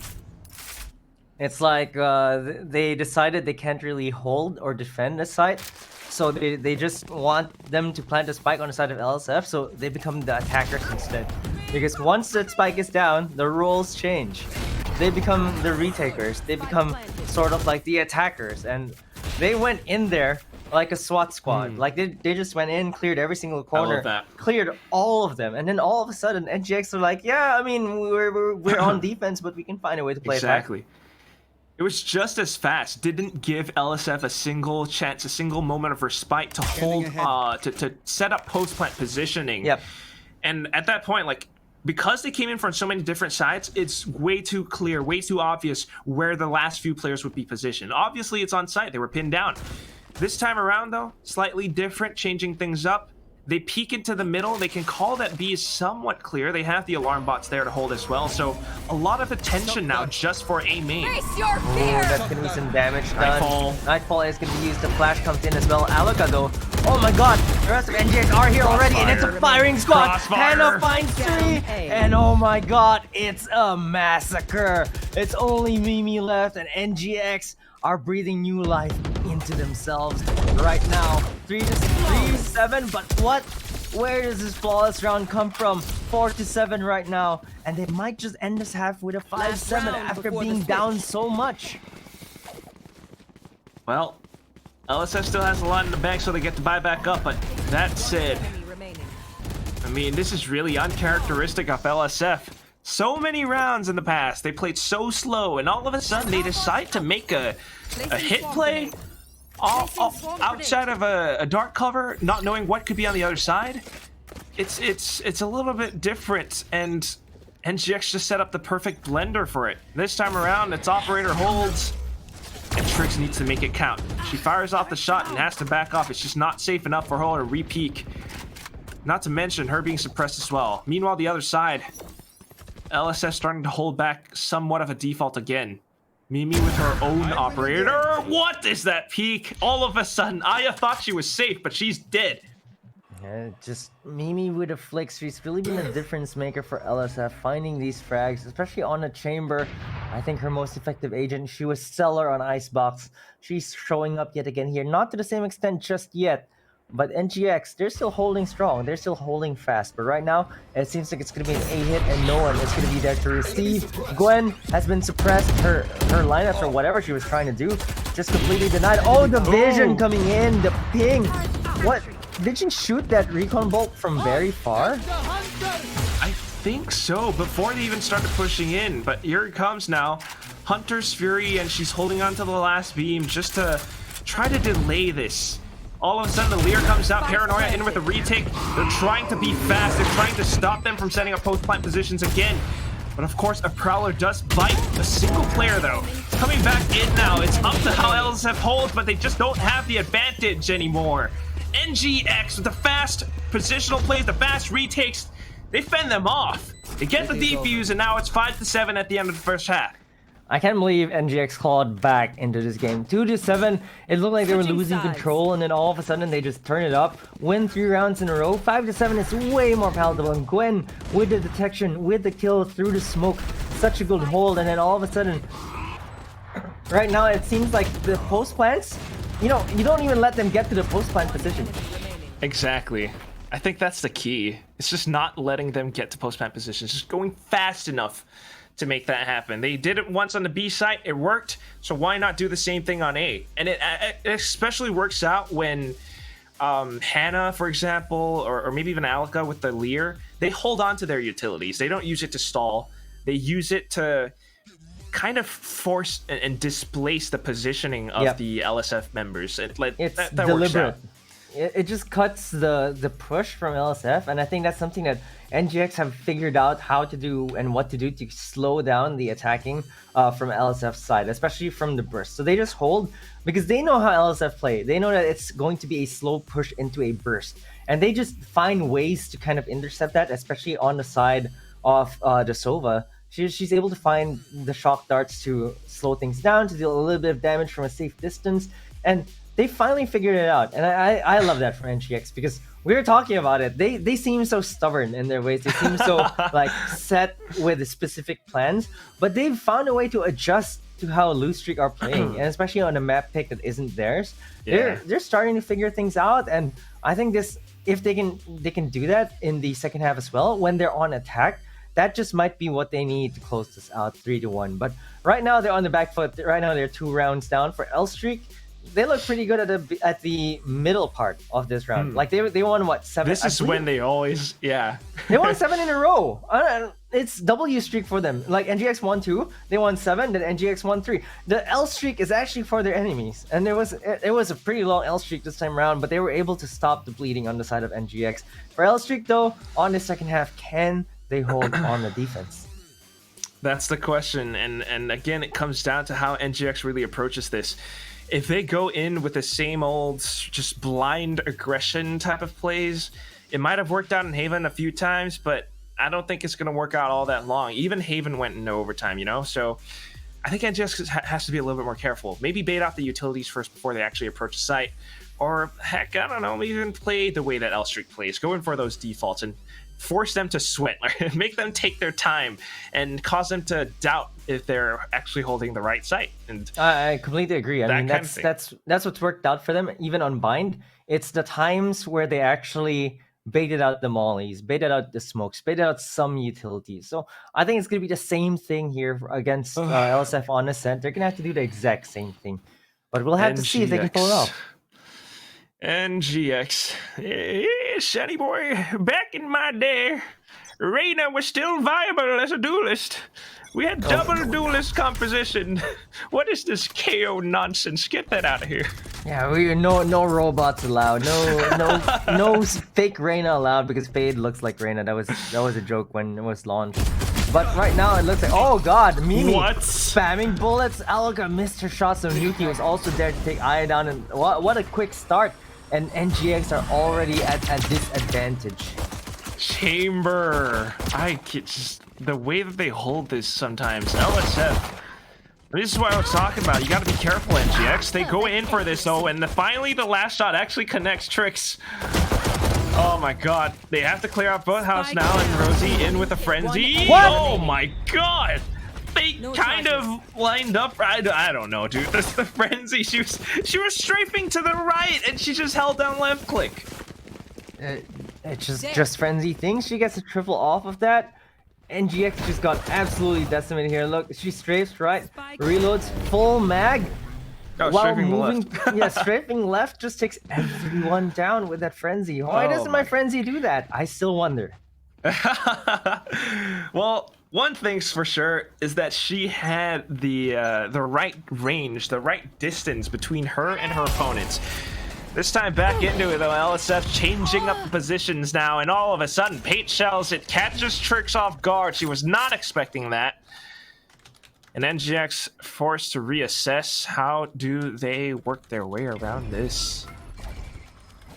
I'm not really sure. They're on eco. They have some sheriffs, but it's still a gigantic gun disparity between the two. And Yuki is going to take 2 of them down. It's going to be easy pickings for them. Gwen gets sprayed through the smoke as well. It's all down to Hannah right now. She's the clutch queen right now for this series, but she's definitely not going to clutch this 1v5 as Mimi just takes her scalp away.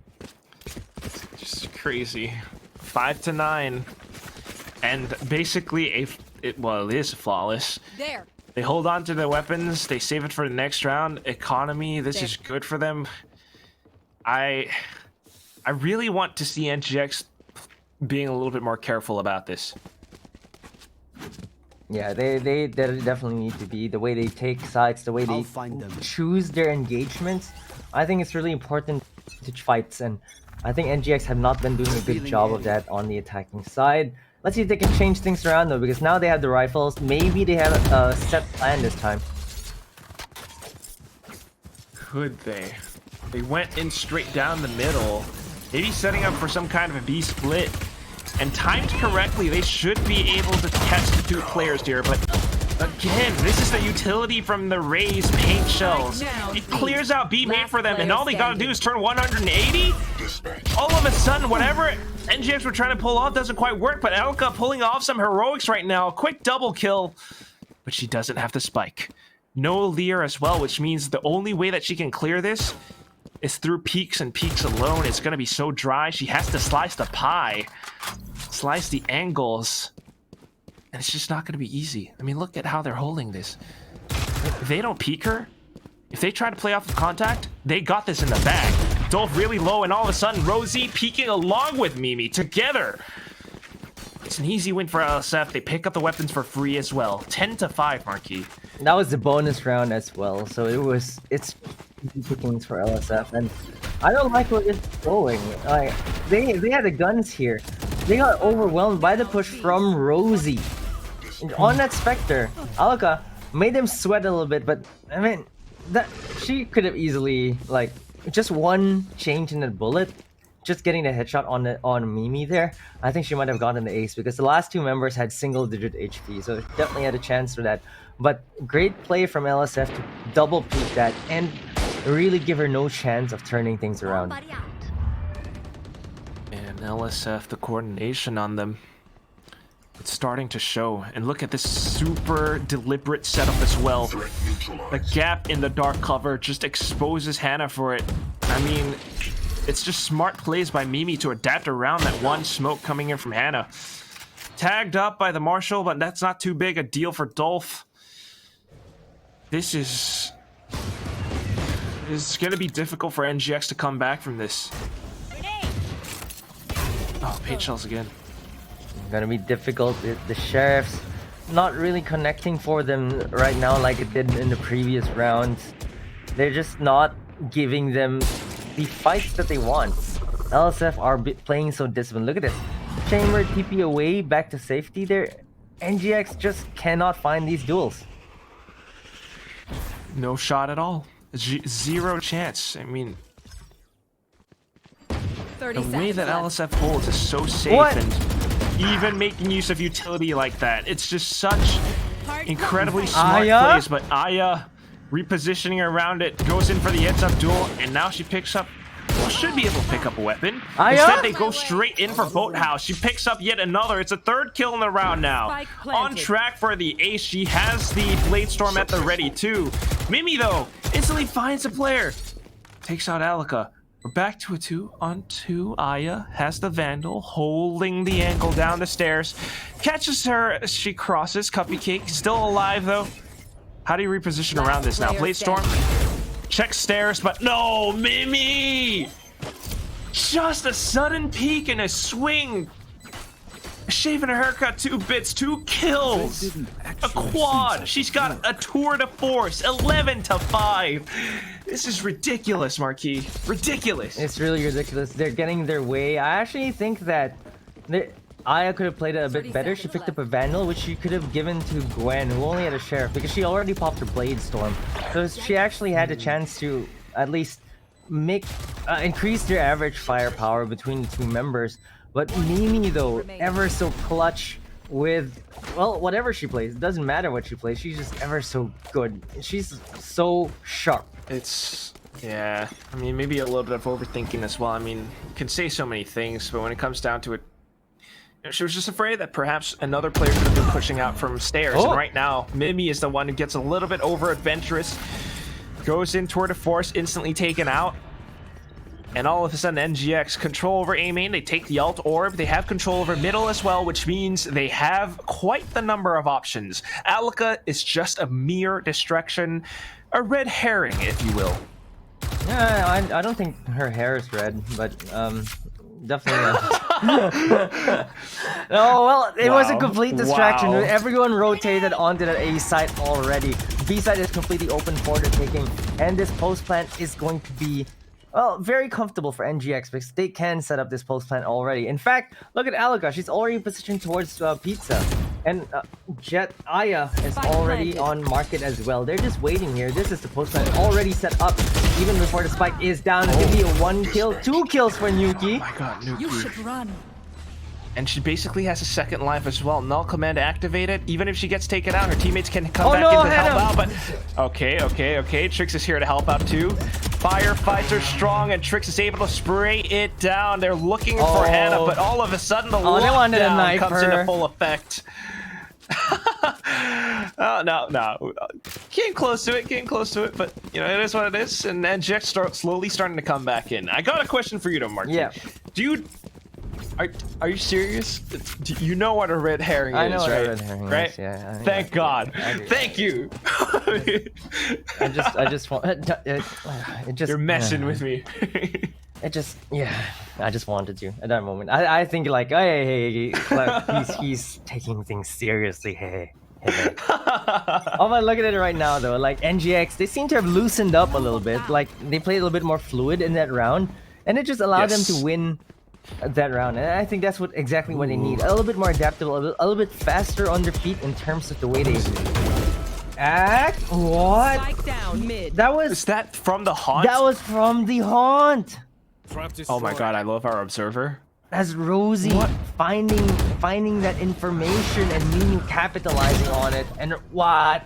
Right now, Jesus. Dolph finds her kill. Mimi, another headshot. Nuki, a kill of her own. And it's 5-on-1 right now. Hannah, yet again, put in a situation where she has to do the impossible.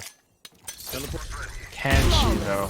1v5, and they kind of already knew where she was. They peeked in, they took the shot. And you just have to love how LSF are playing right now. That was such a coordinated play. They made use, again, of Hannah's dark cover. Rosie, and just instantly knowing that most of these players were positioned around mid, they went in to react to that. LSF truly such a quick reaction force. Yeah, really, just the way that things, their logic checks, once they figure something out, they make use of that information and just capitalize on it so well that NGX are just caught off guard. They all died across the whole map in that round. It's not just like a spray down on one side. Like everyone just pushed forward at the right time. Everyone just found the kills. And this is now match point. NGX not having the best arsenal. They're gonna have to be very careful about this. Kind of spotted out the ponytails. One of these players jumped upwards since Cupcake. Stuck inside of hell though. It's a little bit easy for her to spray down in this controlled environment. Nightfall just to back her up as well. She goes in for yet another spray, gets the Spike third, down on A. track to an ace, but NGX, what is this positioning? They catch Mimi. Do they have the spike though? Oh, I see what you're doing, Hannah. She picked it up. But they kind of know where she is as well. You can see that Nuki's starting to make her way down towards Pizza. NGX, they could still do this, but they have to be very careful. Yeah, it's going to be really difficult, but if they choose the B side, that's actually the most doable for them because it's going to be a 2v1. If they can just take Dolph out, it's going to be doable. 30 seconds left. Odds don't favor them still, even after the kill, but this is the best side that they can go to. And if they can get there in time before the rotations, they might just have a chance. All right, well, it comes down to Dolph. The paint shells again, they have to displace and run away from that thing. Hold down the angles, you know where she is. Good play, Tricks 10 seconds swarming in while the other holds. Hannah now trying to get the spike planted, but the Haunt reveals their position. The Seize doesn't quite connect, but the suppression enemy blade, remaining. it does hit them. It's up to Hannah again, 1v2. But the Radiant creates paper thin, easily shredded. And just like that, LSF, they claim victory on their map pick. They actually Series. going to game 5. And you know what? When L Streaks pick the map, they actually win quite decisively. On the other hand, on NGX's map picks, it always goes to overtime. Well, it's strange. It's strange. NGX's map pick goes overtime. L Streak, then they do this. It's L Streak when they have a deliberate plan in place, and you can clearly tell that this is something that they've kind of practiced with, or at least scrimmed with before. I mean, that Haunt, it just shows they when things go right for them, it really goes right for L Streak, and it really hurts NGX. NGX, on the other hand, they don't look as prepared. Like, if this were a test or an examination, they kind of look like, I paid attention in class. That's good enough. I don't have to like do my homework or revise or anything. I'm just gonna go in with what I already have in my head.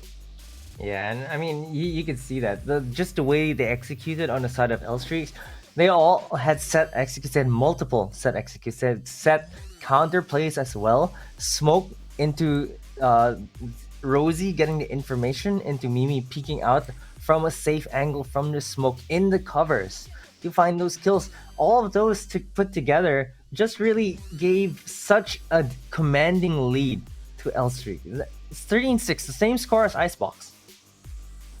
Man, well, how about that? There's a pattern here, and we're clearly seeing it. But that said, NGX still has potential. I mean, it might be their own map pick, but we can definitely sense and feel truly through the screen, through their plays, and through the players themselves, the tenacity that they have. When it comes down to these moments, even when the odds are against them, they don't give up. And they fight with everything that they've got tooth and nail. They went, how many overtimes was it again, Marky? 7 overtimes at total? this point. Yep, 7 total. It's like, what, 3 from Haven and then 4 from Ascent? I mean, not Ascent, excuse me. Oh my god. 4 from Bind? Yep. 4 and Bind. Oh, it's just absolutely crazy. This series is insane. And honestly, on Split, I thought this is already deep enough. Like, L-Streak might not have that big advantage over Ascent, but you can tell they do. When it comes to Split, the momentum just feels like it's on L-Streak's side. Like, if they had the Fade or the KO or like a better lineup coming into the next map, I think I just might give the edge to them, because Hannah wouldn't be playing that Sova anymore. Oh, no, sorry, not Hannah. Sorry, I'm losing track of the player names here. Oh yeah, Gwen won't be on that Sova anymore. And what will Gwen play? We've seen her on the Sova pretty much every single map.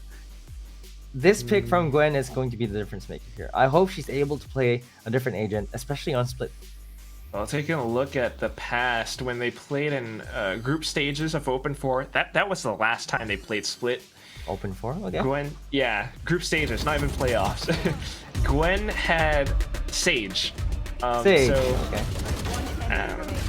Make what you will of that. It's still rather like old school meta. L-Streak though, see, this is the thing. This is no longer either of their map picks. It's just the last one. Map. That's pretty much it. Exactly. I don't know if L-Streak is prepared for this. I'm not sure Statistically either. speaking, they've only played Split so far in these Game Changer Opens. They've only played this map thrice. That's an incredibly small sample size. Yeah, but then again, like you mentioned, they're a new team, and looking at these highlights, I'm just gonna say it's gonna be a lot of L-Streak just finding multi-kills, Mimi showing up as well, and then Nuki with double kill here. It's just absolutely crazy plays from the side of LSF, and on NGX's side, they just seem so fragmented, so broken up, and LSF just took advantage of that. Yeah, well, it comes down to that adaptability, how prepared they are, and the agent compositions might just be a little bit telling. But then again, we'll only find that out after the break. So, I mean, do you have any other thoughts, Marquis? No, not at all. We're going to Game 5, and these two teams have been going at it. That's really living up to the overtime name, Quack. It truly, truly is. Will we see another overtime? Do you want to see another overtime, chat and Marquis? I don't know, man. But I think it's possible. We definitely know for sure that NGX are probably going to play a slightly more, classic kind of Asian composition. Question is, what's L-Streak going to play? Let's find out after this break. We'll see you guys.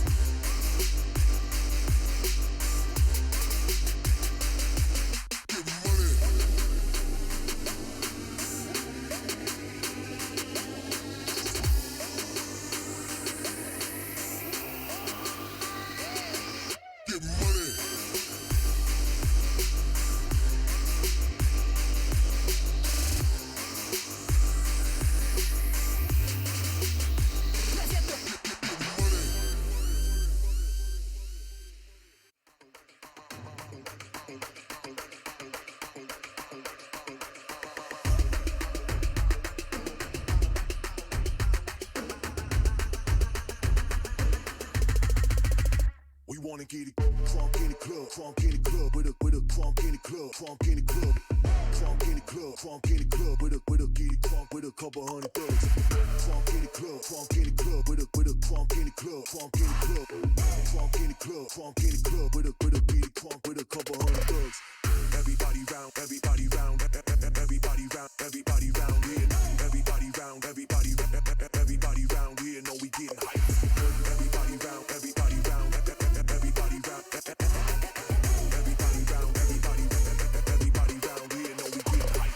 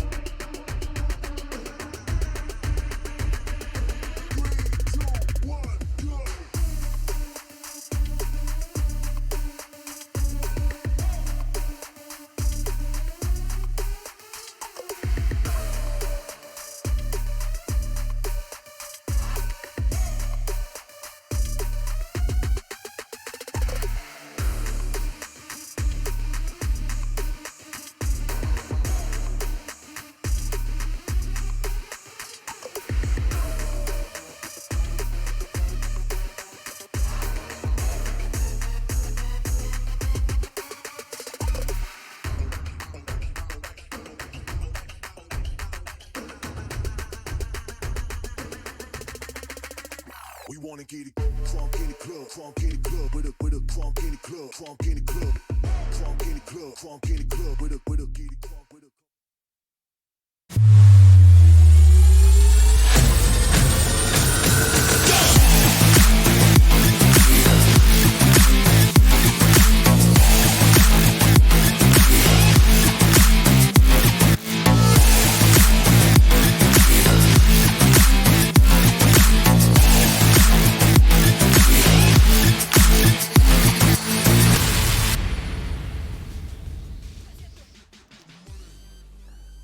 Welcome back, folks, and here we are. We went all 4 maps, and now map number 5, split VCT Game Changers APAC series, open overtime between these 2 teams now. NGX, L Streak female. Only one of them can move forward. Only one of them can get that last spot from open overtime into Game Changers APAC Elite. Hamquack, this is Key. Thoughts on Split, Marquis? Well, it's a fitting name for the map to actually decide the winner. It's going to split this decision. It's going all the way. I cannot believe we're reaching this point.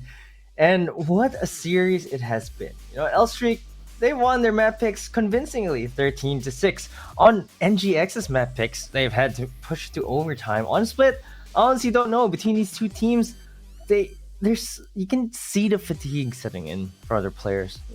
Everyone's just a little bit slower. I would say that for the side of LSF though, if they have the right executes plan for Split, that might be the difference maker in who wins the map. I have to agree. We saw how LSF could be so prepared on Ascent. I mean, they had the Fade Haunt from, I think it was Rosie, if I'm not wrong. It's plays like that really show it. If you have those coordinated executes, if you have the coordinated play, it's basically free kills. You combine utility and your opponents are just, like, stunned. Maybe literally, maybe not so, but they have no idea what hit them, like, for real. It just came through the smoke. They thought that was clear. They definitely did not think that Mimi would be hiding inside of that thing. As we go into a split though, this is the weirdest thing, because the last time they actually played this map, at least for L Streak female, was all the way in open for group stages. Again, they've only played this map recorded games, only 3. They had an interesting composition though. You know, they had a neon. So I mean, I like the neon split. We've seen some teams use it, I think, to good advantage. Might be a neon plus raise as well. We've seen some teams run a double duelist on split as well, using those 2. That might be really interesting. On side of NGX though, what are they going to pull off? That's the biggest question mark for me right now, is because I do not think Gwen should be on that Sova. They not on split, not on split. not on split. Okay, great. Yeah, she was. He said she was gonna be on that stage. Maybe a little bit of other initiators from the other members of the team potentially. I want to see that. I want to see hard flashes. I want to see Aya or Aloka get set up for success because I think that's the True. one that's really missing and really lacking for the side of NGX. Like flashes for your duelists, making sure they're able to enter and take that first duel with a slight advantage. That's definitely what we've been talking about for like the past 4 maps though. But you know what? They don't show it. They don't do it. They That's the don't. thing about them. It's kind of, you call it stubborn. You know, maybe it is, but they're stuck in their ways. It works for them sometimes. And if history dictates anything, when they last played Split, also in group stages of Open 4, they did not have a single like hard flasher. They only had Hannah with Paranoia again. It's a Jet Raze duelist combo. Something that actually we might have seen a team like Alter Ego Celeste play before, but that's like what, 2 years ago? 1 year ago? A year ago, they were still running that. Yeah, I agree, but I mean that's what we've been saying over and over again, right? You wanna know Feels something funny though? Yeah, go ahead. This is complete memes, I think at least. Mimi played Phoenix on Split. Okay. Mimi played Phoenix on Split and she top fragged. Okay. I don't mean, know what happened that game, but you know, that's what she did. I don't think she's gonna do the same thing now. I certainly hope not. I don't know. We'll see. I mean, if it works, it works, right? It's still a hard flash, and you're a duelist. It could potentially have some advantage. Maybe catch NGX off guard as well. Copium. Just some copium right there, but I'm not really sure. We'll have to see how it works because, man, these two teams have to dig so deep. This is map number 5. Like you mentioned, this is also the map that probably the worst map for both teams.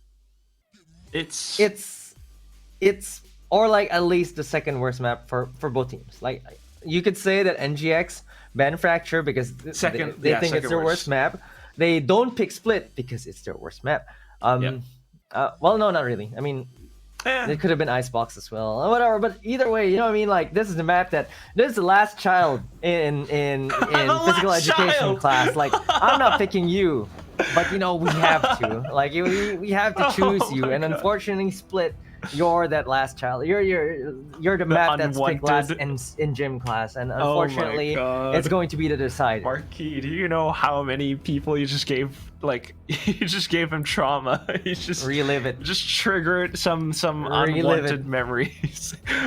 Might be me. No, I'm just kidding. What is gym class? I've never been to such a thing.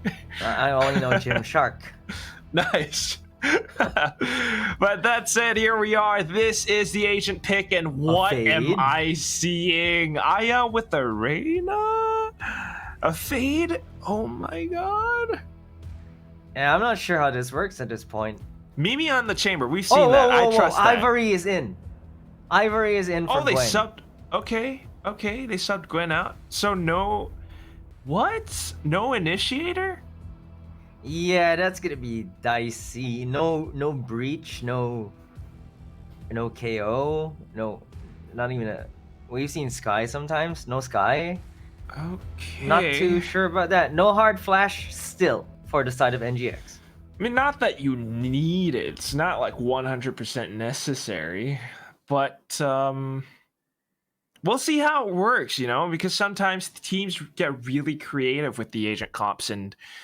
I mean, there are teams that just don't run Sentinels. That was something that FaZe in NA did like a while back when Trippy was still their coach. That said, right now, this is the last map. Elite slot hinges upon this. And only one of these teams will move forward. Instantly, NGX on the attacking, straight into mid, straight into B garage, and oh my, they just don't slow down. My god, they don't stop. And there's the Hon as well, going to reveal the members What? of NGX. They don't have control over the map, but it's gonna be a 1-for-1 trade. Oh, but LSF finding more frags. 2 versus 3 now. Copy kick really, really low. They find Hannah. Oh no, it doesn't finish off Hannah. Mimi finished her off. Finally, it's all down to Tricks right now. She has to spike with her, and she's running away She's not onto gonna A make side it. with it. She's gonna take a little bit of time. I gather maybe 8 seconds, and then all that. Oh, okay. Well, if LSF doesn't rotate, then they can go in for this with a 1v3 retake. I mean 3v1 retake. Yeah, 3v1. It's gonna be difficult for Tricks, but she's got a classic in hand. We've seen some crazy things with a classic before. Even today with Cuppy Kick. Okay, let's see. Oh no, don't aim duel. Please don't aim duel. Okay, yes. Hide in here, Tricks. They're walking straight into you. 1 right click, 2 right. No! Dolph! With the frenzy to the face! What a way to retake it, and yep, getting the defuse now. LSF picks up the pistol. Yeah, I mean, I thought NGX sort of had control over that site. But I think Aluka not finding that first frag onto Cuppy Cake just threw a wrench in their plans. They really wanted to get onto that site, but there are so many defenders on it that they just got decimated inside. One enemy remaining. Yeah, it's a little bit too chaotic for my palate. It's just you just rush all the way outside of garage, not even holding or caring for anything. I mean, when Hannah dropped from B heaven down into hell, she had no idea that Mimi was on top, and that's one of the things that kind of cost them that round. Sanjix needs to be a little bit more careful with their approaches, but here they go now, just looking for some duels with the sheriff. Oh my gosh, Shorty! What? Okay. Healing you. Did a little bit of damage there, took out some armor, but she's gonna get topped up. Nuki can get healed by Rosie. They still have 3 sheriffs on the side of NGX. They might be able to at least find a few frags, but the headhunter from Mimi rings true, finds the headshot. Ivory, she's the one with the fresh legs, with the fresh aim here. Let's see if she can do anything. Again, this is why I don't really like the rushes. It's just too uninformed. It's not safe. It's too risky. But what is this? They go in pre-aim. Tricks able to take out the first one, but of course, with the fully automatic Spectre, it's an easy spray for Nuki. 2-0 to start. They only lost 1 player. Not too bad. Let's see if NGX can recover on this round. Yeah, they finally have the rifles. That was something we saw in Ascent. They actually lost their first rifle round, which spiraled into complete disaster for them. But let's see if they can change things up this time around, because it's gonna be attack on split. It's gonna be difficult, actually. It's gonna be a bulldog on Aluka because they bought a few sheriffs between the various members. Aluka has to be the first one in, so she has to buy the satchels up. And let's see if they can execute this attack. Oh boy. Well, they certainly are being a little bit more careful this time, and I like to see that, breaking down the panels off the wall, but little do they know. Or maybe they do know, but Nuki is up above on the other panel, on the other side. Prowler gets sent through. They immediately break it. Aya with the Leer. That could be one way to flash things out, but the sees and instantly shot out. She goes in. Oh, flicks upwards. Dismisses away. This is good. They managed to take control over Heaven that way. And now along with it, Garage. They push in. Aluka back to lurk. Ooh. This is the NGX we want to see. This is exactly what we're looking for. Looks to be a flawless round for them as Aluka finds the last kill. Exactly what they need on this rifle round. 100%. It's careful. They kind of knew where the other players were positioned, especially given how the Prowlers were sent through the wall.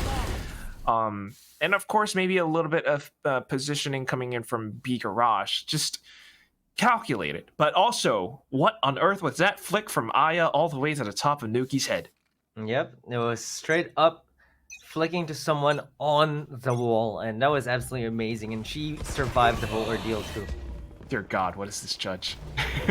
Where are you?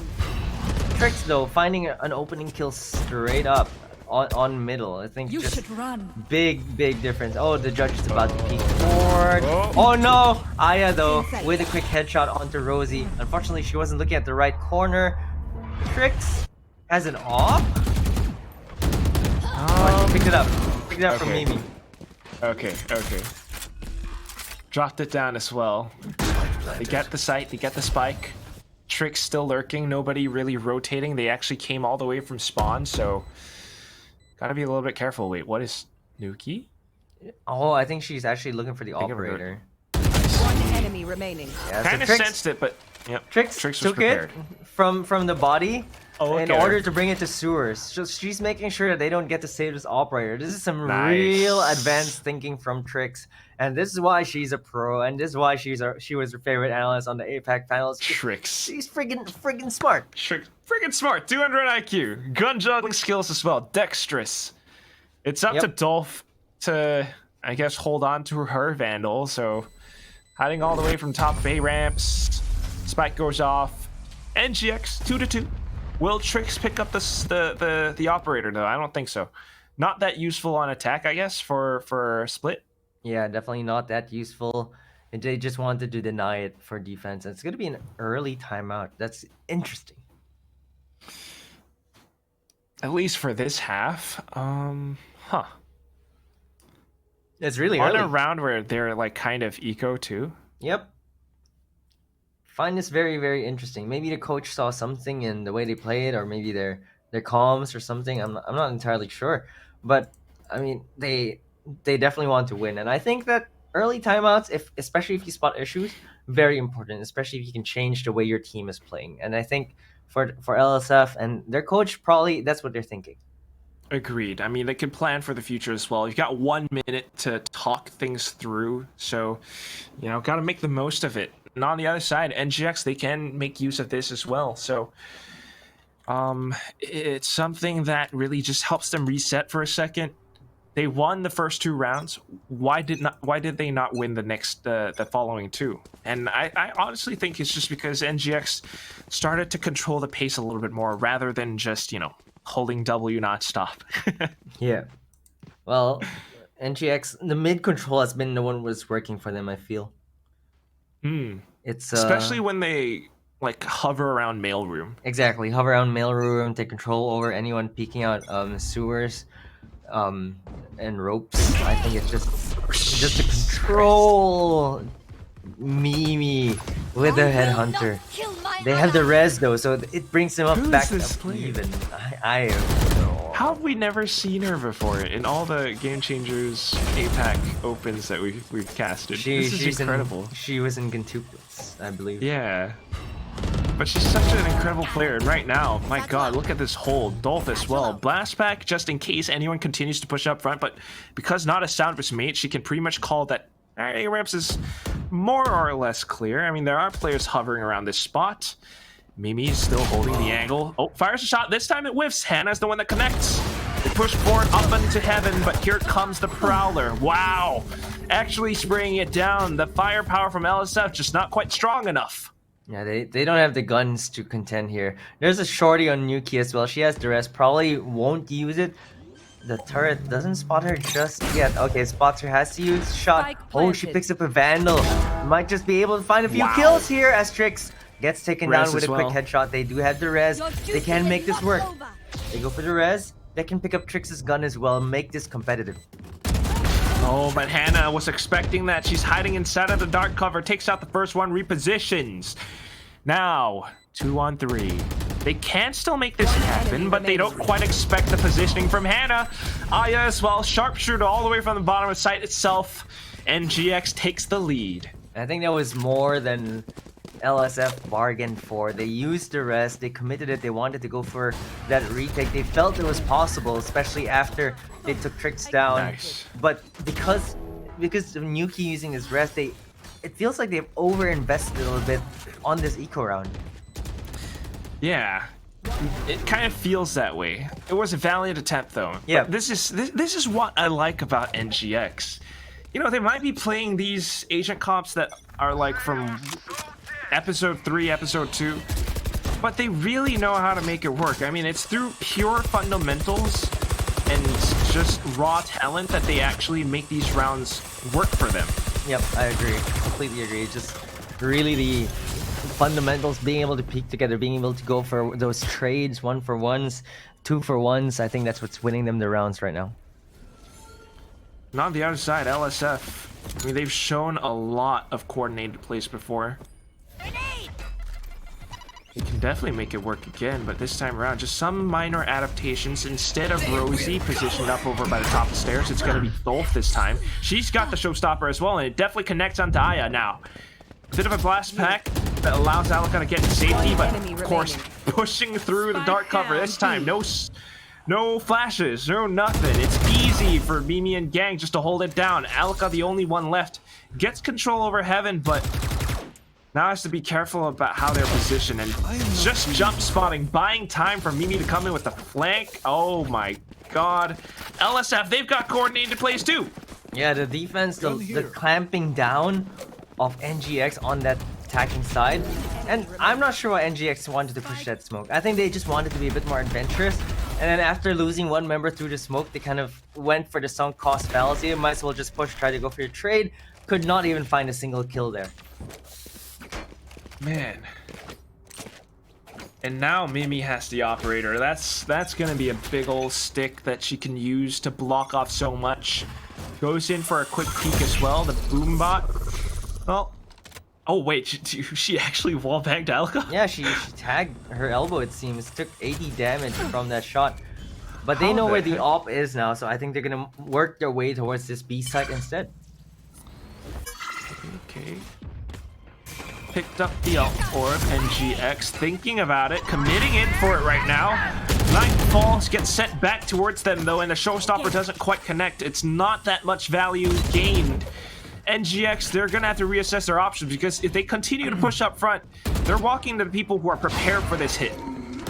Yeah, they're actually making their way towards A. It's gonna be a change in direction, but Aya's gonna take one down. It seems to be going to be a flawless round. No, Hannah says, I'm gonna take one kill. Might be able to find a second kill. Doesn't check the corner though. She gets paranoid. Blast pack as well, slowed down. She's trapped here right now in ropes. There's someone waiting up above for her. Cupcake is gonna take her down. It's just, again, this quick reaction from L-Streak. They really know how to play so fast. As soon as they get information, they can confirm it, and they reposition such that it kind of feels like they're everywhere. Every single site that NGX were trying to adapt and rotate to, L-Streak were already prepared for it, even as Hannah tried to route back around to the top of ropes. 4-3, and then the timeout comes in. Yeah. Oh my gosh, mean, this is a game. LSF called their timeout at 2-2. NGX called their timeout at 3-4. I think it's really a game. For both sides, they know what's at stake here. And both teams have already gotten this far. Neither team don't want to lose a game 5 that they worked so hard to reach. This is a real match. Super hard. If anything, honestly, NGX, they worked a lot harder here on the server. Right? They really showing it with their overtimes. LSF, they worked hard as well, but probably in their scrims, their customs, they really show that they have studied the maps. And right now, Mimi with the operator, I think, is the biggest threat to NGX, because the presence of that thing alone, it's enough to warrant a rotation. It's enough to block off an entire site. Yeah, it just deters NGX so much, and they don't really have the tools to flush Mimi out. There's no hard flash. The Leer might help a little bit, but right now, if they just make their way onto A really quickly, I guess they can avoid the operator, and that's what's working for them right now. Oh. I thought Mimi would have been around screens or something, but okay. NGX gets the site really quickly, but of course LSF has the potential to play for retakes as well. The only ultimate available is Cupcakes, and that's not that useful, but I'll have to rethink how they want to approach this. Be very careful about it. Attacking lockdown coming in from Ivory just to push them even further back. Dolph able to take one from the top of Heaven though. They might be trapped inside. Aya's lurking on the other side, the exit, just as they try to go on through, but what not looking in the right direction. Don't find yet another blast pack onto site now. And Hannah on the other side of Raptor is able to dissect them one by one, making them drop like flies. Dolph on the site itself doesn't quite have the time. About 15 seconds remaining, and they're just playing for time now. Hannah peeks at the right time, picks up the kill, and 4-4 for NGX. That tag pause paid off. Like, they had a plan to get into the site. They had an execute for the A site. I think it really panned out. Even for the post plans for them, they really just played it so well on the side of NGX. That's why this game is so close. I think they used some kind of, I didn't quite catch it, but they did something that kind of forced Mimi away from her regular positions, I think. It was the Lear. Like, that's why she was up. It was the Lear on yeah. A lobby. It just Mimi just could not peek out from that Lear. Oh, so same play now. Same play. Same play. It's working out. The smoke is gonna block Mimi as well. It's really being able to disable Mimi. That's the biggest difference here in winning the rounds. Like that render that operator used. Boomot gonna spot them out. Ivory takes one down, but gets taken down by Nuki. Quick trade. Aya though jumps down. Oh, the slow orb comes out. They might just want to peek her right here, right now. Oh, just by the little bit of an edge, Mimi still able to take the shot all the way from screens. Hannah re-smokes. Now has to reposition as well.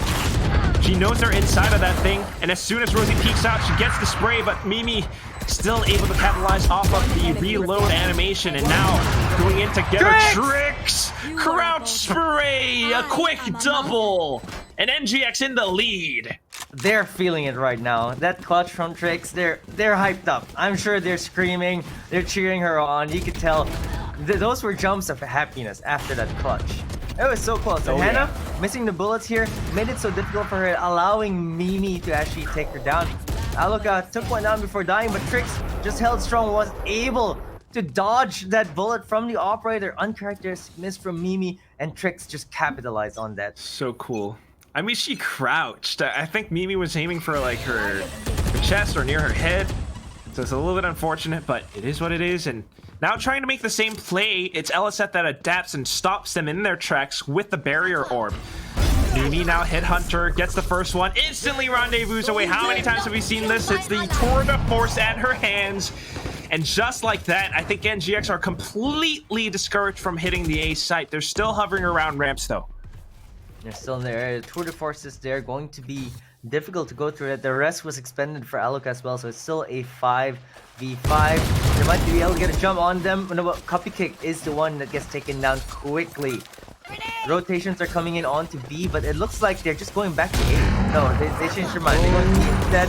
There's a tour de force shot. There's a satchel as well. There's a double kill from Aluka. Sprays them down so quickly. Might able to find another one. No, Yuki says no with her frenzy. But Hannah and Ivory clean up shops. And NGX, they're making this attacking side work. Looking a lot better than before. So good. The sudden call to make the rotation and also making use of utility and also just stopping at the right times just to throw off the L streak holding positions at times. I mean, even to that last frag that we see from Ivory, it's just a deliberate lurk. This is how you play split, and they clearly show that they have the experience on it.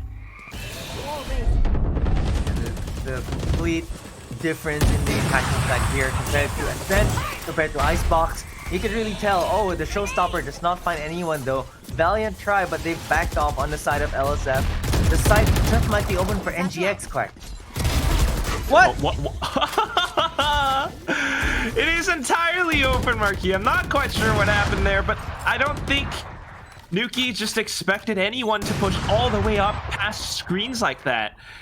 And Mimi now trying to fire shots through the dark cover with her operator. It just doesn't quite connect onto anyone. NGX this time on the map like this, their post plans look a lot better. Watching the angles, picking up the frags, and of course forcing LSF to rethink how they want to position around this. Can they find a pick that can aid them in their advances? Apparently the answer is no, as the trades come through, even to the final one. Hannah, just a quick answer back into it, and they pick up the 7th win. 7th win, and oh my god, NGX are the ones that have found 4 rounds in a row. They're the ones streaking. Nuki just wanted to kill someone in that corner, but actually the person flanking her came up first. Wasn't able to find those kills, and the rest of NGX, they just find free kills. Oh, Basically, look at the right? guns. It's all free. And economy, yep. Spectre, Bulldog, Light Armor. Ooh. Some utility though, the ultimates, it's not too bad. If Dolph can time this perfectly and land the perfect ults as they approach in, or maybe come in with a retake on it, that would be big value. It would be, but right now she's not in the right spot to actually go for the showstopper. If she went for the showstopper play right here, right now, I think she can find 2 to 3, but she's just not in the right place.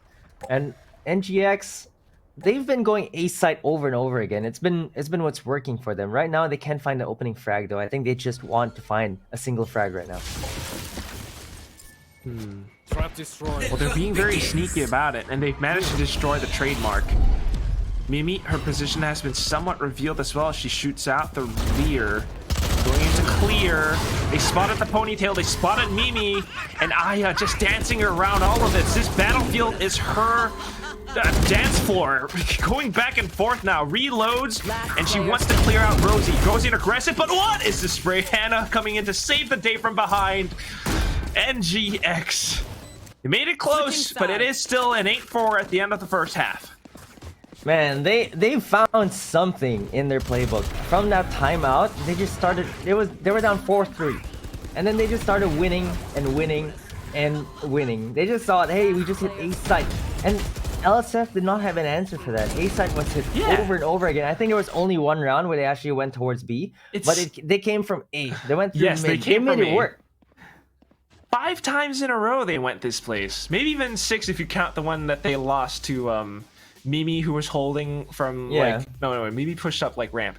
But yeah, it's just incredible to watch NGX in their element like this, because I really think one of the reasons why they play this well is because they know this map. They've played it. They've played this so much.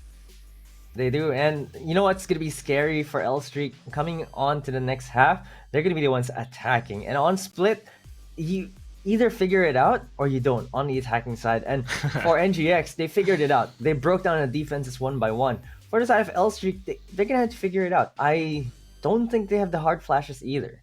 They don't really have the tools to get into that side, clear it out. A little bit, maybe the Prowler, a little bit of a little bit of it's not like a breach. It's not like a KO. Yeah. I think it's still gonna be difficult, and especially on split, if they can replicate what NGX do, then it might be something interesting, but that is going to be difficult.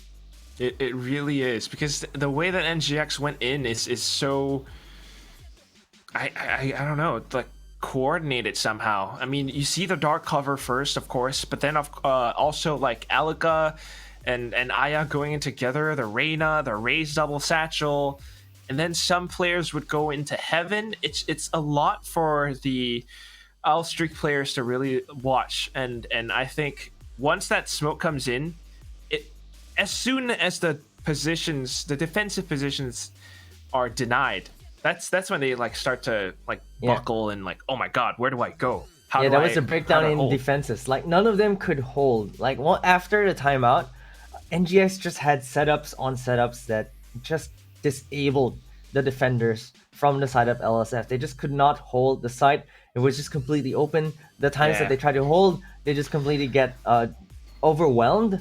The times that they actually tried to go for the retake, it was too late because the post plants were already set up by that point in time. And NGX just looks so good this time around. And honestly, the best attacking half I've seen so far from them, besides Haven on attack. Yeah. What a callback to Haven. NGX performing so well in the opening. They had a 9-3 on Haven. On split, it's an 8-4. No curse.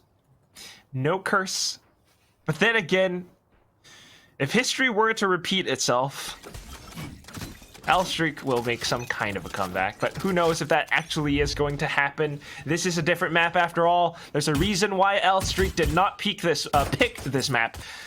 And right now they have to find some kind of an opening attack. Mimi! Her headhunter again. She's so good.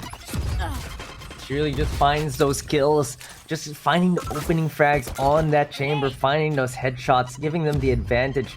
Right now though, NGX still playing unfazed. They're pushing forward, in fact, on Aloka. Might be able to find a killer. Oh no, they're passing each other. Okay. Well, NGX trying to play a little bit safer. They're falling back. Mimi could just be a lurker. The rest of them trying to find some kind of a pick towards garage from garage into B. Not quite able to find anything yet though. Dolph now sends out her boombot. Prowler in to clear out mail room as well. And this is Trix falling all the way behind. Elka pushes into garage and eats a bullet to the face.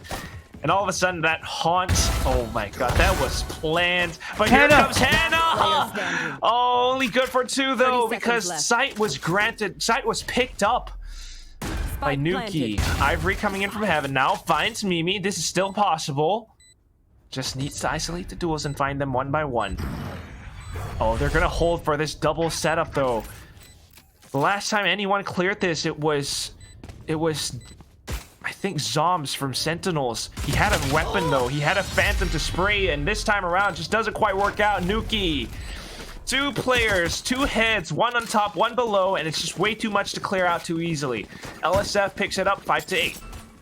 They pick up the attacking round, and they really decimated the defenses of NGX, picking them off one by one. Hannah though, some heroics here, did not peek at the right side.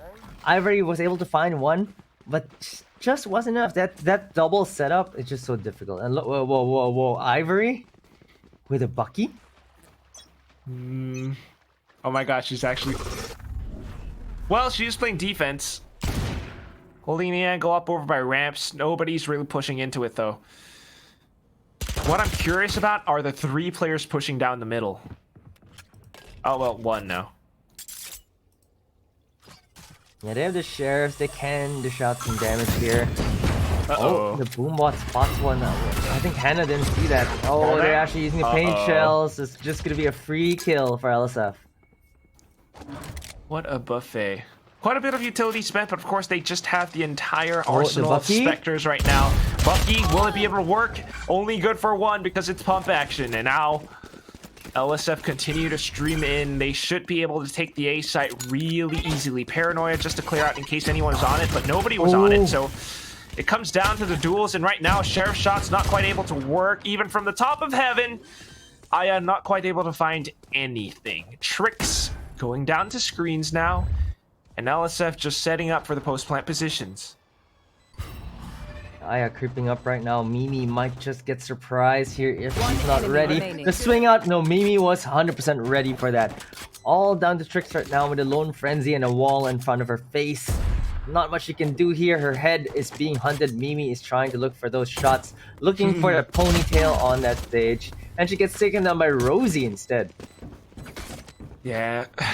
Might as well hold on to those headhunter rounds. I mean, those things cost credits after all. And this is a perfect 2-0 start for LSF so far.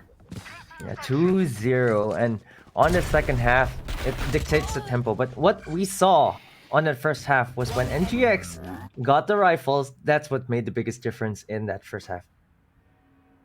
Will it work out again, though? It's a different side, difference in playing defense. Bring them down. And they're really going to have to read situations incredibly well. Prowler narrowly misses Ivory. And, well, blast back straight up into a ramp, a heaven. It's gonna be the paint shells as well to try and clear the corners. They're all running towards heaven. The spike might be going there as well. They've taken control over this A heaven, but where do they go from here? Are they gonna pivot? Yes, they are. They're gonna go to B. Trix is gonna be there. Uses the wall. Falls back into the site, waiting for rotations from her teammates. They take down the wall quickly like it's Swiss cheese. It's full of holes right now, and now it's just completely open. There's the paint shells coming in. Wow. Trix finds the headshot onto Dolph as well. The pain chills buys a bit more time too. And there's gonna be a lurk from Mimi though. Look at where she is right now. She's lurking all the way on the A side, but I think Hannah might be able to find her. No, Mimi gets to jump onto Hannah. She's able to change her gun as well to a Vandal, but does not expect Ivory to be there as well. They're still gonna try for this B side execute though. Trix gets taken on by that Spectre. Already an expensive round for NGX, but Aya finds a kill, uses his miss to get back to safety. Cupcake is gonna be planting that spike. Aluka tries to spray through the boxes, does not find any damage. They're gonna have to go for this retake. 3v2, they still have a lot of time for this, so they can take their time. They use some utility to One find some enemy information. They take Rosie Nice. down, they know where the last one is, and Aya is gonna take Cupcake down as well. And they secure the round. Aluka gets to change her gun to a Vandal as well. NGX, they've only lost 2 members, not too shabby. Not too shabby at all. In fact, this is a pretty big win. They get to pick up these Vandals, and right now, it's what we expect coming in from the 3rd round. That said, though, I mean, they went in together. They had the numbers advantage, even with LSF trying to make the quick mid-round adaptation. This time, it just didn't work out. It didn't really work out for them. I think it's just a bit too suffocating from the side of NGX. They just held their ground. They knew when to stand their ground. They knew when to stop and go for the retake. But right now, they might have won that round, but the economy's not great for them. Look at Trix. Only as Sheriff to her name. Did not even get the buy from her teammates from like maybe a Bulldog or something. She's okay with that Sheriff. She's been sharp with it. And all she has to do is to buy time for her team anyway. Just slowly exchange something to buy time. Get some rotations underway. NGX, though, trying to hold down mid for as long as they can. The barrier orb just to block off B garage. LSF are aware of it, though, so they're shooting down every single panel. We've got about a minute left to work with. It's typical LSF, right? They just take so much time defaulting, not really finding anything. There. Eventually, they'll choose the site, but they really like taking very long defaults. And it's very different from what NGX does, where they just take over a site and dictate their own pace. But right now, it looks like LSF have chosen to go to this A site instead, walking up, creeping up slowly into this. The defenses for 30 NGX are seconds skewed left. towards B as well, so they might just be able to take this site. Setting up for it at least. Dark cover blocks off screens. You want to play? Let's Wow, play. using this when there's only 15 seconds left, the lockdown makes it such that 10 LSF seconds only has left. about, what, 10 seconds to get the spike planted? Spike planted. We're still going in for it. And at the cost of Rosie losing her life. Weapons picked up now and everything's smoked off. If they can hold this still, the defuse can will stick go it. through. Ivory manages to stick it. What? And Hannah, Hannah! whoa! She jumped, drifted by, and had the judge. It was a quick double kill.